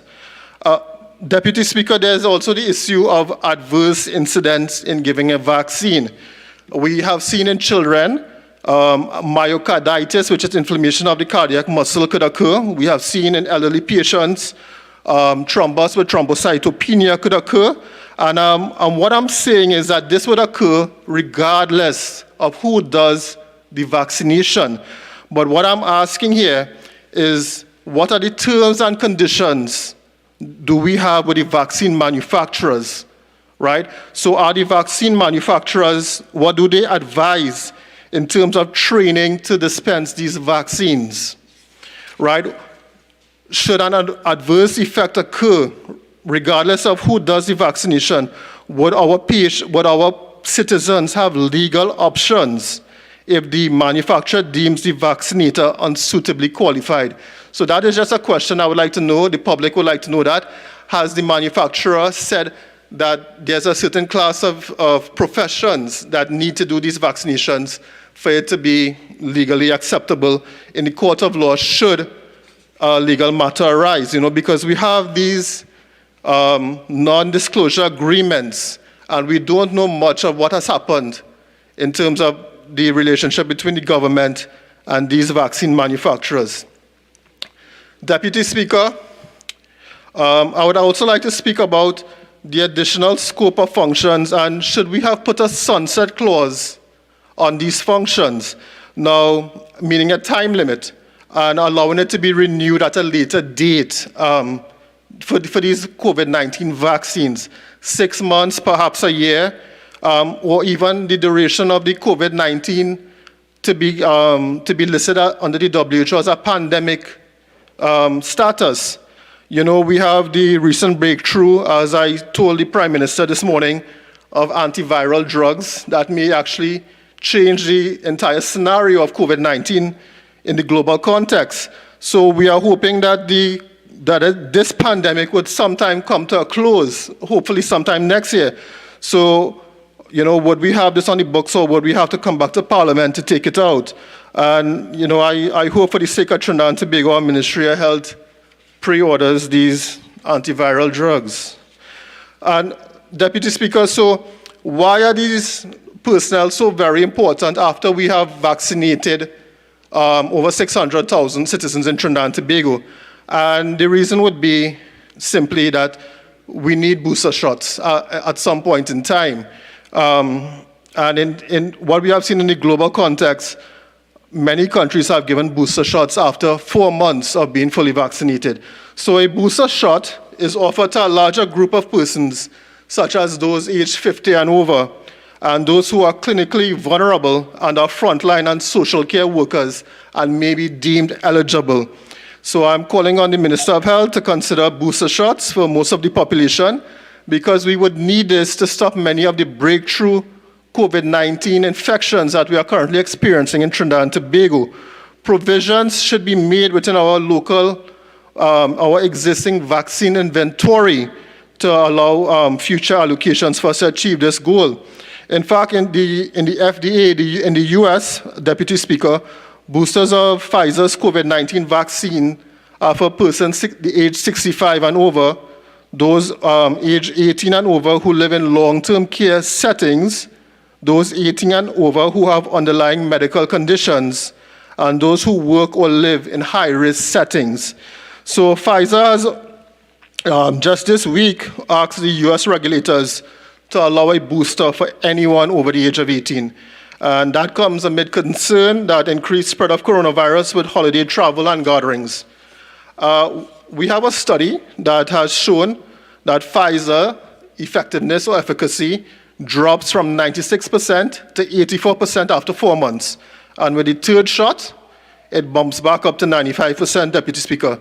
At least 21 million citizens in the United States have received their third booster shot, including President Biden.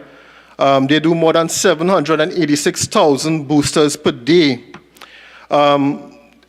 Data from Israel has shown that fully vaccinated persons in January 2020 had a 2.26-fold increased risk for breakthrough infections compared to those that were vaccinated in April 2021. And what this means is that there's a gradual decrease in the efficacy of vaccines over time, and persons may become COVID-19 positive as the immunity in their system wanes.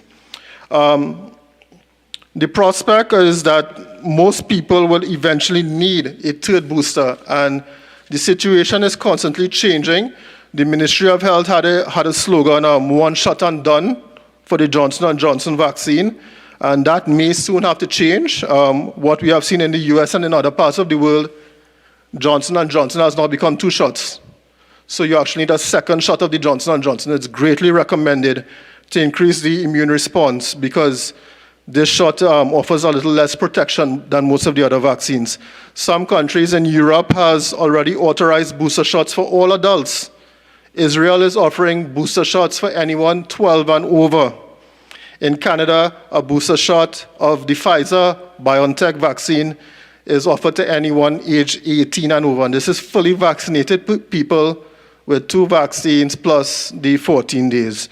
In the UK, it's everyone over 50, and to all other vulnerable people, Germany, France, Czech Republic. And Deputy Speaker, this would help us protect our vaccinated citizens against severe illness and hospitalization. You know, we see what's happening in our hospital system. Dr. Abdul Richards has reminded us that there's only so much they can do to increase physical capacity by adding more beds because resources are limited. Human resources are limited, equipment is limited, and will be expended in the near future. You know, the Prime Minister said I was a major proponent of vaccine hesitancy. I disagree with that strongly. I mean, how could I be when I was the one asking for vaccines to be pre-ordered last year? I mean, why would I ask for vaccines to be pre-ordered? There are currently only 87 ventilators in operation in our parallel healthcare system, and this is after a reported $480 million spent in our COVID-19 response. Where has all the money gone? Minister Dayal Singh, he said infrastructure, human resources, consumables, paying for quarantine, buying PPE, you know, but... Deputy Speaker, standing order 48-1, please. Which one is 48-1? No. Yeah, it's not relevant that our ICU is overwhelmed. Yeah, member, I'll give you a little leeway. Go ahead. Thank you very much, sir. Thank you. So, you know, how did we reach at this situation? We are being currently overwhelmed. We have, it's just 1 month since we have reopened the Safe Zone initiative or introduced it. That is 2 cycles of COVID-19. There is no mechanism whereby vaccinated persons have to get tested in the safe zones. So we have vaccinated persons that could have breakthrough infections, and there's no way to know. They're advising PCR tests every 14 days, though our PCR test is only valid for 3 days. He lacks a lot of science behind him, and it's not logical. We are experiencing a wave, and we hope that it doesn't increase any further. Speaker, regrettably, standing order 48-1, please. I understand. Again, member. Yeah, of course. Again, even though some leeway, again, we don't need to go into all the operational aspect and so on. Right? We had to amend based on the particular aspect. So let's try and stay close to that as possible. Right. So even though I know you will have to make mention of a couple of points. Of course. So it's a good initiative that we are expanding and putting this into the primary legislation.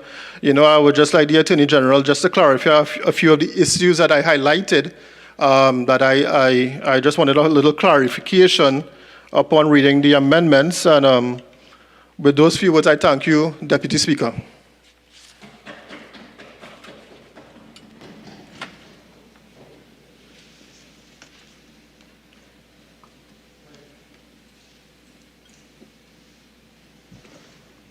Okay, I recognize the member for Moruga, not Emi, sorry.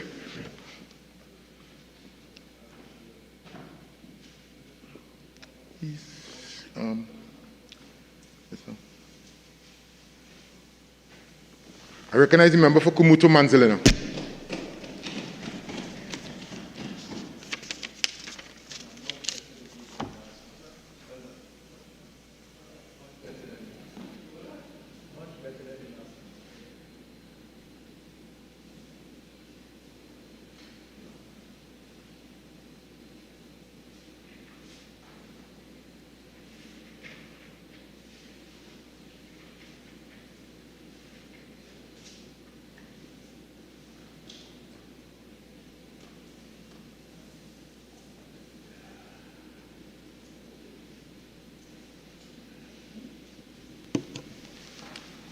Honourable member, you have 20 minutes.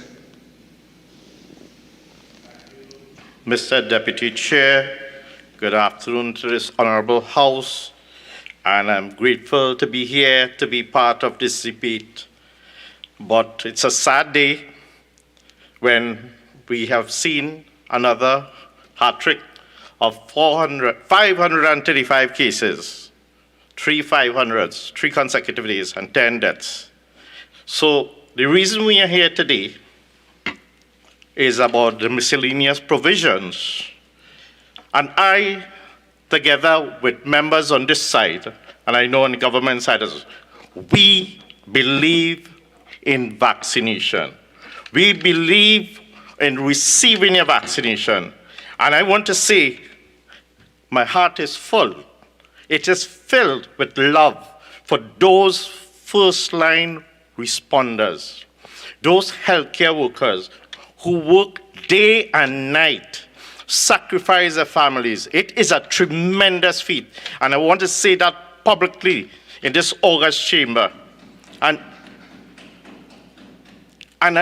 my heart grieves for so many people have lost their lives and their families, the breadwinners, they're all they have passed on. But I believe that the vaccine will help us in the long run. And just a little preamble before I start. As we know from the little infants, they need the vaccines. And we know that they get booster vaccines like the chicken pox, the tetanus, the measles, mumps, and rubella. So that's just to name a few, Mr. Deputy Speaker. But in this instance, why are we here? Because we need extra doses. We are here because we're in a global pandemic.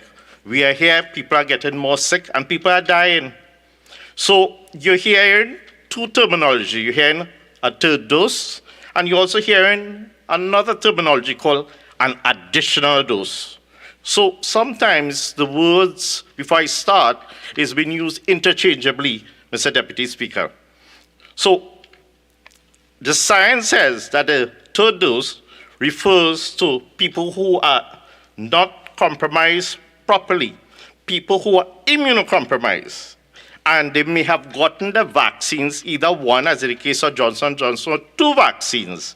And for some reason, the immunity is not what it should be. Then, next scenario we use is the people who need an additional dose. And this time, what has happened that the effectiveness of the vaccine starts to wane down. That means they don't seem to get the protective effects. Mr. Deputy Speaker, the whole world is going through a crisis. Countries that have thought that they would have gotten away by vaccinating. We have to remember this thing, that many of the vaccines that have been given, it's good vaccines. We have received WHO vaccines. But there are parts of the world that the low income and the low middle income countries, they have not received the quantum of vaccine they should get. As a result of that, the virus, the COVID-19 virus, has been continuing to mutate. And the entire planet realized what is happening with the Delta variant, and it is here. And what does that mean? We have people, two sets of people, people who are vaccinated and people who are unvaccinated. So that's why this bill is here in front of us, because both sets of people are getting sick. But if you get vaccinated, you have a better chance to survive from being vaccinated. So we are here today, and Mr. Deputy Speaker, it's the government in conjunction with this bill to amend the Emergency Ambulance Service and Emergency Medical Personnel Act, Chapter 2902, the Pharmacy Board Act, Chapter 2952, the Nursing Personnel Act, Chapter 2953, the Dental Profession Act, Chapter 2954, the Veterinary Surgeons Registration Act, Chapter 6704, the Professions Related to Medicine Act, Chapter 9004, to authorize additional personnel to administer the 2019 novel coronavirus vaccines under the direction or supervision of medical practitioners. Mr. Deputy Speaker, I shall be dealing with these clauses of this bill. My colleague, Dr. Chicharan, has already started, and I complimented. He believes in vaccination. Mr. Deputy Speaker, Clause 2 of the bill seeks to amend the Emergency Ambulance Service and Emergency Medical Personnel Act, Chapter 2902, by inserting after Section 36 a new Section 36A to authorize an emergency medical technician, paramedic, registered under the Act to administer the COVID vaccine under the the direction and supervision of a medical practitioner. Mr. Deputy Speaker, looking at the parent legislation, I want to focus on Schedule 5. Schedule 5 shows of all the responsibilities of an EMT that they can do. Now, Mr. Deputy Speaker, the government is now looking to have EMT administer COVID-19 vaccines under the supervision of medical practitioner. I remind the nation that in March 2020, the COVID came into the country.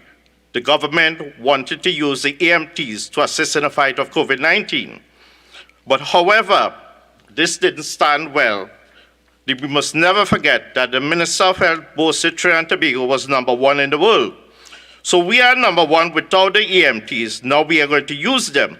And I must compliment them and stand up here. They work day and night.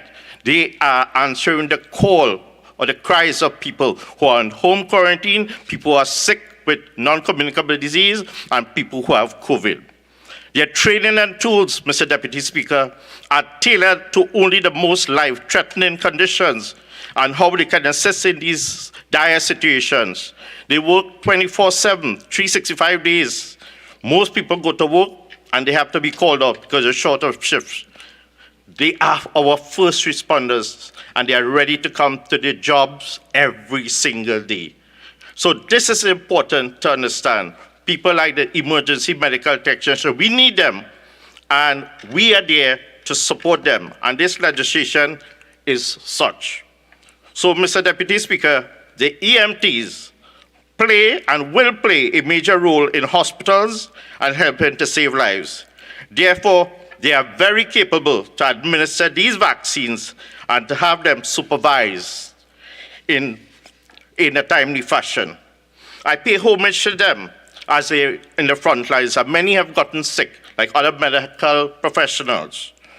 Mr. Deputy Speaker, the government acted much quicker in accessing these vaccines. These brave souls will be with us because I'll tell you why. Many have gotten sick, and some may have passed, like all of us who are frontline responders. Mr. Deputy Speaker, I turn to Clause 3 of the bill.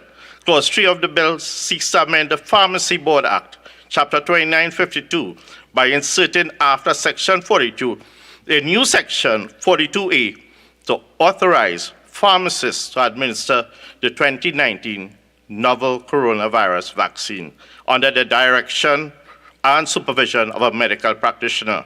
Mr. Deputy Speaker, I feel like we're in a twilight zone with this government on an episode of Back to the Future.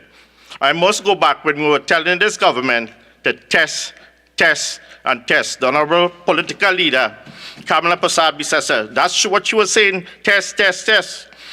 Mr. Deputy Speaker, I remember when pharmacists were willing to do the testing.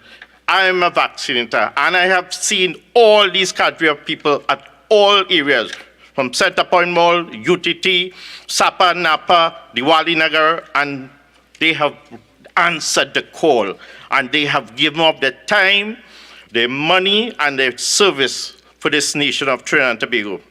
It was the Minister of Health that came out against this initially. Mr. Deputy Speaker, I want to refer this House to a Trinidad Guardian article dated 20th of May 2021. The headline to Trinidad Guardian dated, it showed that D.R. Singh warns against sale of antigen rapid tests. I know it has been mentioned many times over, but I dare say, if we have to arrest the spread.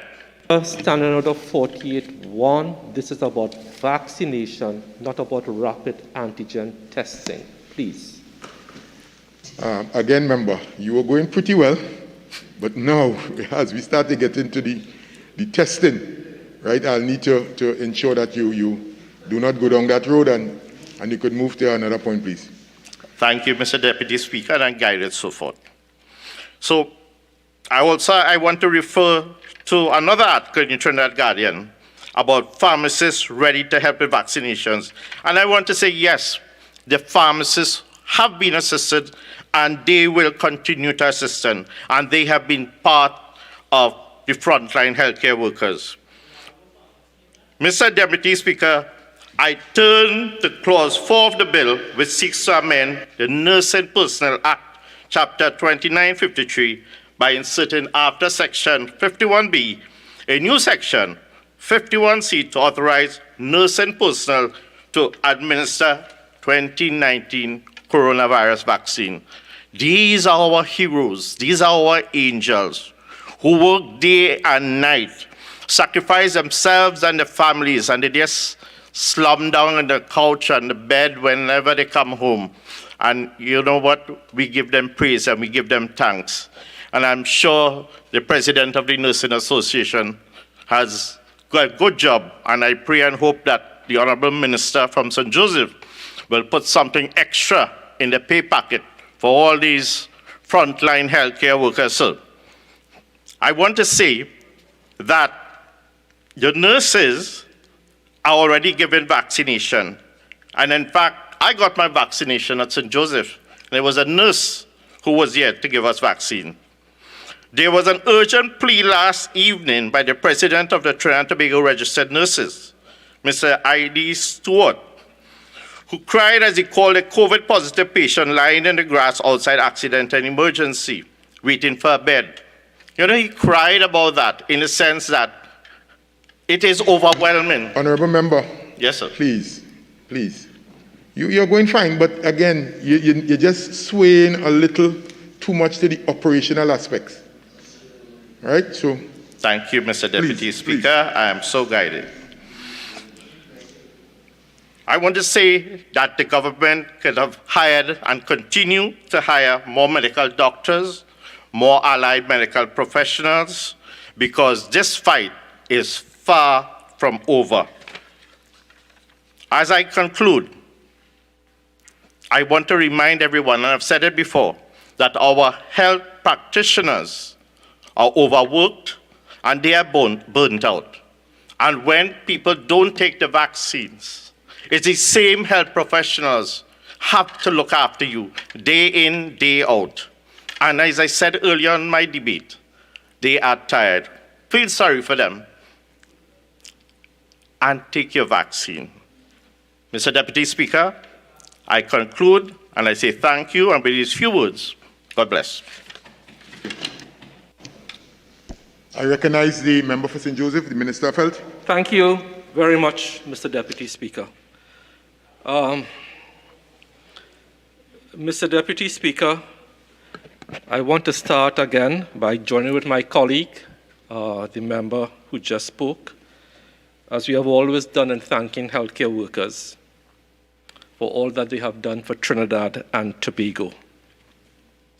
I just want to respond to my colleague who just spoke before me, who continues to misrepresent the words of Dr. Tedros. And I will just quote Dr. Tedros' words when he said, test, test, test. And he said this: all countries should be able to test all suspected cases. But the UNC has misquoted Dr. Tedros to say test your whole population. He never said that. And we have been following that mandate from day one. But the UNC continues to misquote Dr. Tedros. He never said test all 1.4 million people. He said test all suspected cases, contact trace, isolate, and treat. But I know this will not be the last time that the UNC does this. That is their modus operandi. So sad. Mr. Deputy Speaker, before I get into my presentation, I need to respond to the Shadow Minister of Health, who is a dentist by profession, and let me say, if ever I need dental advice, I will seek him out. I will seek him out. I will go with him. I will trust him with my teeth. But I will not trust him with medicine. Sorry. He went on at length about the Bolam test and negligence. May I tell the good dentist that if you are going to veer into law and negligence in law, please also consider the Bolito test. Not only the Bolam test. I have a LLB, a first degree in law. Please, do not mislead the population again. Mr. Deputy Speaker, the Shadow Minister of Health takes every opportunity to undermine the government's vaccination program, and let me explain why. He spoke about myocarditis, thrombolytic events, and adverse events, and yes. But you know what the member doesn't do? Contextualize it. Why is context important? He focuses... Deputy Speaker, Standing Order 48.6, imputing proper motives. I never tried to undermine the government's vaccination process. Well, I'm explaining.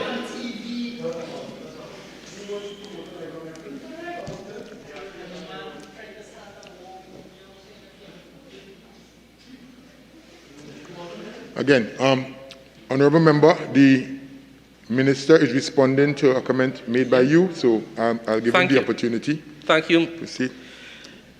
In this country, we have administered to date over 1.2 million doses of vaccines. But you know what the member did today?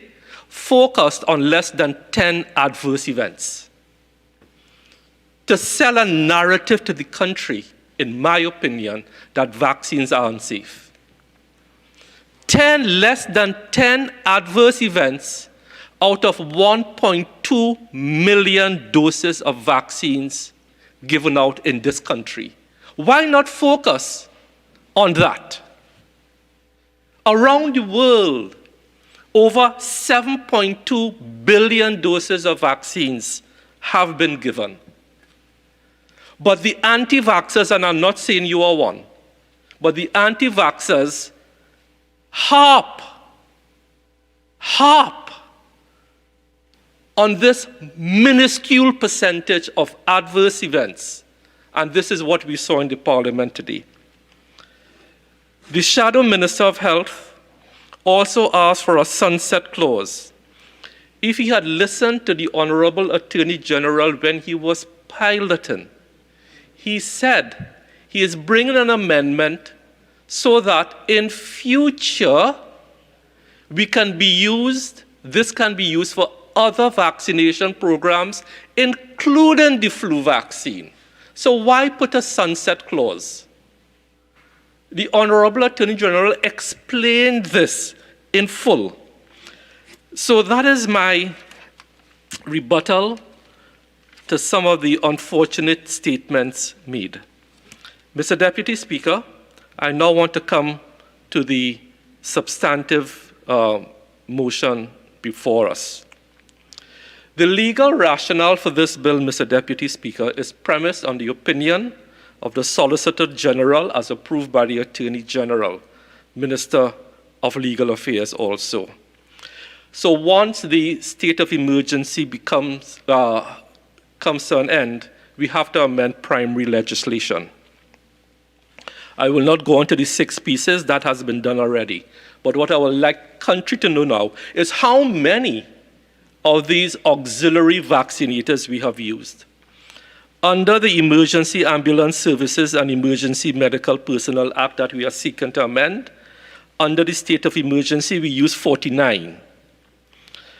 Under the Pharmacy Board Act, which we are seeking to amend, we use 163 pharmacists. Under the Nursing Personnel Act, we are seeking to amend, we use 82 nurses. Under the Dental Profession Act that we are seeking to amend, we use 123 dentists and dental interns. And under the Veterinary Surgeons and Registration Act, we use 49 veterinary surgeons. To date, even though we are amending it, the Professions Related to Medicines Act, we haven't used any of those there, but this amendment will give us that power. So in total, we used and employed 466 extra vaccinators to support those in the public health sector and the private health sector. And let me put it on record now. Now, as I have always said, this is non-political.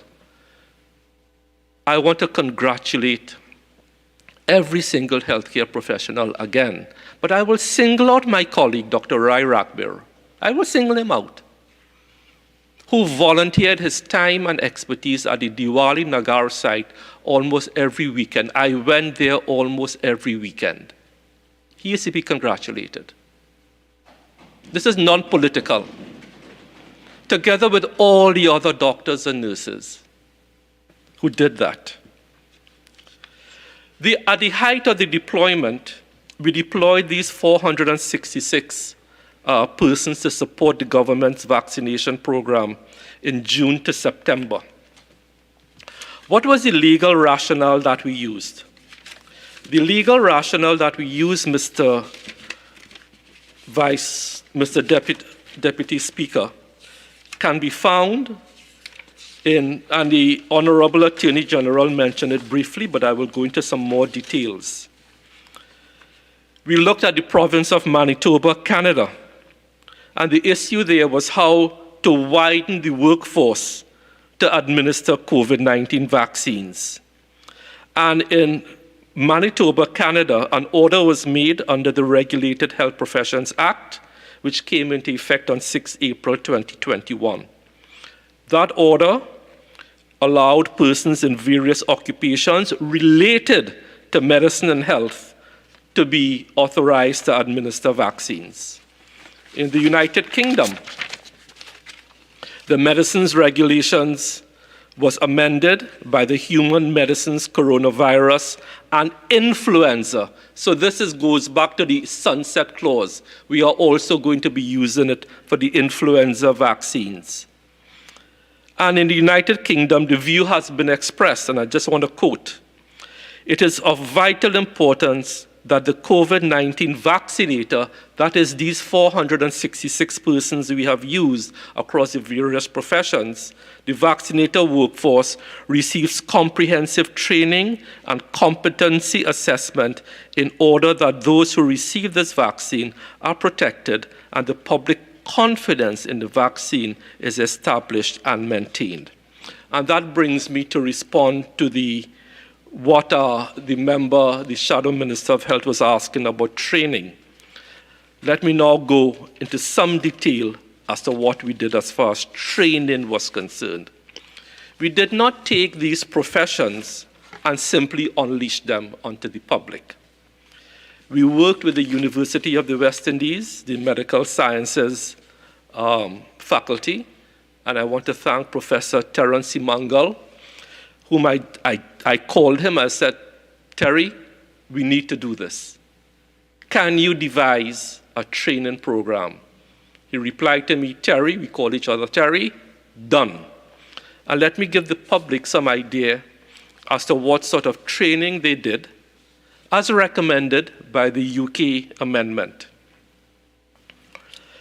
Mrs. Grace Sukchan, Nurse Grace Sukchan, who is the head of our expanded program on immunization, trained them in administering the injection.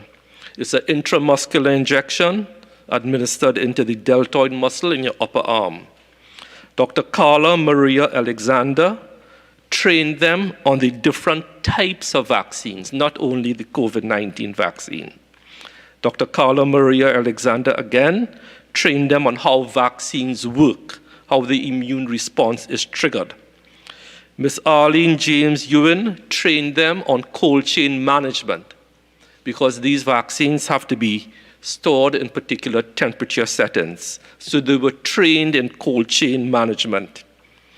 Former Chief Nursing Officer, Mrs. Gwendolyn Luby-Snaggs, the process of vaccine administration. Dr. Tiffany Hoyt, CMOH from Tobago, trained them in the management of adverse events. Mrs. Arlene James Ewan trained them in documentation, because documentation is important. And then Mrs. Arlene James Ewan and other clinical instructors from the Faculty of Medical Sciences did the practicum demonstrations.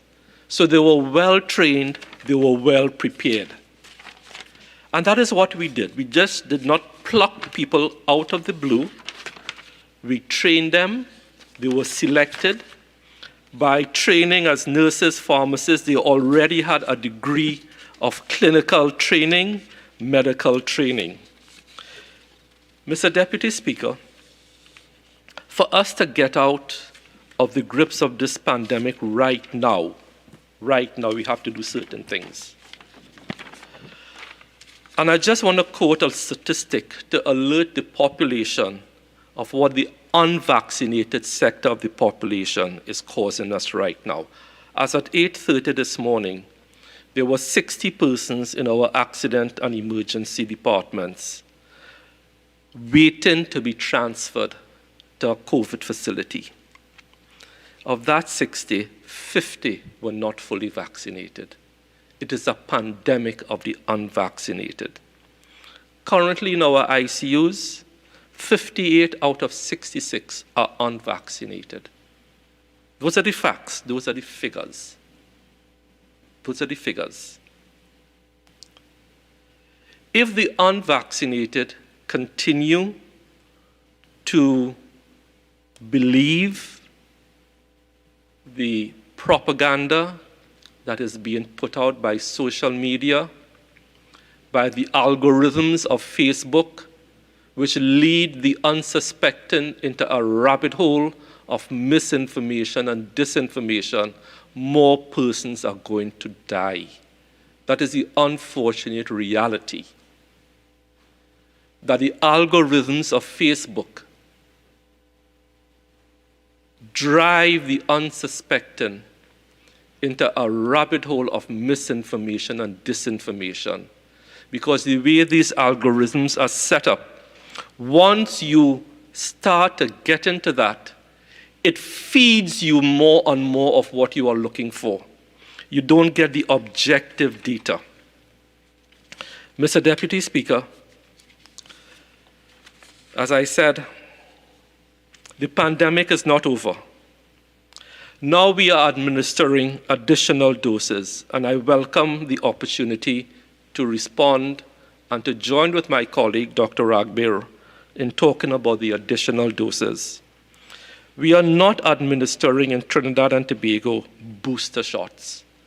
And we are not, because people are mixing up the terms, we are not administering third doses or second doses. What we are administering is additional primary shots. If you had a 2-dose regime, you will get a third shot. And if you had a 1-dose regime like J&J, you get a second shot. So it's not only a third shot, it's an additional primary dose after you have been fully vaccinated, either via a 2-dose regime or a first-dose regime. To date, we started this on Wednesday. To date, 1,987 persons have accessed their extra additional primary dose. I want to make that clear. It's an additional extra primary dose. And for clarity, and I welcome the opportunity to use my last 4 minutes to explain, who is eligible for this extra primary dose? It is broken up into vaccine types. In the case of Sinopharm, anybody over 60, regardless of your disease state, so a person like me, if I took Sinopharm, over 60 can access it. Anybody over 60 with Sinopharm. For all the others, Sinopharm, J&J, AstraZeneca, it is applicable to those persons whom their physicians, their consultant physicians, their primary physicians consider them to be moderately or severely immunocompromised. The majority of those persons will be persons living with HIV with a CD count of 200 and below. The CD count for a normal person is 500 and above. Persons with active cancers, patients on dialysis, persons on immunocompromised states like lupus taking immunosuppressants. So it is not open, as my colleague is saying, to everybody. These additional primary shots are not based on exposure. So please don't mislead healthcare workers. It is not based on exposure. Deputy Speaker, Standing Order 44.8. I think the minister is misinterpreting what I said. I asked him to consider booster shots. I didn't say he is doing it right now.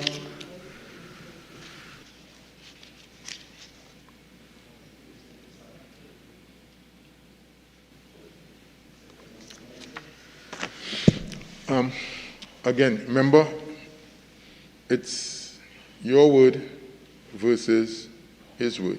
He is saying, the minister, the honourable member, is saying that he is responding to you, and you are saying that he is misquoted. He's being misquoted. Minister of Health? Thank you.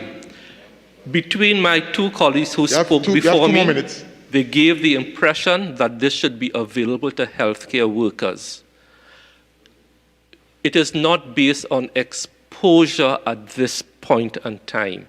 It is based on your state of being immunocompromised. Those are the WHO guidelines at this point in time. So, Mr. Deputy Speaker, in closing, I want to urge everyone who can be vaccinated to get vaccinated. I want to thank all healthcare workers for their high standards of customer service, their empathy, their calm and reassured way in which they treated with their clients who came, and these opportunities for training that they got should not go to waste, and I hope to see them back out. And I just want to urge the 1.1 million people 12 and over who are vaccinatable to please be vaccinated. Thank you very much, Mr. Deputy Speaker.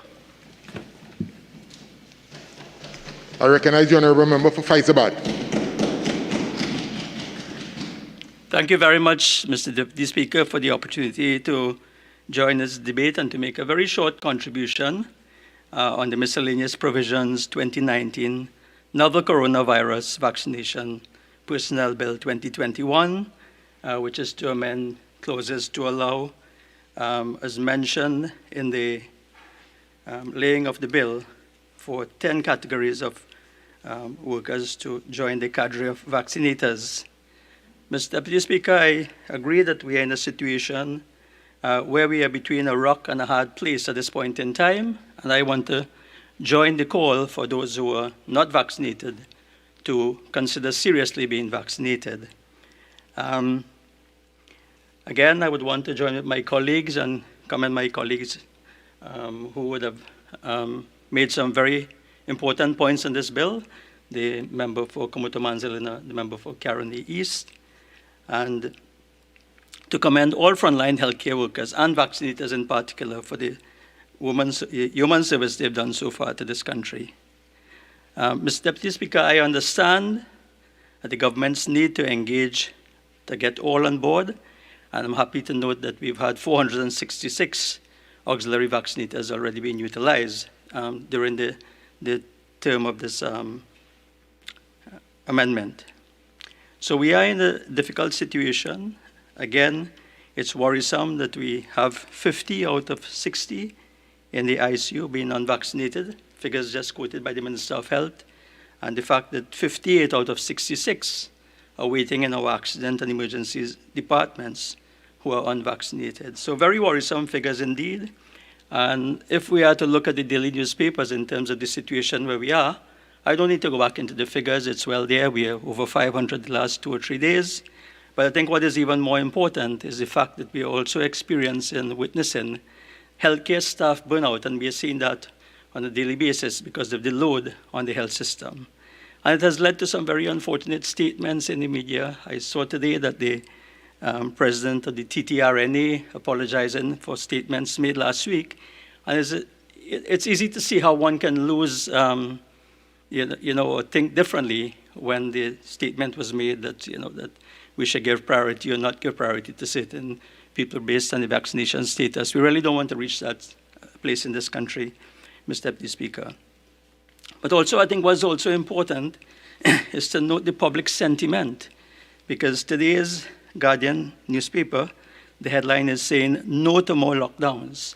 So I think the country is in a state where we understand, we appreciate that vaccination is important, and also that business leaders, religious leaders, and so on are not prepared to support a further lockdown. And therefore, we have to do all in our power as members of Parliament, as a country, to try and deal with this problem. So we on this side are in agreement that vaccine is the answer. But I think the question, and this is really what I would like to speak about for a few minutes, Mr. Deputy Speaker, the question really is how do we move from the 45% fully vaccinated to the 75 to 80% member for St. Joseph that I'm sure that you're looking for. And that's the question, how do we get there? Of course, the measure we are debating today is one of those measures, very important measures, and I give support to that. Again, I thank those categories of workers who will now be able to be engaged in this process going forward. But what else can be done? I mean, that is important. It's important to increase the number of vaccinators. Yes, it has been done. The precedent has been set in other countries, the United Kingdom, Manitoba in Canada was quoted. It's been done in New Zealand as well. So it's a well-accepted practice. But the question really is, what are we doing to address vaccine hesitancy? And the Attorney General, in his presentation laying of this bill, mentioned, and I quote him, we're begging people to take the vaccine. And to some extent, we are doing that. But really and truly, we also have to try and examine our strategy. Government has to examine its vaccination strategy, because getting these additional vaccinators on board is fine. It's all well and good to have these additional people. But, Mr. Deputy Speaker, the challenge that we will face, and we continue to face, and I note that the numbers in terms of persons seeking vaccinations has slowed down considerably in the last month or two. And that is something that is very worrisome. So what needs to be done? What can be done? How do we break through this, what I call the vaccination wall that we've hit at this point in time? So we need to look at more innovative ways. I mean, things are being done, the communication strategy and so on.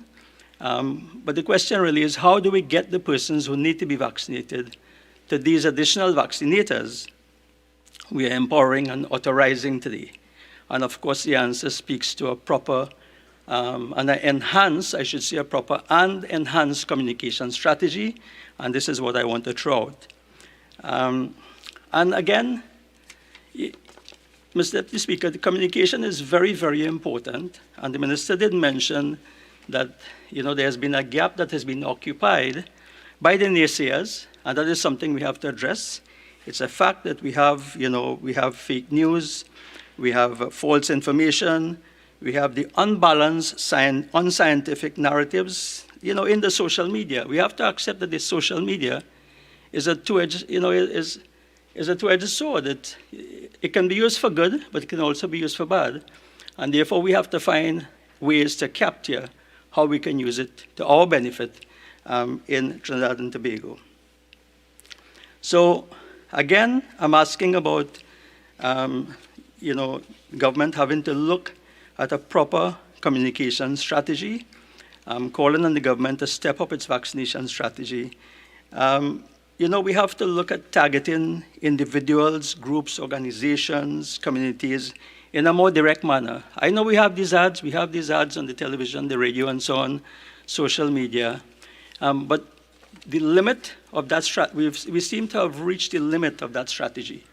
And therefore, I was hoping that this evening here we would hear from the Minister, we're getting this passed, but I was hoping we'll hear something of an enhanced vaccination strategy, because if we can pass this, we can engage these vaccinators, but if we can't get the persons to be vaccinated, then we are no closer to what we want to achieve to take the country out of this pandemic. The Attorney General said it, but we are begging people to take the vaccine. And I am saying that we cannot and we must not throw our hands in the air. We cannot reach a point and say, listen, we've done everything, let the chips fall where it may be. It's very tempting. Many leaders in the society are saying that, and you're seeing these comments and so on. But as a society, and we have to be able to go beyond that. That's what I'm saying. Trinidad and Tobago cannot afford another lockdown at this point in time. So a way must be found to reach those persons who are not yet vaccinated. Mr. Deputy Speaker, I just want to, I want to raise an issue here. And I think it's very important to raise the issue that, this vaccine hesitancy that we are currently experiencing, it's not something that was unexpected. Honorable Member, again, I'm giving you some leeway, right? I know you are now going into this new point, but again, let's be conscious of the extent of going into your deliberations, please. Okay, I'll give you a little leeway for now, as you have now started this second point, but be careful, please. Sure. Thank you, Mr. Deputy Speaker. I'm guided. And I just wanted to make a point in terms of the some of the suggestions in terms of how we can address the vaccination gap and the hesitancy. And I'm just saying that in February of this year, a newspaper article was published, so it was public information, that 62% of trainees won't take the COVID-19 vaccine. This is AZP News, published on the 7th of February. And these were the findings of a survey that was conducted and presented at a forum at the University of the West Indies. The Honorable Minister of Health would recall that he would have been present at this meeting. And therefore, some of these issues were highlighted based on the survey. And I'm just saying, Mr. Deputy Speaker, before I move on, that perhaps we need to revisit that survey and look at what was raised, and maybe we can look again at more innovative ways to address this. So, Deputy Speaker, I will not detain the House much longer. I think a lot of what needs to be said on this matter has been said. And I just want to close just by saying that we on this side have supported and will continue to support the vaccination effort. I know the Honorable Attorney General asked for, his words were more amplitude in the effort on this side. Attorney General, I can assure you that that has been done. It has been done from the very beginning when we offered our support in the effort to fight the pandemic. The MP for Komoto Manzilina is a registered sentinel physician, recognized by the Minister of Health himself. The MP for Caroni East, has sought, all his efforts has been in seeking the public interest by advocating for making vaccines, more available and earlier available. And other colleagues have done their part in mobilizing constituents and facilitating outreach and vaccination programs and so on, Mr. Deputy Speaker. And Mr. Deputy Speaker, as I close, I just want to say as well Finance, that hold on, you care to join the debate? Okay. All right, please. Go ahead, Member for Faizabad. Thank you, Mr. Deputy Speaker. So I just want to close, and I give the assurance that we on this side are fully committed to supporting the vaccination. I have personally made 2 videos which have been made available to the Minister of Health going forward if he chooses to use in terms of supporting and encouraging vaccination. So with those few words, Mr. Deputy Speaker, I thank you for the opportunity. I recognize the Attorney General. Thank you, Mr. Deputy Speaker. Mr. Deputy Speaker, I wish to thank all honourable members for their contributions today. I welcome the submissions of my several colleagues opposite, and I thank the Minister of Health for such a fulsome explanation on where we are, for providing clarification on what we can do. I would say to the member for Faizabad, and I mean this with all sincerity, the only voice opposite that to me seems most silent on vaccinations is the Leader of the Opposition. I cannot recall seeing a video of the Leader of the Opposition calling for vaccines. I could be wrong. I haven't seen a campaign where there's Deputy an endorsement. Speaker, Standing Order 48.6. The political leader has made many public announcements on getting vaccinated. Thank you. Proceed. Thank you. Yes. And just for the records, you have 20 minutes. Thank you. Yes. I am saying that I have not seen it. I have not seen the kind of advocacy that I think a leader should be bringing to this debate. And I would just call upon the Leader of the Opposition to join her distinguished colleagues, the member for Caroni East, the member for Faizabad, the member for Kumuto, Manzanilla. These are honorable, sincere contributions we heard today, and I thank the honorable members for their submissions. I can only reflect from my perspective that I don't hear the leader of the opposition speak enough. And each leader, in my view, respectfully, needs to speak up, stand up. For instance, I can say now, I, Faris Al-Rawi, am vaccinated. I recall that the House asked us, Mr. Deputy Speaker, we have created safe zones in this country. I drafted the law. People are in the context of watching laws we're doing today. We are watching safe zones at work. We're watching restaurants with safe zones. We're watching gyms with safe zones. I am so thrilled to be back in the gym. It is my mental salvation to be able to find balance.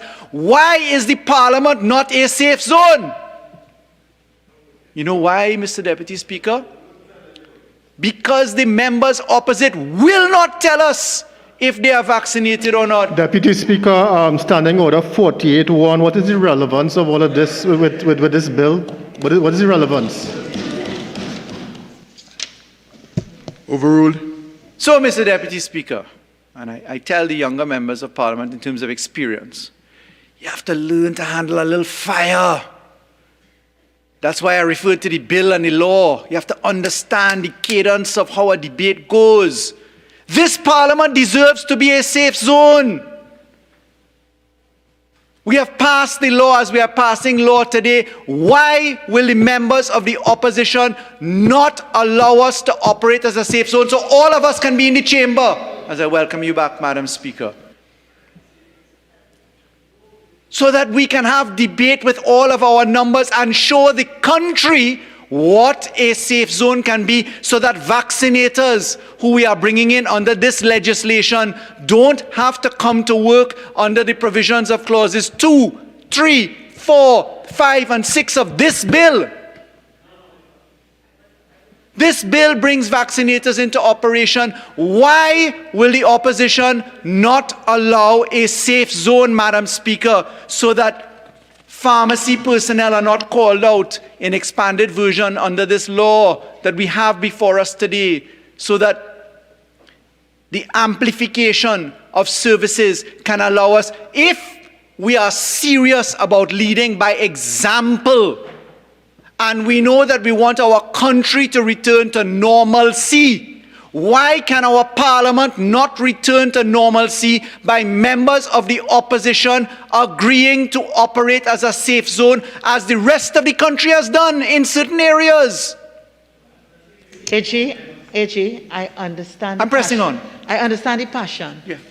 But the volume. I see. Sorry. Thank you. Apologies, Madam Speaker. The plexiglass doesn't allow you to appreciate how loud you may be. So, Madam Speaker, let's talk with sincerity.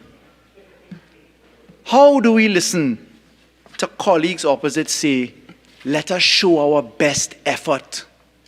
Let us be sincere. Let us lead by example, when we can't even lead by example in the Parliament, where we asked at the beginning of this session to become a safe zone. Before I even drafted the law, Madam Speaker, the public health regulations, this was the first safe zone created. So I say to the opposition members, step up. Stop playing smart with proverbial foolishness. Madam Speaker, I really trying to understand where the Attorney General is going with this 48.1, because it doesn't have anything to do with this bill. So, Member for Point of Order, is this a point of order? 48.1, Madam Speaker. I'm responding. All right. Okay, so continue, Attorney Yeah, General. Madam Speaker, winding thank up. you. Yeah, I took careful notes of my colleagues opposite in all of their submissions. Their wide perambulation of issues. Wide perambulation of issues. And in responding to them, Madam Speaker, I say that enough of the twist talk and smartness and foolishness. Come on. You can't expect the population, in looking at the amendments before us today, Madam Speaker, you can't expect the population as we look at the Emergency Ambulance Services and Emergency Medical Personnel Act to understand that the Parliament is serious about its affairs if the opposition will not allow us to operate as a safe zone. Because the amplitude increased in having vaccinators is to allow Trinidad and Tobago to be a safe zone.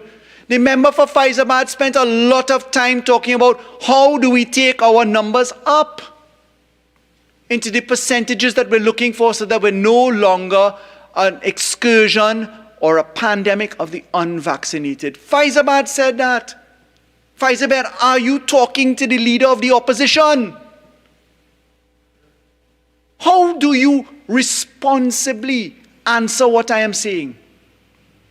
How do you say we have tried our best? You see, Madam Speaker, the law permits, and this law has it, the law permits for exceptions to prevail. There will obviously be circumstances where people have immunocompromised situations and can't engage in vaccinations. I'm not saying that you must take one if you can't. We built the law that way, Madam Speaker. But I really say that all of the submissions coming from my colleagues opposite fall to naught because they cannot be taken seriously if they cannot lead by example, Madam Speaker. So, Madam Speaker, I want to thank my colleague opposite for raising the issue of liability. There were several very sensible questions. I thank the honourable member for raising it. Permit me to remind that we do have the State Liability and Proceedings Act, Chapter 802, where servants and agents of the state are in fact taken into the position of having the state liable for them.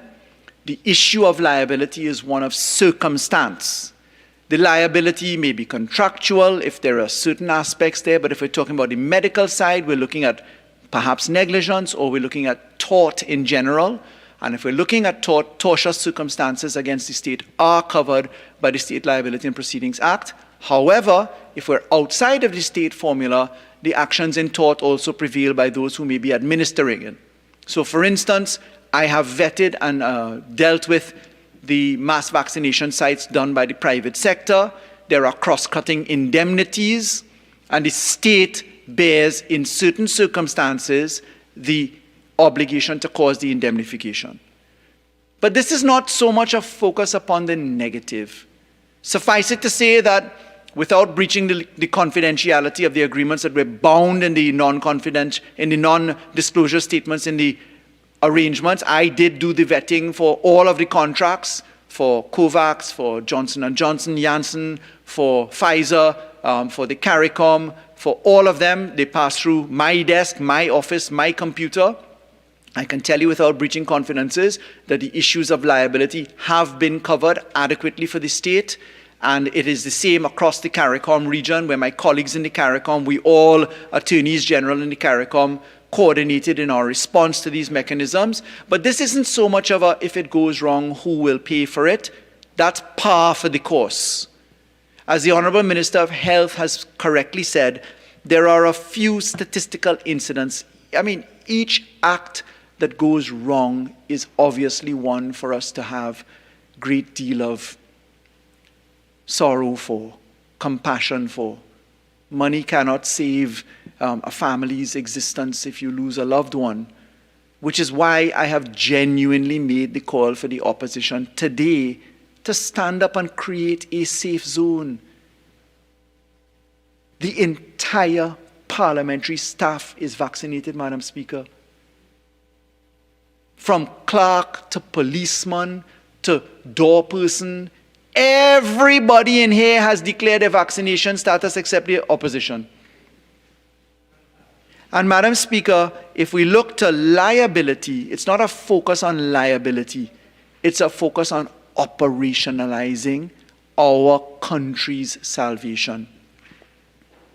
The issue of the number of infected becomes less important provided that the number of people hospitalized is manageable. And the Minister of Health and the Honorable Prime Minister and the hard-working team at the public health sector have built a very successful parallel healthcare system. The reason why we have infections is not because we're doing anything wrong, is that there have been variations of the virus that are more contagious. And we do know that you move from pandemic to being a situation of being endemic. But we really have to ensure that the drive for vaccination is across the floor, honorable colleagues, through you, Madam Speaker. In all sincerity, I'm asking that question to be answered and for us to do our parts. Madam Speaker, we can probably say that we're all interested in having our country back. We are all interested in making sure that our economic survival is carefully balanced against our lives, but I want to end by speaking about this bill in the context of the word triage. Triage is effectively the procedure adopted by attending physicians in emergency circumstances, where they're going to have to decide amongst people presenting for treatment who is going to receive treatment or not, who is going to live or die. Triage is the word that Trinidad and Tobago needs to have in its mind, because if you run out of facilities for intensive care or high dependency care, and you have to make a choice, somebody is going to be left out, because resources are not infinite. We don't want to have the healthcare sector in that situation. My colleague, the Minister of Health, sent us, several of us this morning, a WhatsApp note from a doctor whom I know and whom I will not mention by name. But in this very seasoned position, very seasoned doctor, been around for a long time, the doctor ended by saying, I truly feel that we're losing this battle. And she was expressing a degree of fatigue and tiredness. And we all feel that fatigue and tiredness, Madam Speaker, honest to God, especially as an elected member of Parliament working in our communities, as we all do. All of us work in our communities, opposition and government. Madam Speaker, I have to tell you, my heart breaks not only for those who have passed away and people who have lost loved ones, some 4 and 5 in a family. But you know what my heart breaks for, like everybody else inside of here? All of us. To watch people who cannot put bread on the table because of their economic situation being decimated by COVID. The more people we get operating in safe zones, Madam Speaker, and the more that we make Trinidad and Tobago a safe zone, Madam Speaker, is the faster we get out of this. So, Madam Speaker, I end by respectfully asking my colleagues on this issue, put on the politics now. Let's create the Parliament as a safe zone. The gauntlet has been laid. It's up to you, honourable members, to lead the way. Opposite. Honourable members, opposite. It is for you to lead the way in creating this Parliament as a safe zone and in creating it as a beacon of hope that functionality can be normal. The only people in the Parliament precincts who have not stated their status are the members of the opposition. Madam Speaker, I think I've said quite a lot on that. I thank you for the opportunity to make the point, and I beg to move.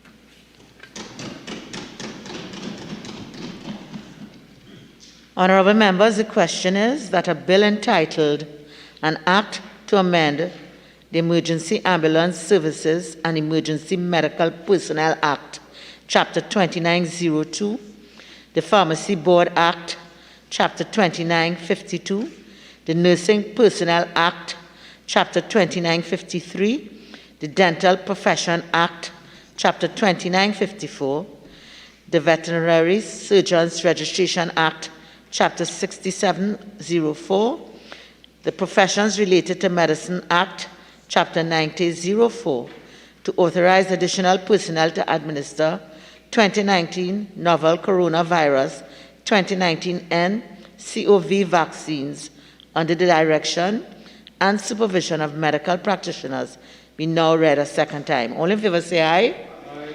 Any against? The ayes have it.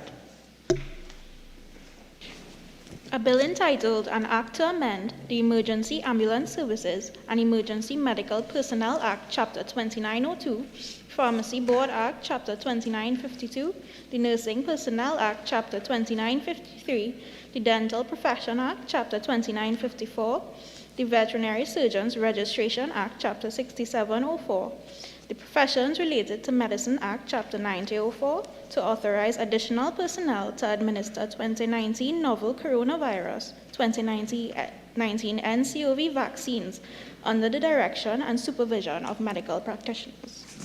Attorney General. Madam Speaker, in accordance with Standing Order 68.1, I beg to move that the miscellaneous provisions 2019 novel coronavirus 2019 nCoV Vaccination Personnel Bill 2021 be committed to the Committee of the Whole. Honourable members, the question is that the miscellaneous provisions 2019 novel coronavirus 2019 nCoV Vaccine Personnel Bill 2021 be committed to the Committee of the Whole. All in favour say aye. Aye. Any against? I think the ayes have it. The House will now go into the Committee of the Whole to consider the bill clause by clause.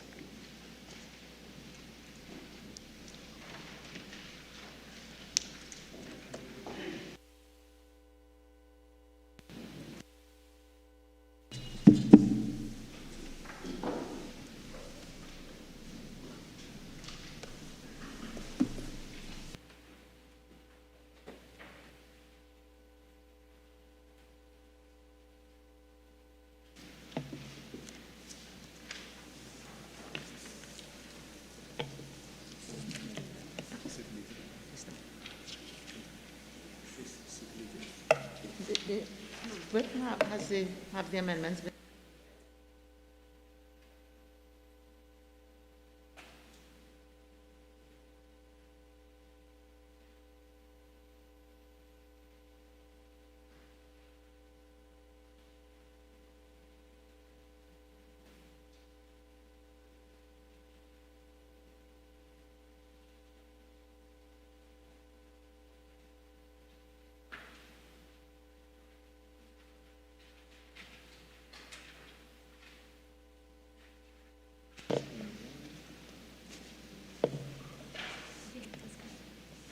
Okay.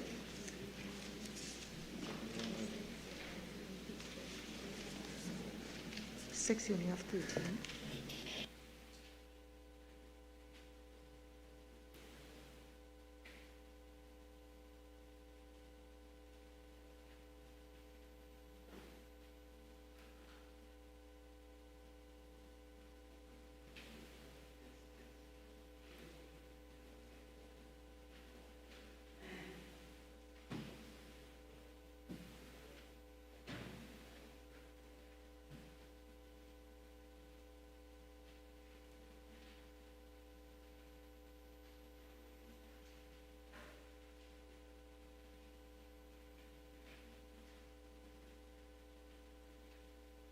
Yes, ma'am.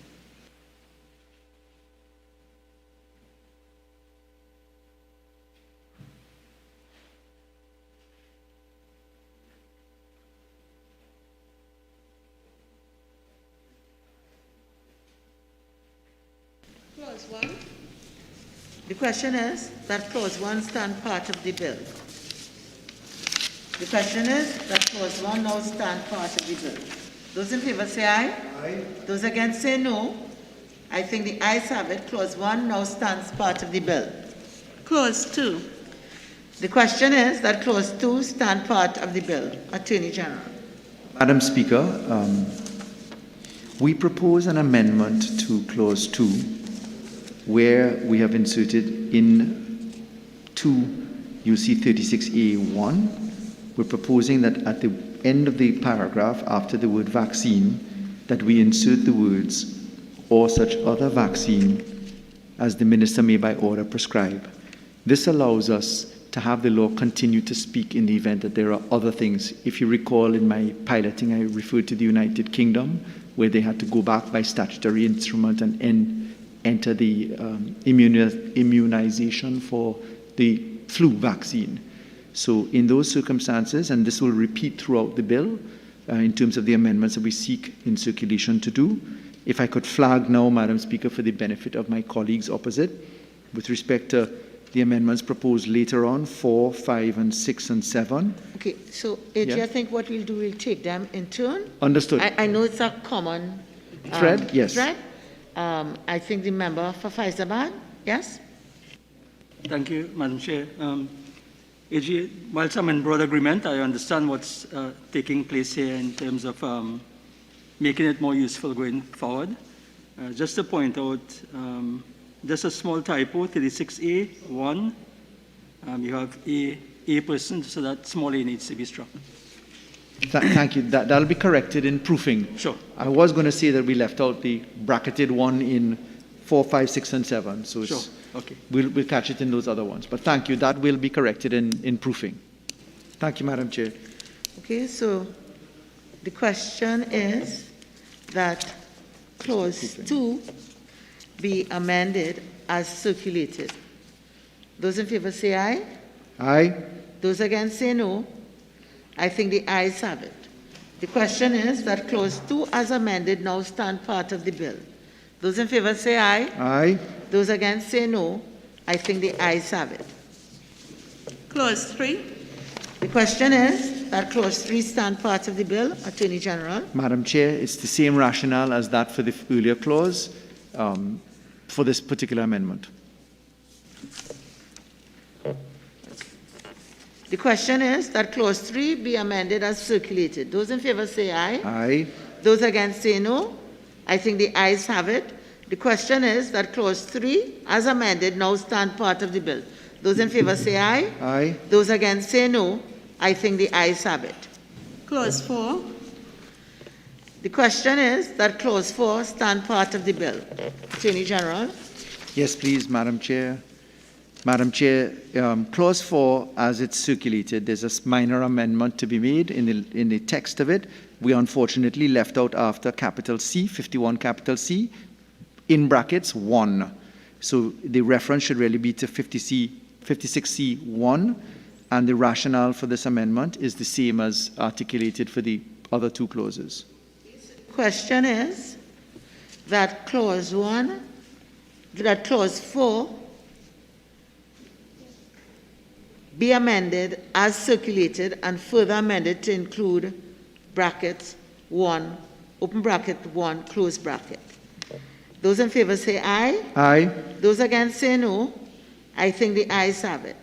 The question is that Clause 4 as amended now stand part of the bill. Those in favor say aye. Aye. Those against say no. I think the ayes have it. Clause 5. The question is that Clause 5 stand part of the bill. Attorney General.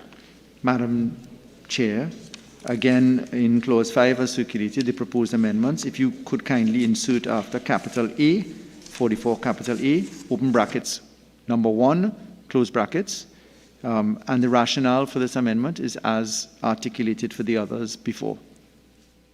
So the question is that Clause 5 be amended as circulated and further amended to include after the word 44A, open bracket 1, close bracket. Those in favor say aye. Aye. Those against say no. I think the ayes have it. The question is that Clause 5 as amended now stand part of the bill. Those in favor say aye. Aye. Those against say no. I think the ayes have it. Clause 6. The question is that Clause 6 stand part of the bill. Attorney General. Madam Chair, again, for Clause 6, I regret that we had not included the number 1 in brackets after 13A. The reference should be to 13A, open brackets 1, and the rationale stands as before. The question is that Clause 6 be amended as circulated and further amended to include after 13A, open bracket, 1, close bracket. Those in favor say aye. Aye. Those against say no. I think the ayes have it. The question is that Clause 6 as amended now stand part of the bill. Those in favor say aye. Aye. Those against say no. I think the ayes have it. Clause 7. The question is that Clause 7 stand part of the bill. Attorney General. Madam Chair, again, we omitted the number 1, open brackets, after 20 capital A in the amendments that have been circulated, and the rationale for the amendment to 20A1 in brackets stands as per the previous clauses. The question is that Clause 7 be amended as circulated and further amended to include after the words 20A, open bracket, 1, close bracket. Those in favor say aye. Aye. Those against say no. I think the ayes have it. The question is that Clause 7, as amended, now stand part of the bill. Those in favor say aye. Aye. Those against say no. I think the ayes have it. Honorable members, the question is that the bill, as amended, be now reported to the House. Those in favor say aye. Aye. Those against say no. I think the ayes have it. This committee meeting is now adjourned. The House will resume.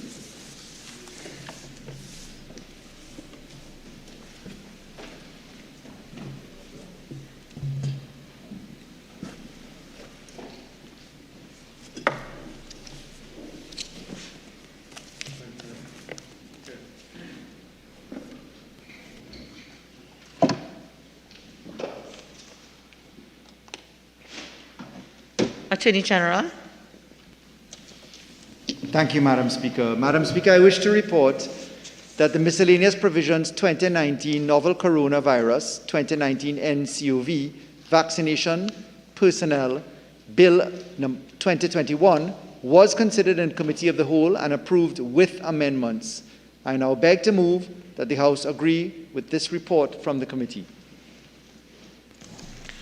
Honorable members, the question is that this House agree with the committee's report on the Miscellaneous Provisions 2019 Novel Coronavirus 2019 NCOV Vaccination Personnel Bill 2021. All in favor say aye. Aye. Any against? I think the ayes have it. Attorney General. Madam Speaker, I beg to move that a bill entitled The Miscellaneous Provisions 2019 Novel Coronavirus 2019 NCOV Vaccination Personnel Bill 2021 be forthwith read a third time and passed.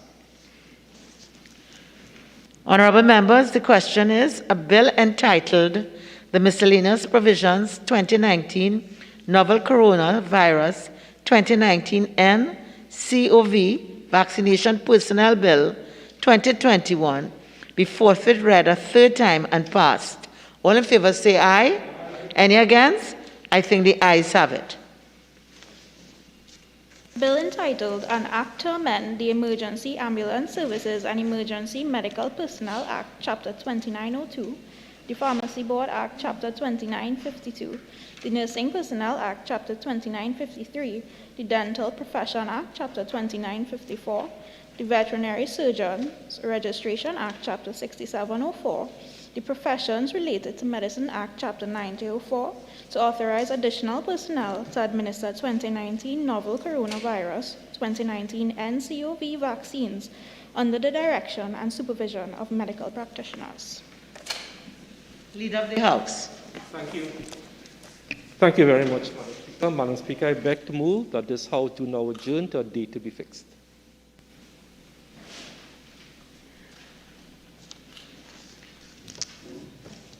Honorable members, there are two matters that qualify to be raised on the motion for the adjournment of the House.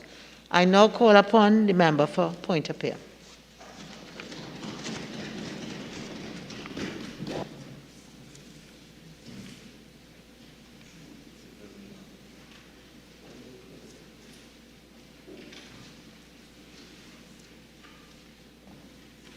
Thank you, Madam Speaker. It gives me no pleasure in raising this matter in the adjournment here today, Madam Speaker. I had filed this matter on the 16th of September 2021, Madam Speaker, and I was hoping by now the families that I'm going to be talking about would have gotten some clarity of the disaster that happened to their homes. Now, the matter on the adjournment, Madam Speaker, and I just want to read it out. The destruction of homes, threat to life and disaster brought upon the residents of the Bellevue community, Windsor Parks, as a result of Estate Management and Business Development Company sanctioned quarrying activities at the Cocoa Road Sand Quarry, Madam Speaker.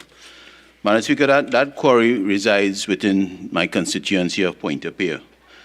And the events of the 15th of September 2021 are no minor disturbance, but a flat-out disaster that has caused great trauma to at least over 15 individuals and affect 4 families and their homes, Madam Speaker. A disaster that has moved families from sleeping in the comfort of their homes to sleeping in their cars or seeking lodging by relatives.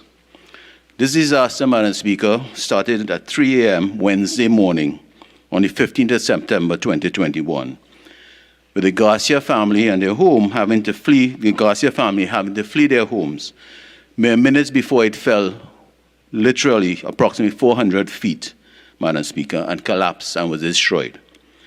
Since then, it has continued each day with the homes of Marcia Fritz, Nadia Williams, and C. Harry Prasad slipping away each day, Madam Speaker. Madam Speaker, the country would have witnessed on the 15th, 16th, 17th of pictures, horrific pictures of Mr. Garcia's home that totally was demolished and destroyed after years of working hard to obtain his home, Madam Speaker. Madam Speaker, Mr. Garcia was a retiree when the Petrotrin refinery shut down in 2018, and he got his gratuity. And he utilized his gratuity to improve the home for his wife, his family, Madam Speaker. And on the 15th of September, 3 a.m., his entire asset was destroyed, Madam Speaker. And it also affected 3 other homes. Now, Madam Speaker, there's a cocoa sandpit quarry that surrounds the homes of not only these 4 families, but surrounds the homes of many other individuals, Madam Speaker. And prior to the movement of the quarry, the refining or starting back of that quarry back in 2020, literally 18 months ago, these families and their homes have been in place in that same very location for over 20 odd years, Madam Speaker. They withstood hurricanes, they withstood earthquakes, they withstood storms, Madam Speaker. But they're asking for information and clarity. What happened to their lives on September the 15th, Madam Speaker? On that said day of September 15th, I reached out to the Minister of Agriculture. And I see him in the audience, and I guess he would respond, because I did not choose which minister to respond, whether it was the Minister of Energy or the Minister of Agriculture. It is not decided by me. So, Madam Speaker, I text Minister Rambarat when that happened, and I asked him to stop the quarrying at this sandpit, which he did. And he gave the assurance, not only to me, but in the Senate, that a report would be done to find out what took place to the homes and the families, Madam Speaker. To date, Madam Speaker, and I don't know if the minister has it, I have not, as a member of Parliament for Pointe-a-Pierre, been furnished with any report. The families of these 4 homes have not been furnished with any report to date, Madam Speaker. And the callousness, Madam Speaker, is that what had happened is that approximately 2 weeks ago or thereabout, the quarrying started back at the Cocoa Sand Pit. And what happened when the quarrying started back, without any communication with these families, I witnessed and the families witnessed firsthand, because when it happened, you started to see the 3 remaining homes started to move again and slipping away, Madam Speaker. Now, Madam Speaker, these homes weren't situated on a cliff. Beyond their homes were were land that was flat. So this quarry, cocoa quarry sandpit, Madam Speaker, have always over the years have had an issue because I think previously they have had a pre-action protocol on that particular sandpit, Madam Speaker, for the mining or the indiscriminate mining, Madam Speaker. So what the families are looking for, Madam Speaker, is some clarity, some information of how they can put their lives together, back together again, Madam Speaker. So I'm calling on this government, whether it is through the Minister of Agriculture or even through the Prime Minister, Madam Speaker, to assist these families that have been put in turmoil, uncertainty, based on that precious asset of what they have called their home, Madam Speaker. As a Member of Parliament point up here, I'm calling on this government to do and assist these families in getting their lives back together. The Minister of Agriculture must give some clarity, I'm asking it through him, to these families and informing them of the findings of the investigations that have been taking place. And I know the Ministry of Energy have been sending people up there to find out and to see what transpired during that period of time, Madam Speaker. And the cocoa sandpit quarry, Madam, it makes millions of dollars for the taxpayers of this country. And we agree with that. But when you have 4 homes and 4 families who have worked hard to build their homes, and these homes are not simple homes. These families are simple people, but they've put their sweat equity in building their homes for their families, Madam Speaker. And in a blink of an eye, at 3 a.m. in the morning, their lives have been in turmoil since then, Madam Speaker. And I'm asking and I'm pleading to this government, to the ministers out there. It could happen to any one of us, whatever disaster, but that cocoa sandpit quarry, in our view, in the family's view, the people of Point-de-Pierre, there's a problem with that cocoa sandpit and the indiscriminate mining of that quarry, Madam Speaker. And I'm asking the ministers, whether through the Minister of Energy, through the Minister of Agriculture, there's something called a buffer zone, Madam Speaker. And they should look at that to see if there was any encroachment in that buffer zone, which is like a safe zone area with respect to the mining, Madam Speaker. So with those few words, Madam Speaker, I want to again thank the ministers for listening, and I hope some comfort would be given to these families. I thank you. Minister of Agriculture, Land and Fisheries. Thank you very much, Madam Speaker. Madam Speaker, I've listened to the mover of the motion, and in that short time he's raised a number of issues, some of which I could address and some of which I simply can't address. But Madam Speaker, the motion is really, in as much as it seeks to bring clarity, as the member has said, it is really a misplaced motion. This is not the place for this matter to be worked out, resolved, or addressed. I know the member has said that the motion could have been addressed by several ministers. And amongst those ministers, Madam Speaker, I think I'm the least of the apostles. So the member has referred to indiscriminate quarrying.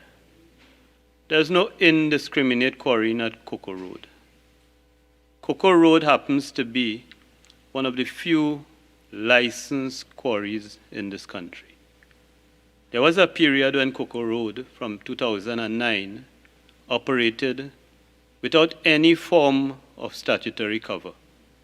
No lease of the land, no license, no EMA approval, no town and country planning approval. But we fixed that. And I am confident that the Cocoa Road quarry operates completely within the laws of Trinidad and Tobago. And in particular, an operation of that nature engages at least 7 different state entities and 6 ministers. Most importantly, the quarry, being a licensed quarry, is governed by the Ministry of Energy and Energy Industries. There's town and country approval, so there's a role for that entity. There's EMA approval, there's a role for that entity. WASA, Ministry of Public Utilities, is engaged. In fact, even the Drainage Division of the Ministry of Works and the Fire Services, all of those entities and all of the ministers responsible for those entities are engaged on this matter. There's no issue of indiscriminate quarrying, and I'm happy that you mentioned the buffer zone. The preliminary investigations to which I referred to in the other place points out that the incident happened 170 meters from the buffer zone. So this is outside the buffer zone. Being cautious, the EMBD suspended the quarrying at the time of the incident. To this date, no expert, no regulator, no state entity has stopped the EMBD from quarrying. It is the EMBD in the early days of the incident that stopped quarrying. Preliminary investigations were conducted. The EMBD appointed an expert to review, and based on the preliminary findings of that expert, the EMBD took the decision to resume quarrying in an area far from the affected area and not to continue quarrying anywhere near the area. In fact, EMBD has never been quarrying. EMBD, since the license was granted, had not been quarrying in close proximity to the buffer zone or to these houses. So this revolves around an issue of liability. My friend, the member for Pointe-à-Pierre, cannot assume that EMBD is liable. That is a matter for either an agency of the state or for the court to determine. You've described the quarry as an EMBD sanctioned quarry. This is not an EMBD sanctioned quarry. This is a licensed quarry operating within the law. You've said that the quarry surrounds the homes. That is not true. The quarry is in close proximity, but within the buffer zone established by the Ministry of Energy and Energy Industries.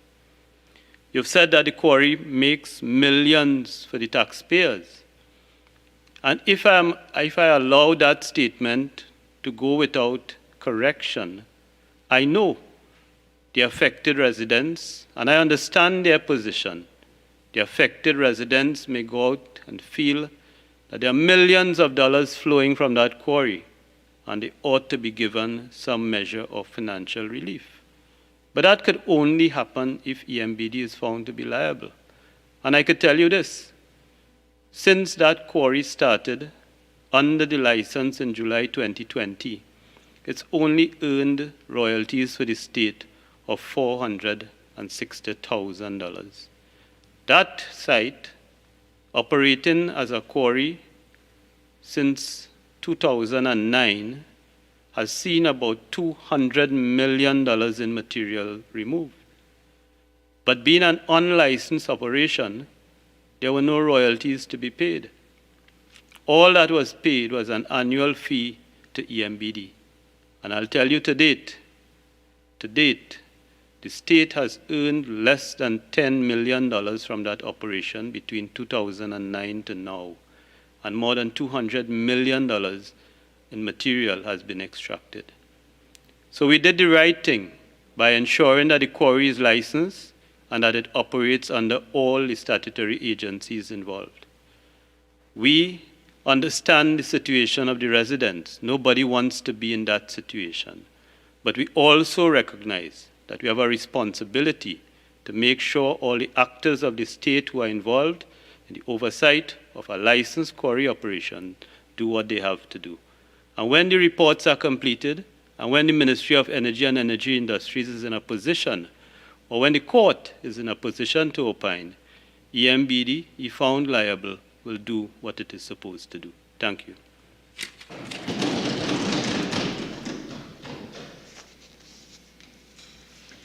Member for Tabakit.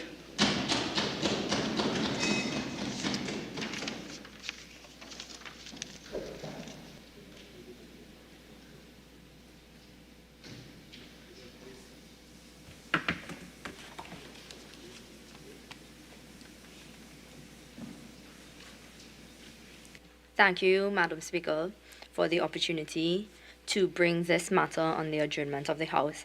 And I'm speaking in particular about the bringing into production the use of the Brothers Road packing house or the Brickfield facility. This is an important matter on the adjournment for the country, especially in the recent past, given that food security has been in sharp focus locally and internationally. And the need for Trinidad and Tobago to take a look at our food security and place the requisite investments into ensuring that agriculture is a viable part of our economic development.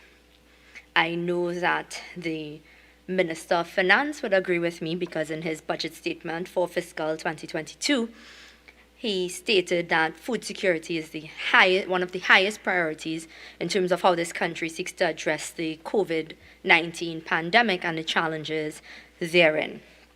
And therefore, with the focus of agriculture as a basic source of food supply, our food security program, we were told, is an important arm of what the government intends to do. And I am aware, Madam Speaker, that this particular motion was raised in this House before. In 2018, my predecessor raised the same motion discussing the same packing house and its importance. And I, in preparation for raising this, looked at the Hansard, but I looked in particular at the response from the very same Minister of Agriculture who will respond here to me today. And knowing the Minister of Agriculture from the other place, I know he's very good at giving us history lessons and bring us up to date in terms of how we got here. But in the essence of what I intend to do, I hope that the Minister understands that we're in a new context. We are in a new term of Parliament, and he's in a new term of office as the Minister of Agriculture. And so we're hoping to hear a new response to this motion. Specifically, what is the intention with this Brothers Road packing house facility? When reading the Minister's contribution last time, noted that he spent quite a lot of time talking about what happened in 2015 and the Greenvine publication that discussed this very same facility that we're discussing here today. And while it's important, the Minister chose then to focus on one part. I want to focus on a different part of that same publication, and that being what this packing house, once it is brought into operation, would provide to the country as well as to the surrounding residents and the farming community in this area. The packing house would provide a one-stop destination for proper post-harvest handling and the processing of fresh and minimally processed produce to meet the local and international standards. Again, this was noted by the Minister of Finance in his presentation to the country, as well as the Minister of Agriculture in his presentation in the other place during the budget debate, as being an important part of what the government is focused on. So to me, the time is right to place the necessary investments or place as a high priority the bringing into production of the packing facility in Brothers Road. The location is ideal for over 200 plus farmers, which includes easy access for the farmers of Tabakit, Piparo, Tortuga, Mayo, Caratal, Rio Claro, Brasso, to name a few. And these farmers, Madam Speaker, have carried this nation throughout this pandemic. I know, again, that the Minister of Agriculture will agree with me because I've heard him on various platforms discuss the importance of our farmers during this pandemic and the NAMDEVCO program. And therefore, we are, I believe, on the same page as to how important it is that we make targeted, well-informed investments in our agriculture sector. And so, while, again, the Minister had had the opportunity to discuss this matter in 2018, in a new context, with the fresh eyes of a world gripped in a pandemic, with the renewed vigor for the agriculture sector, and I know, again, in 2018, the Minister discussed the question of the strained circumstances of the nation. But if we are discussing priorities, we know that agriculture has to be among the highest. I know as well there was a discussion about it being a private-public partnership. The Minister of Finance had lots of praise for Nouveau in Couva, as well as the discussion of a partnership sought for a packing facility in Couva, so that we know it can be done. If we are talking about empowering all of Trinidad and Tobago, rural communities cannot be left out. And therefore, there is a need to pay specific focused attention to agro-entrepreneurs in rural communities. And so that's why I'm saying to the Minister, this is an important part to show the rural communities of Trinidad and Tobago, in particular the community of Tabaquite and environs. I know you are very familiar with the farmers in Rio Claro as well. And so they will also benefit from this packing facility. And if we can show that we will make targeted investments and that we will prioritize these communities and bring them into the center of the economic development of Trinidad and Tobago, I think we will all have a better country for it. So I thank you for this opportunity to raise this matter, Madam Speaker. Minister of Agriculture, Land and Fisheries. Thank you, Madam Speaker. Madam Speaker, I thank the member for Tabaquite for anticipating that I was going to take her back through the history. And the fact is, the only thing I would say is what I said on that day. In July 2015, my friends commissioned the Brickfield packing house.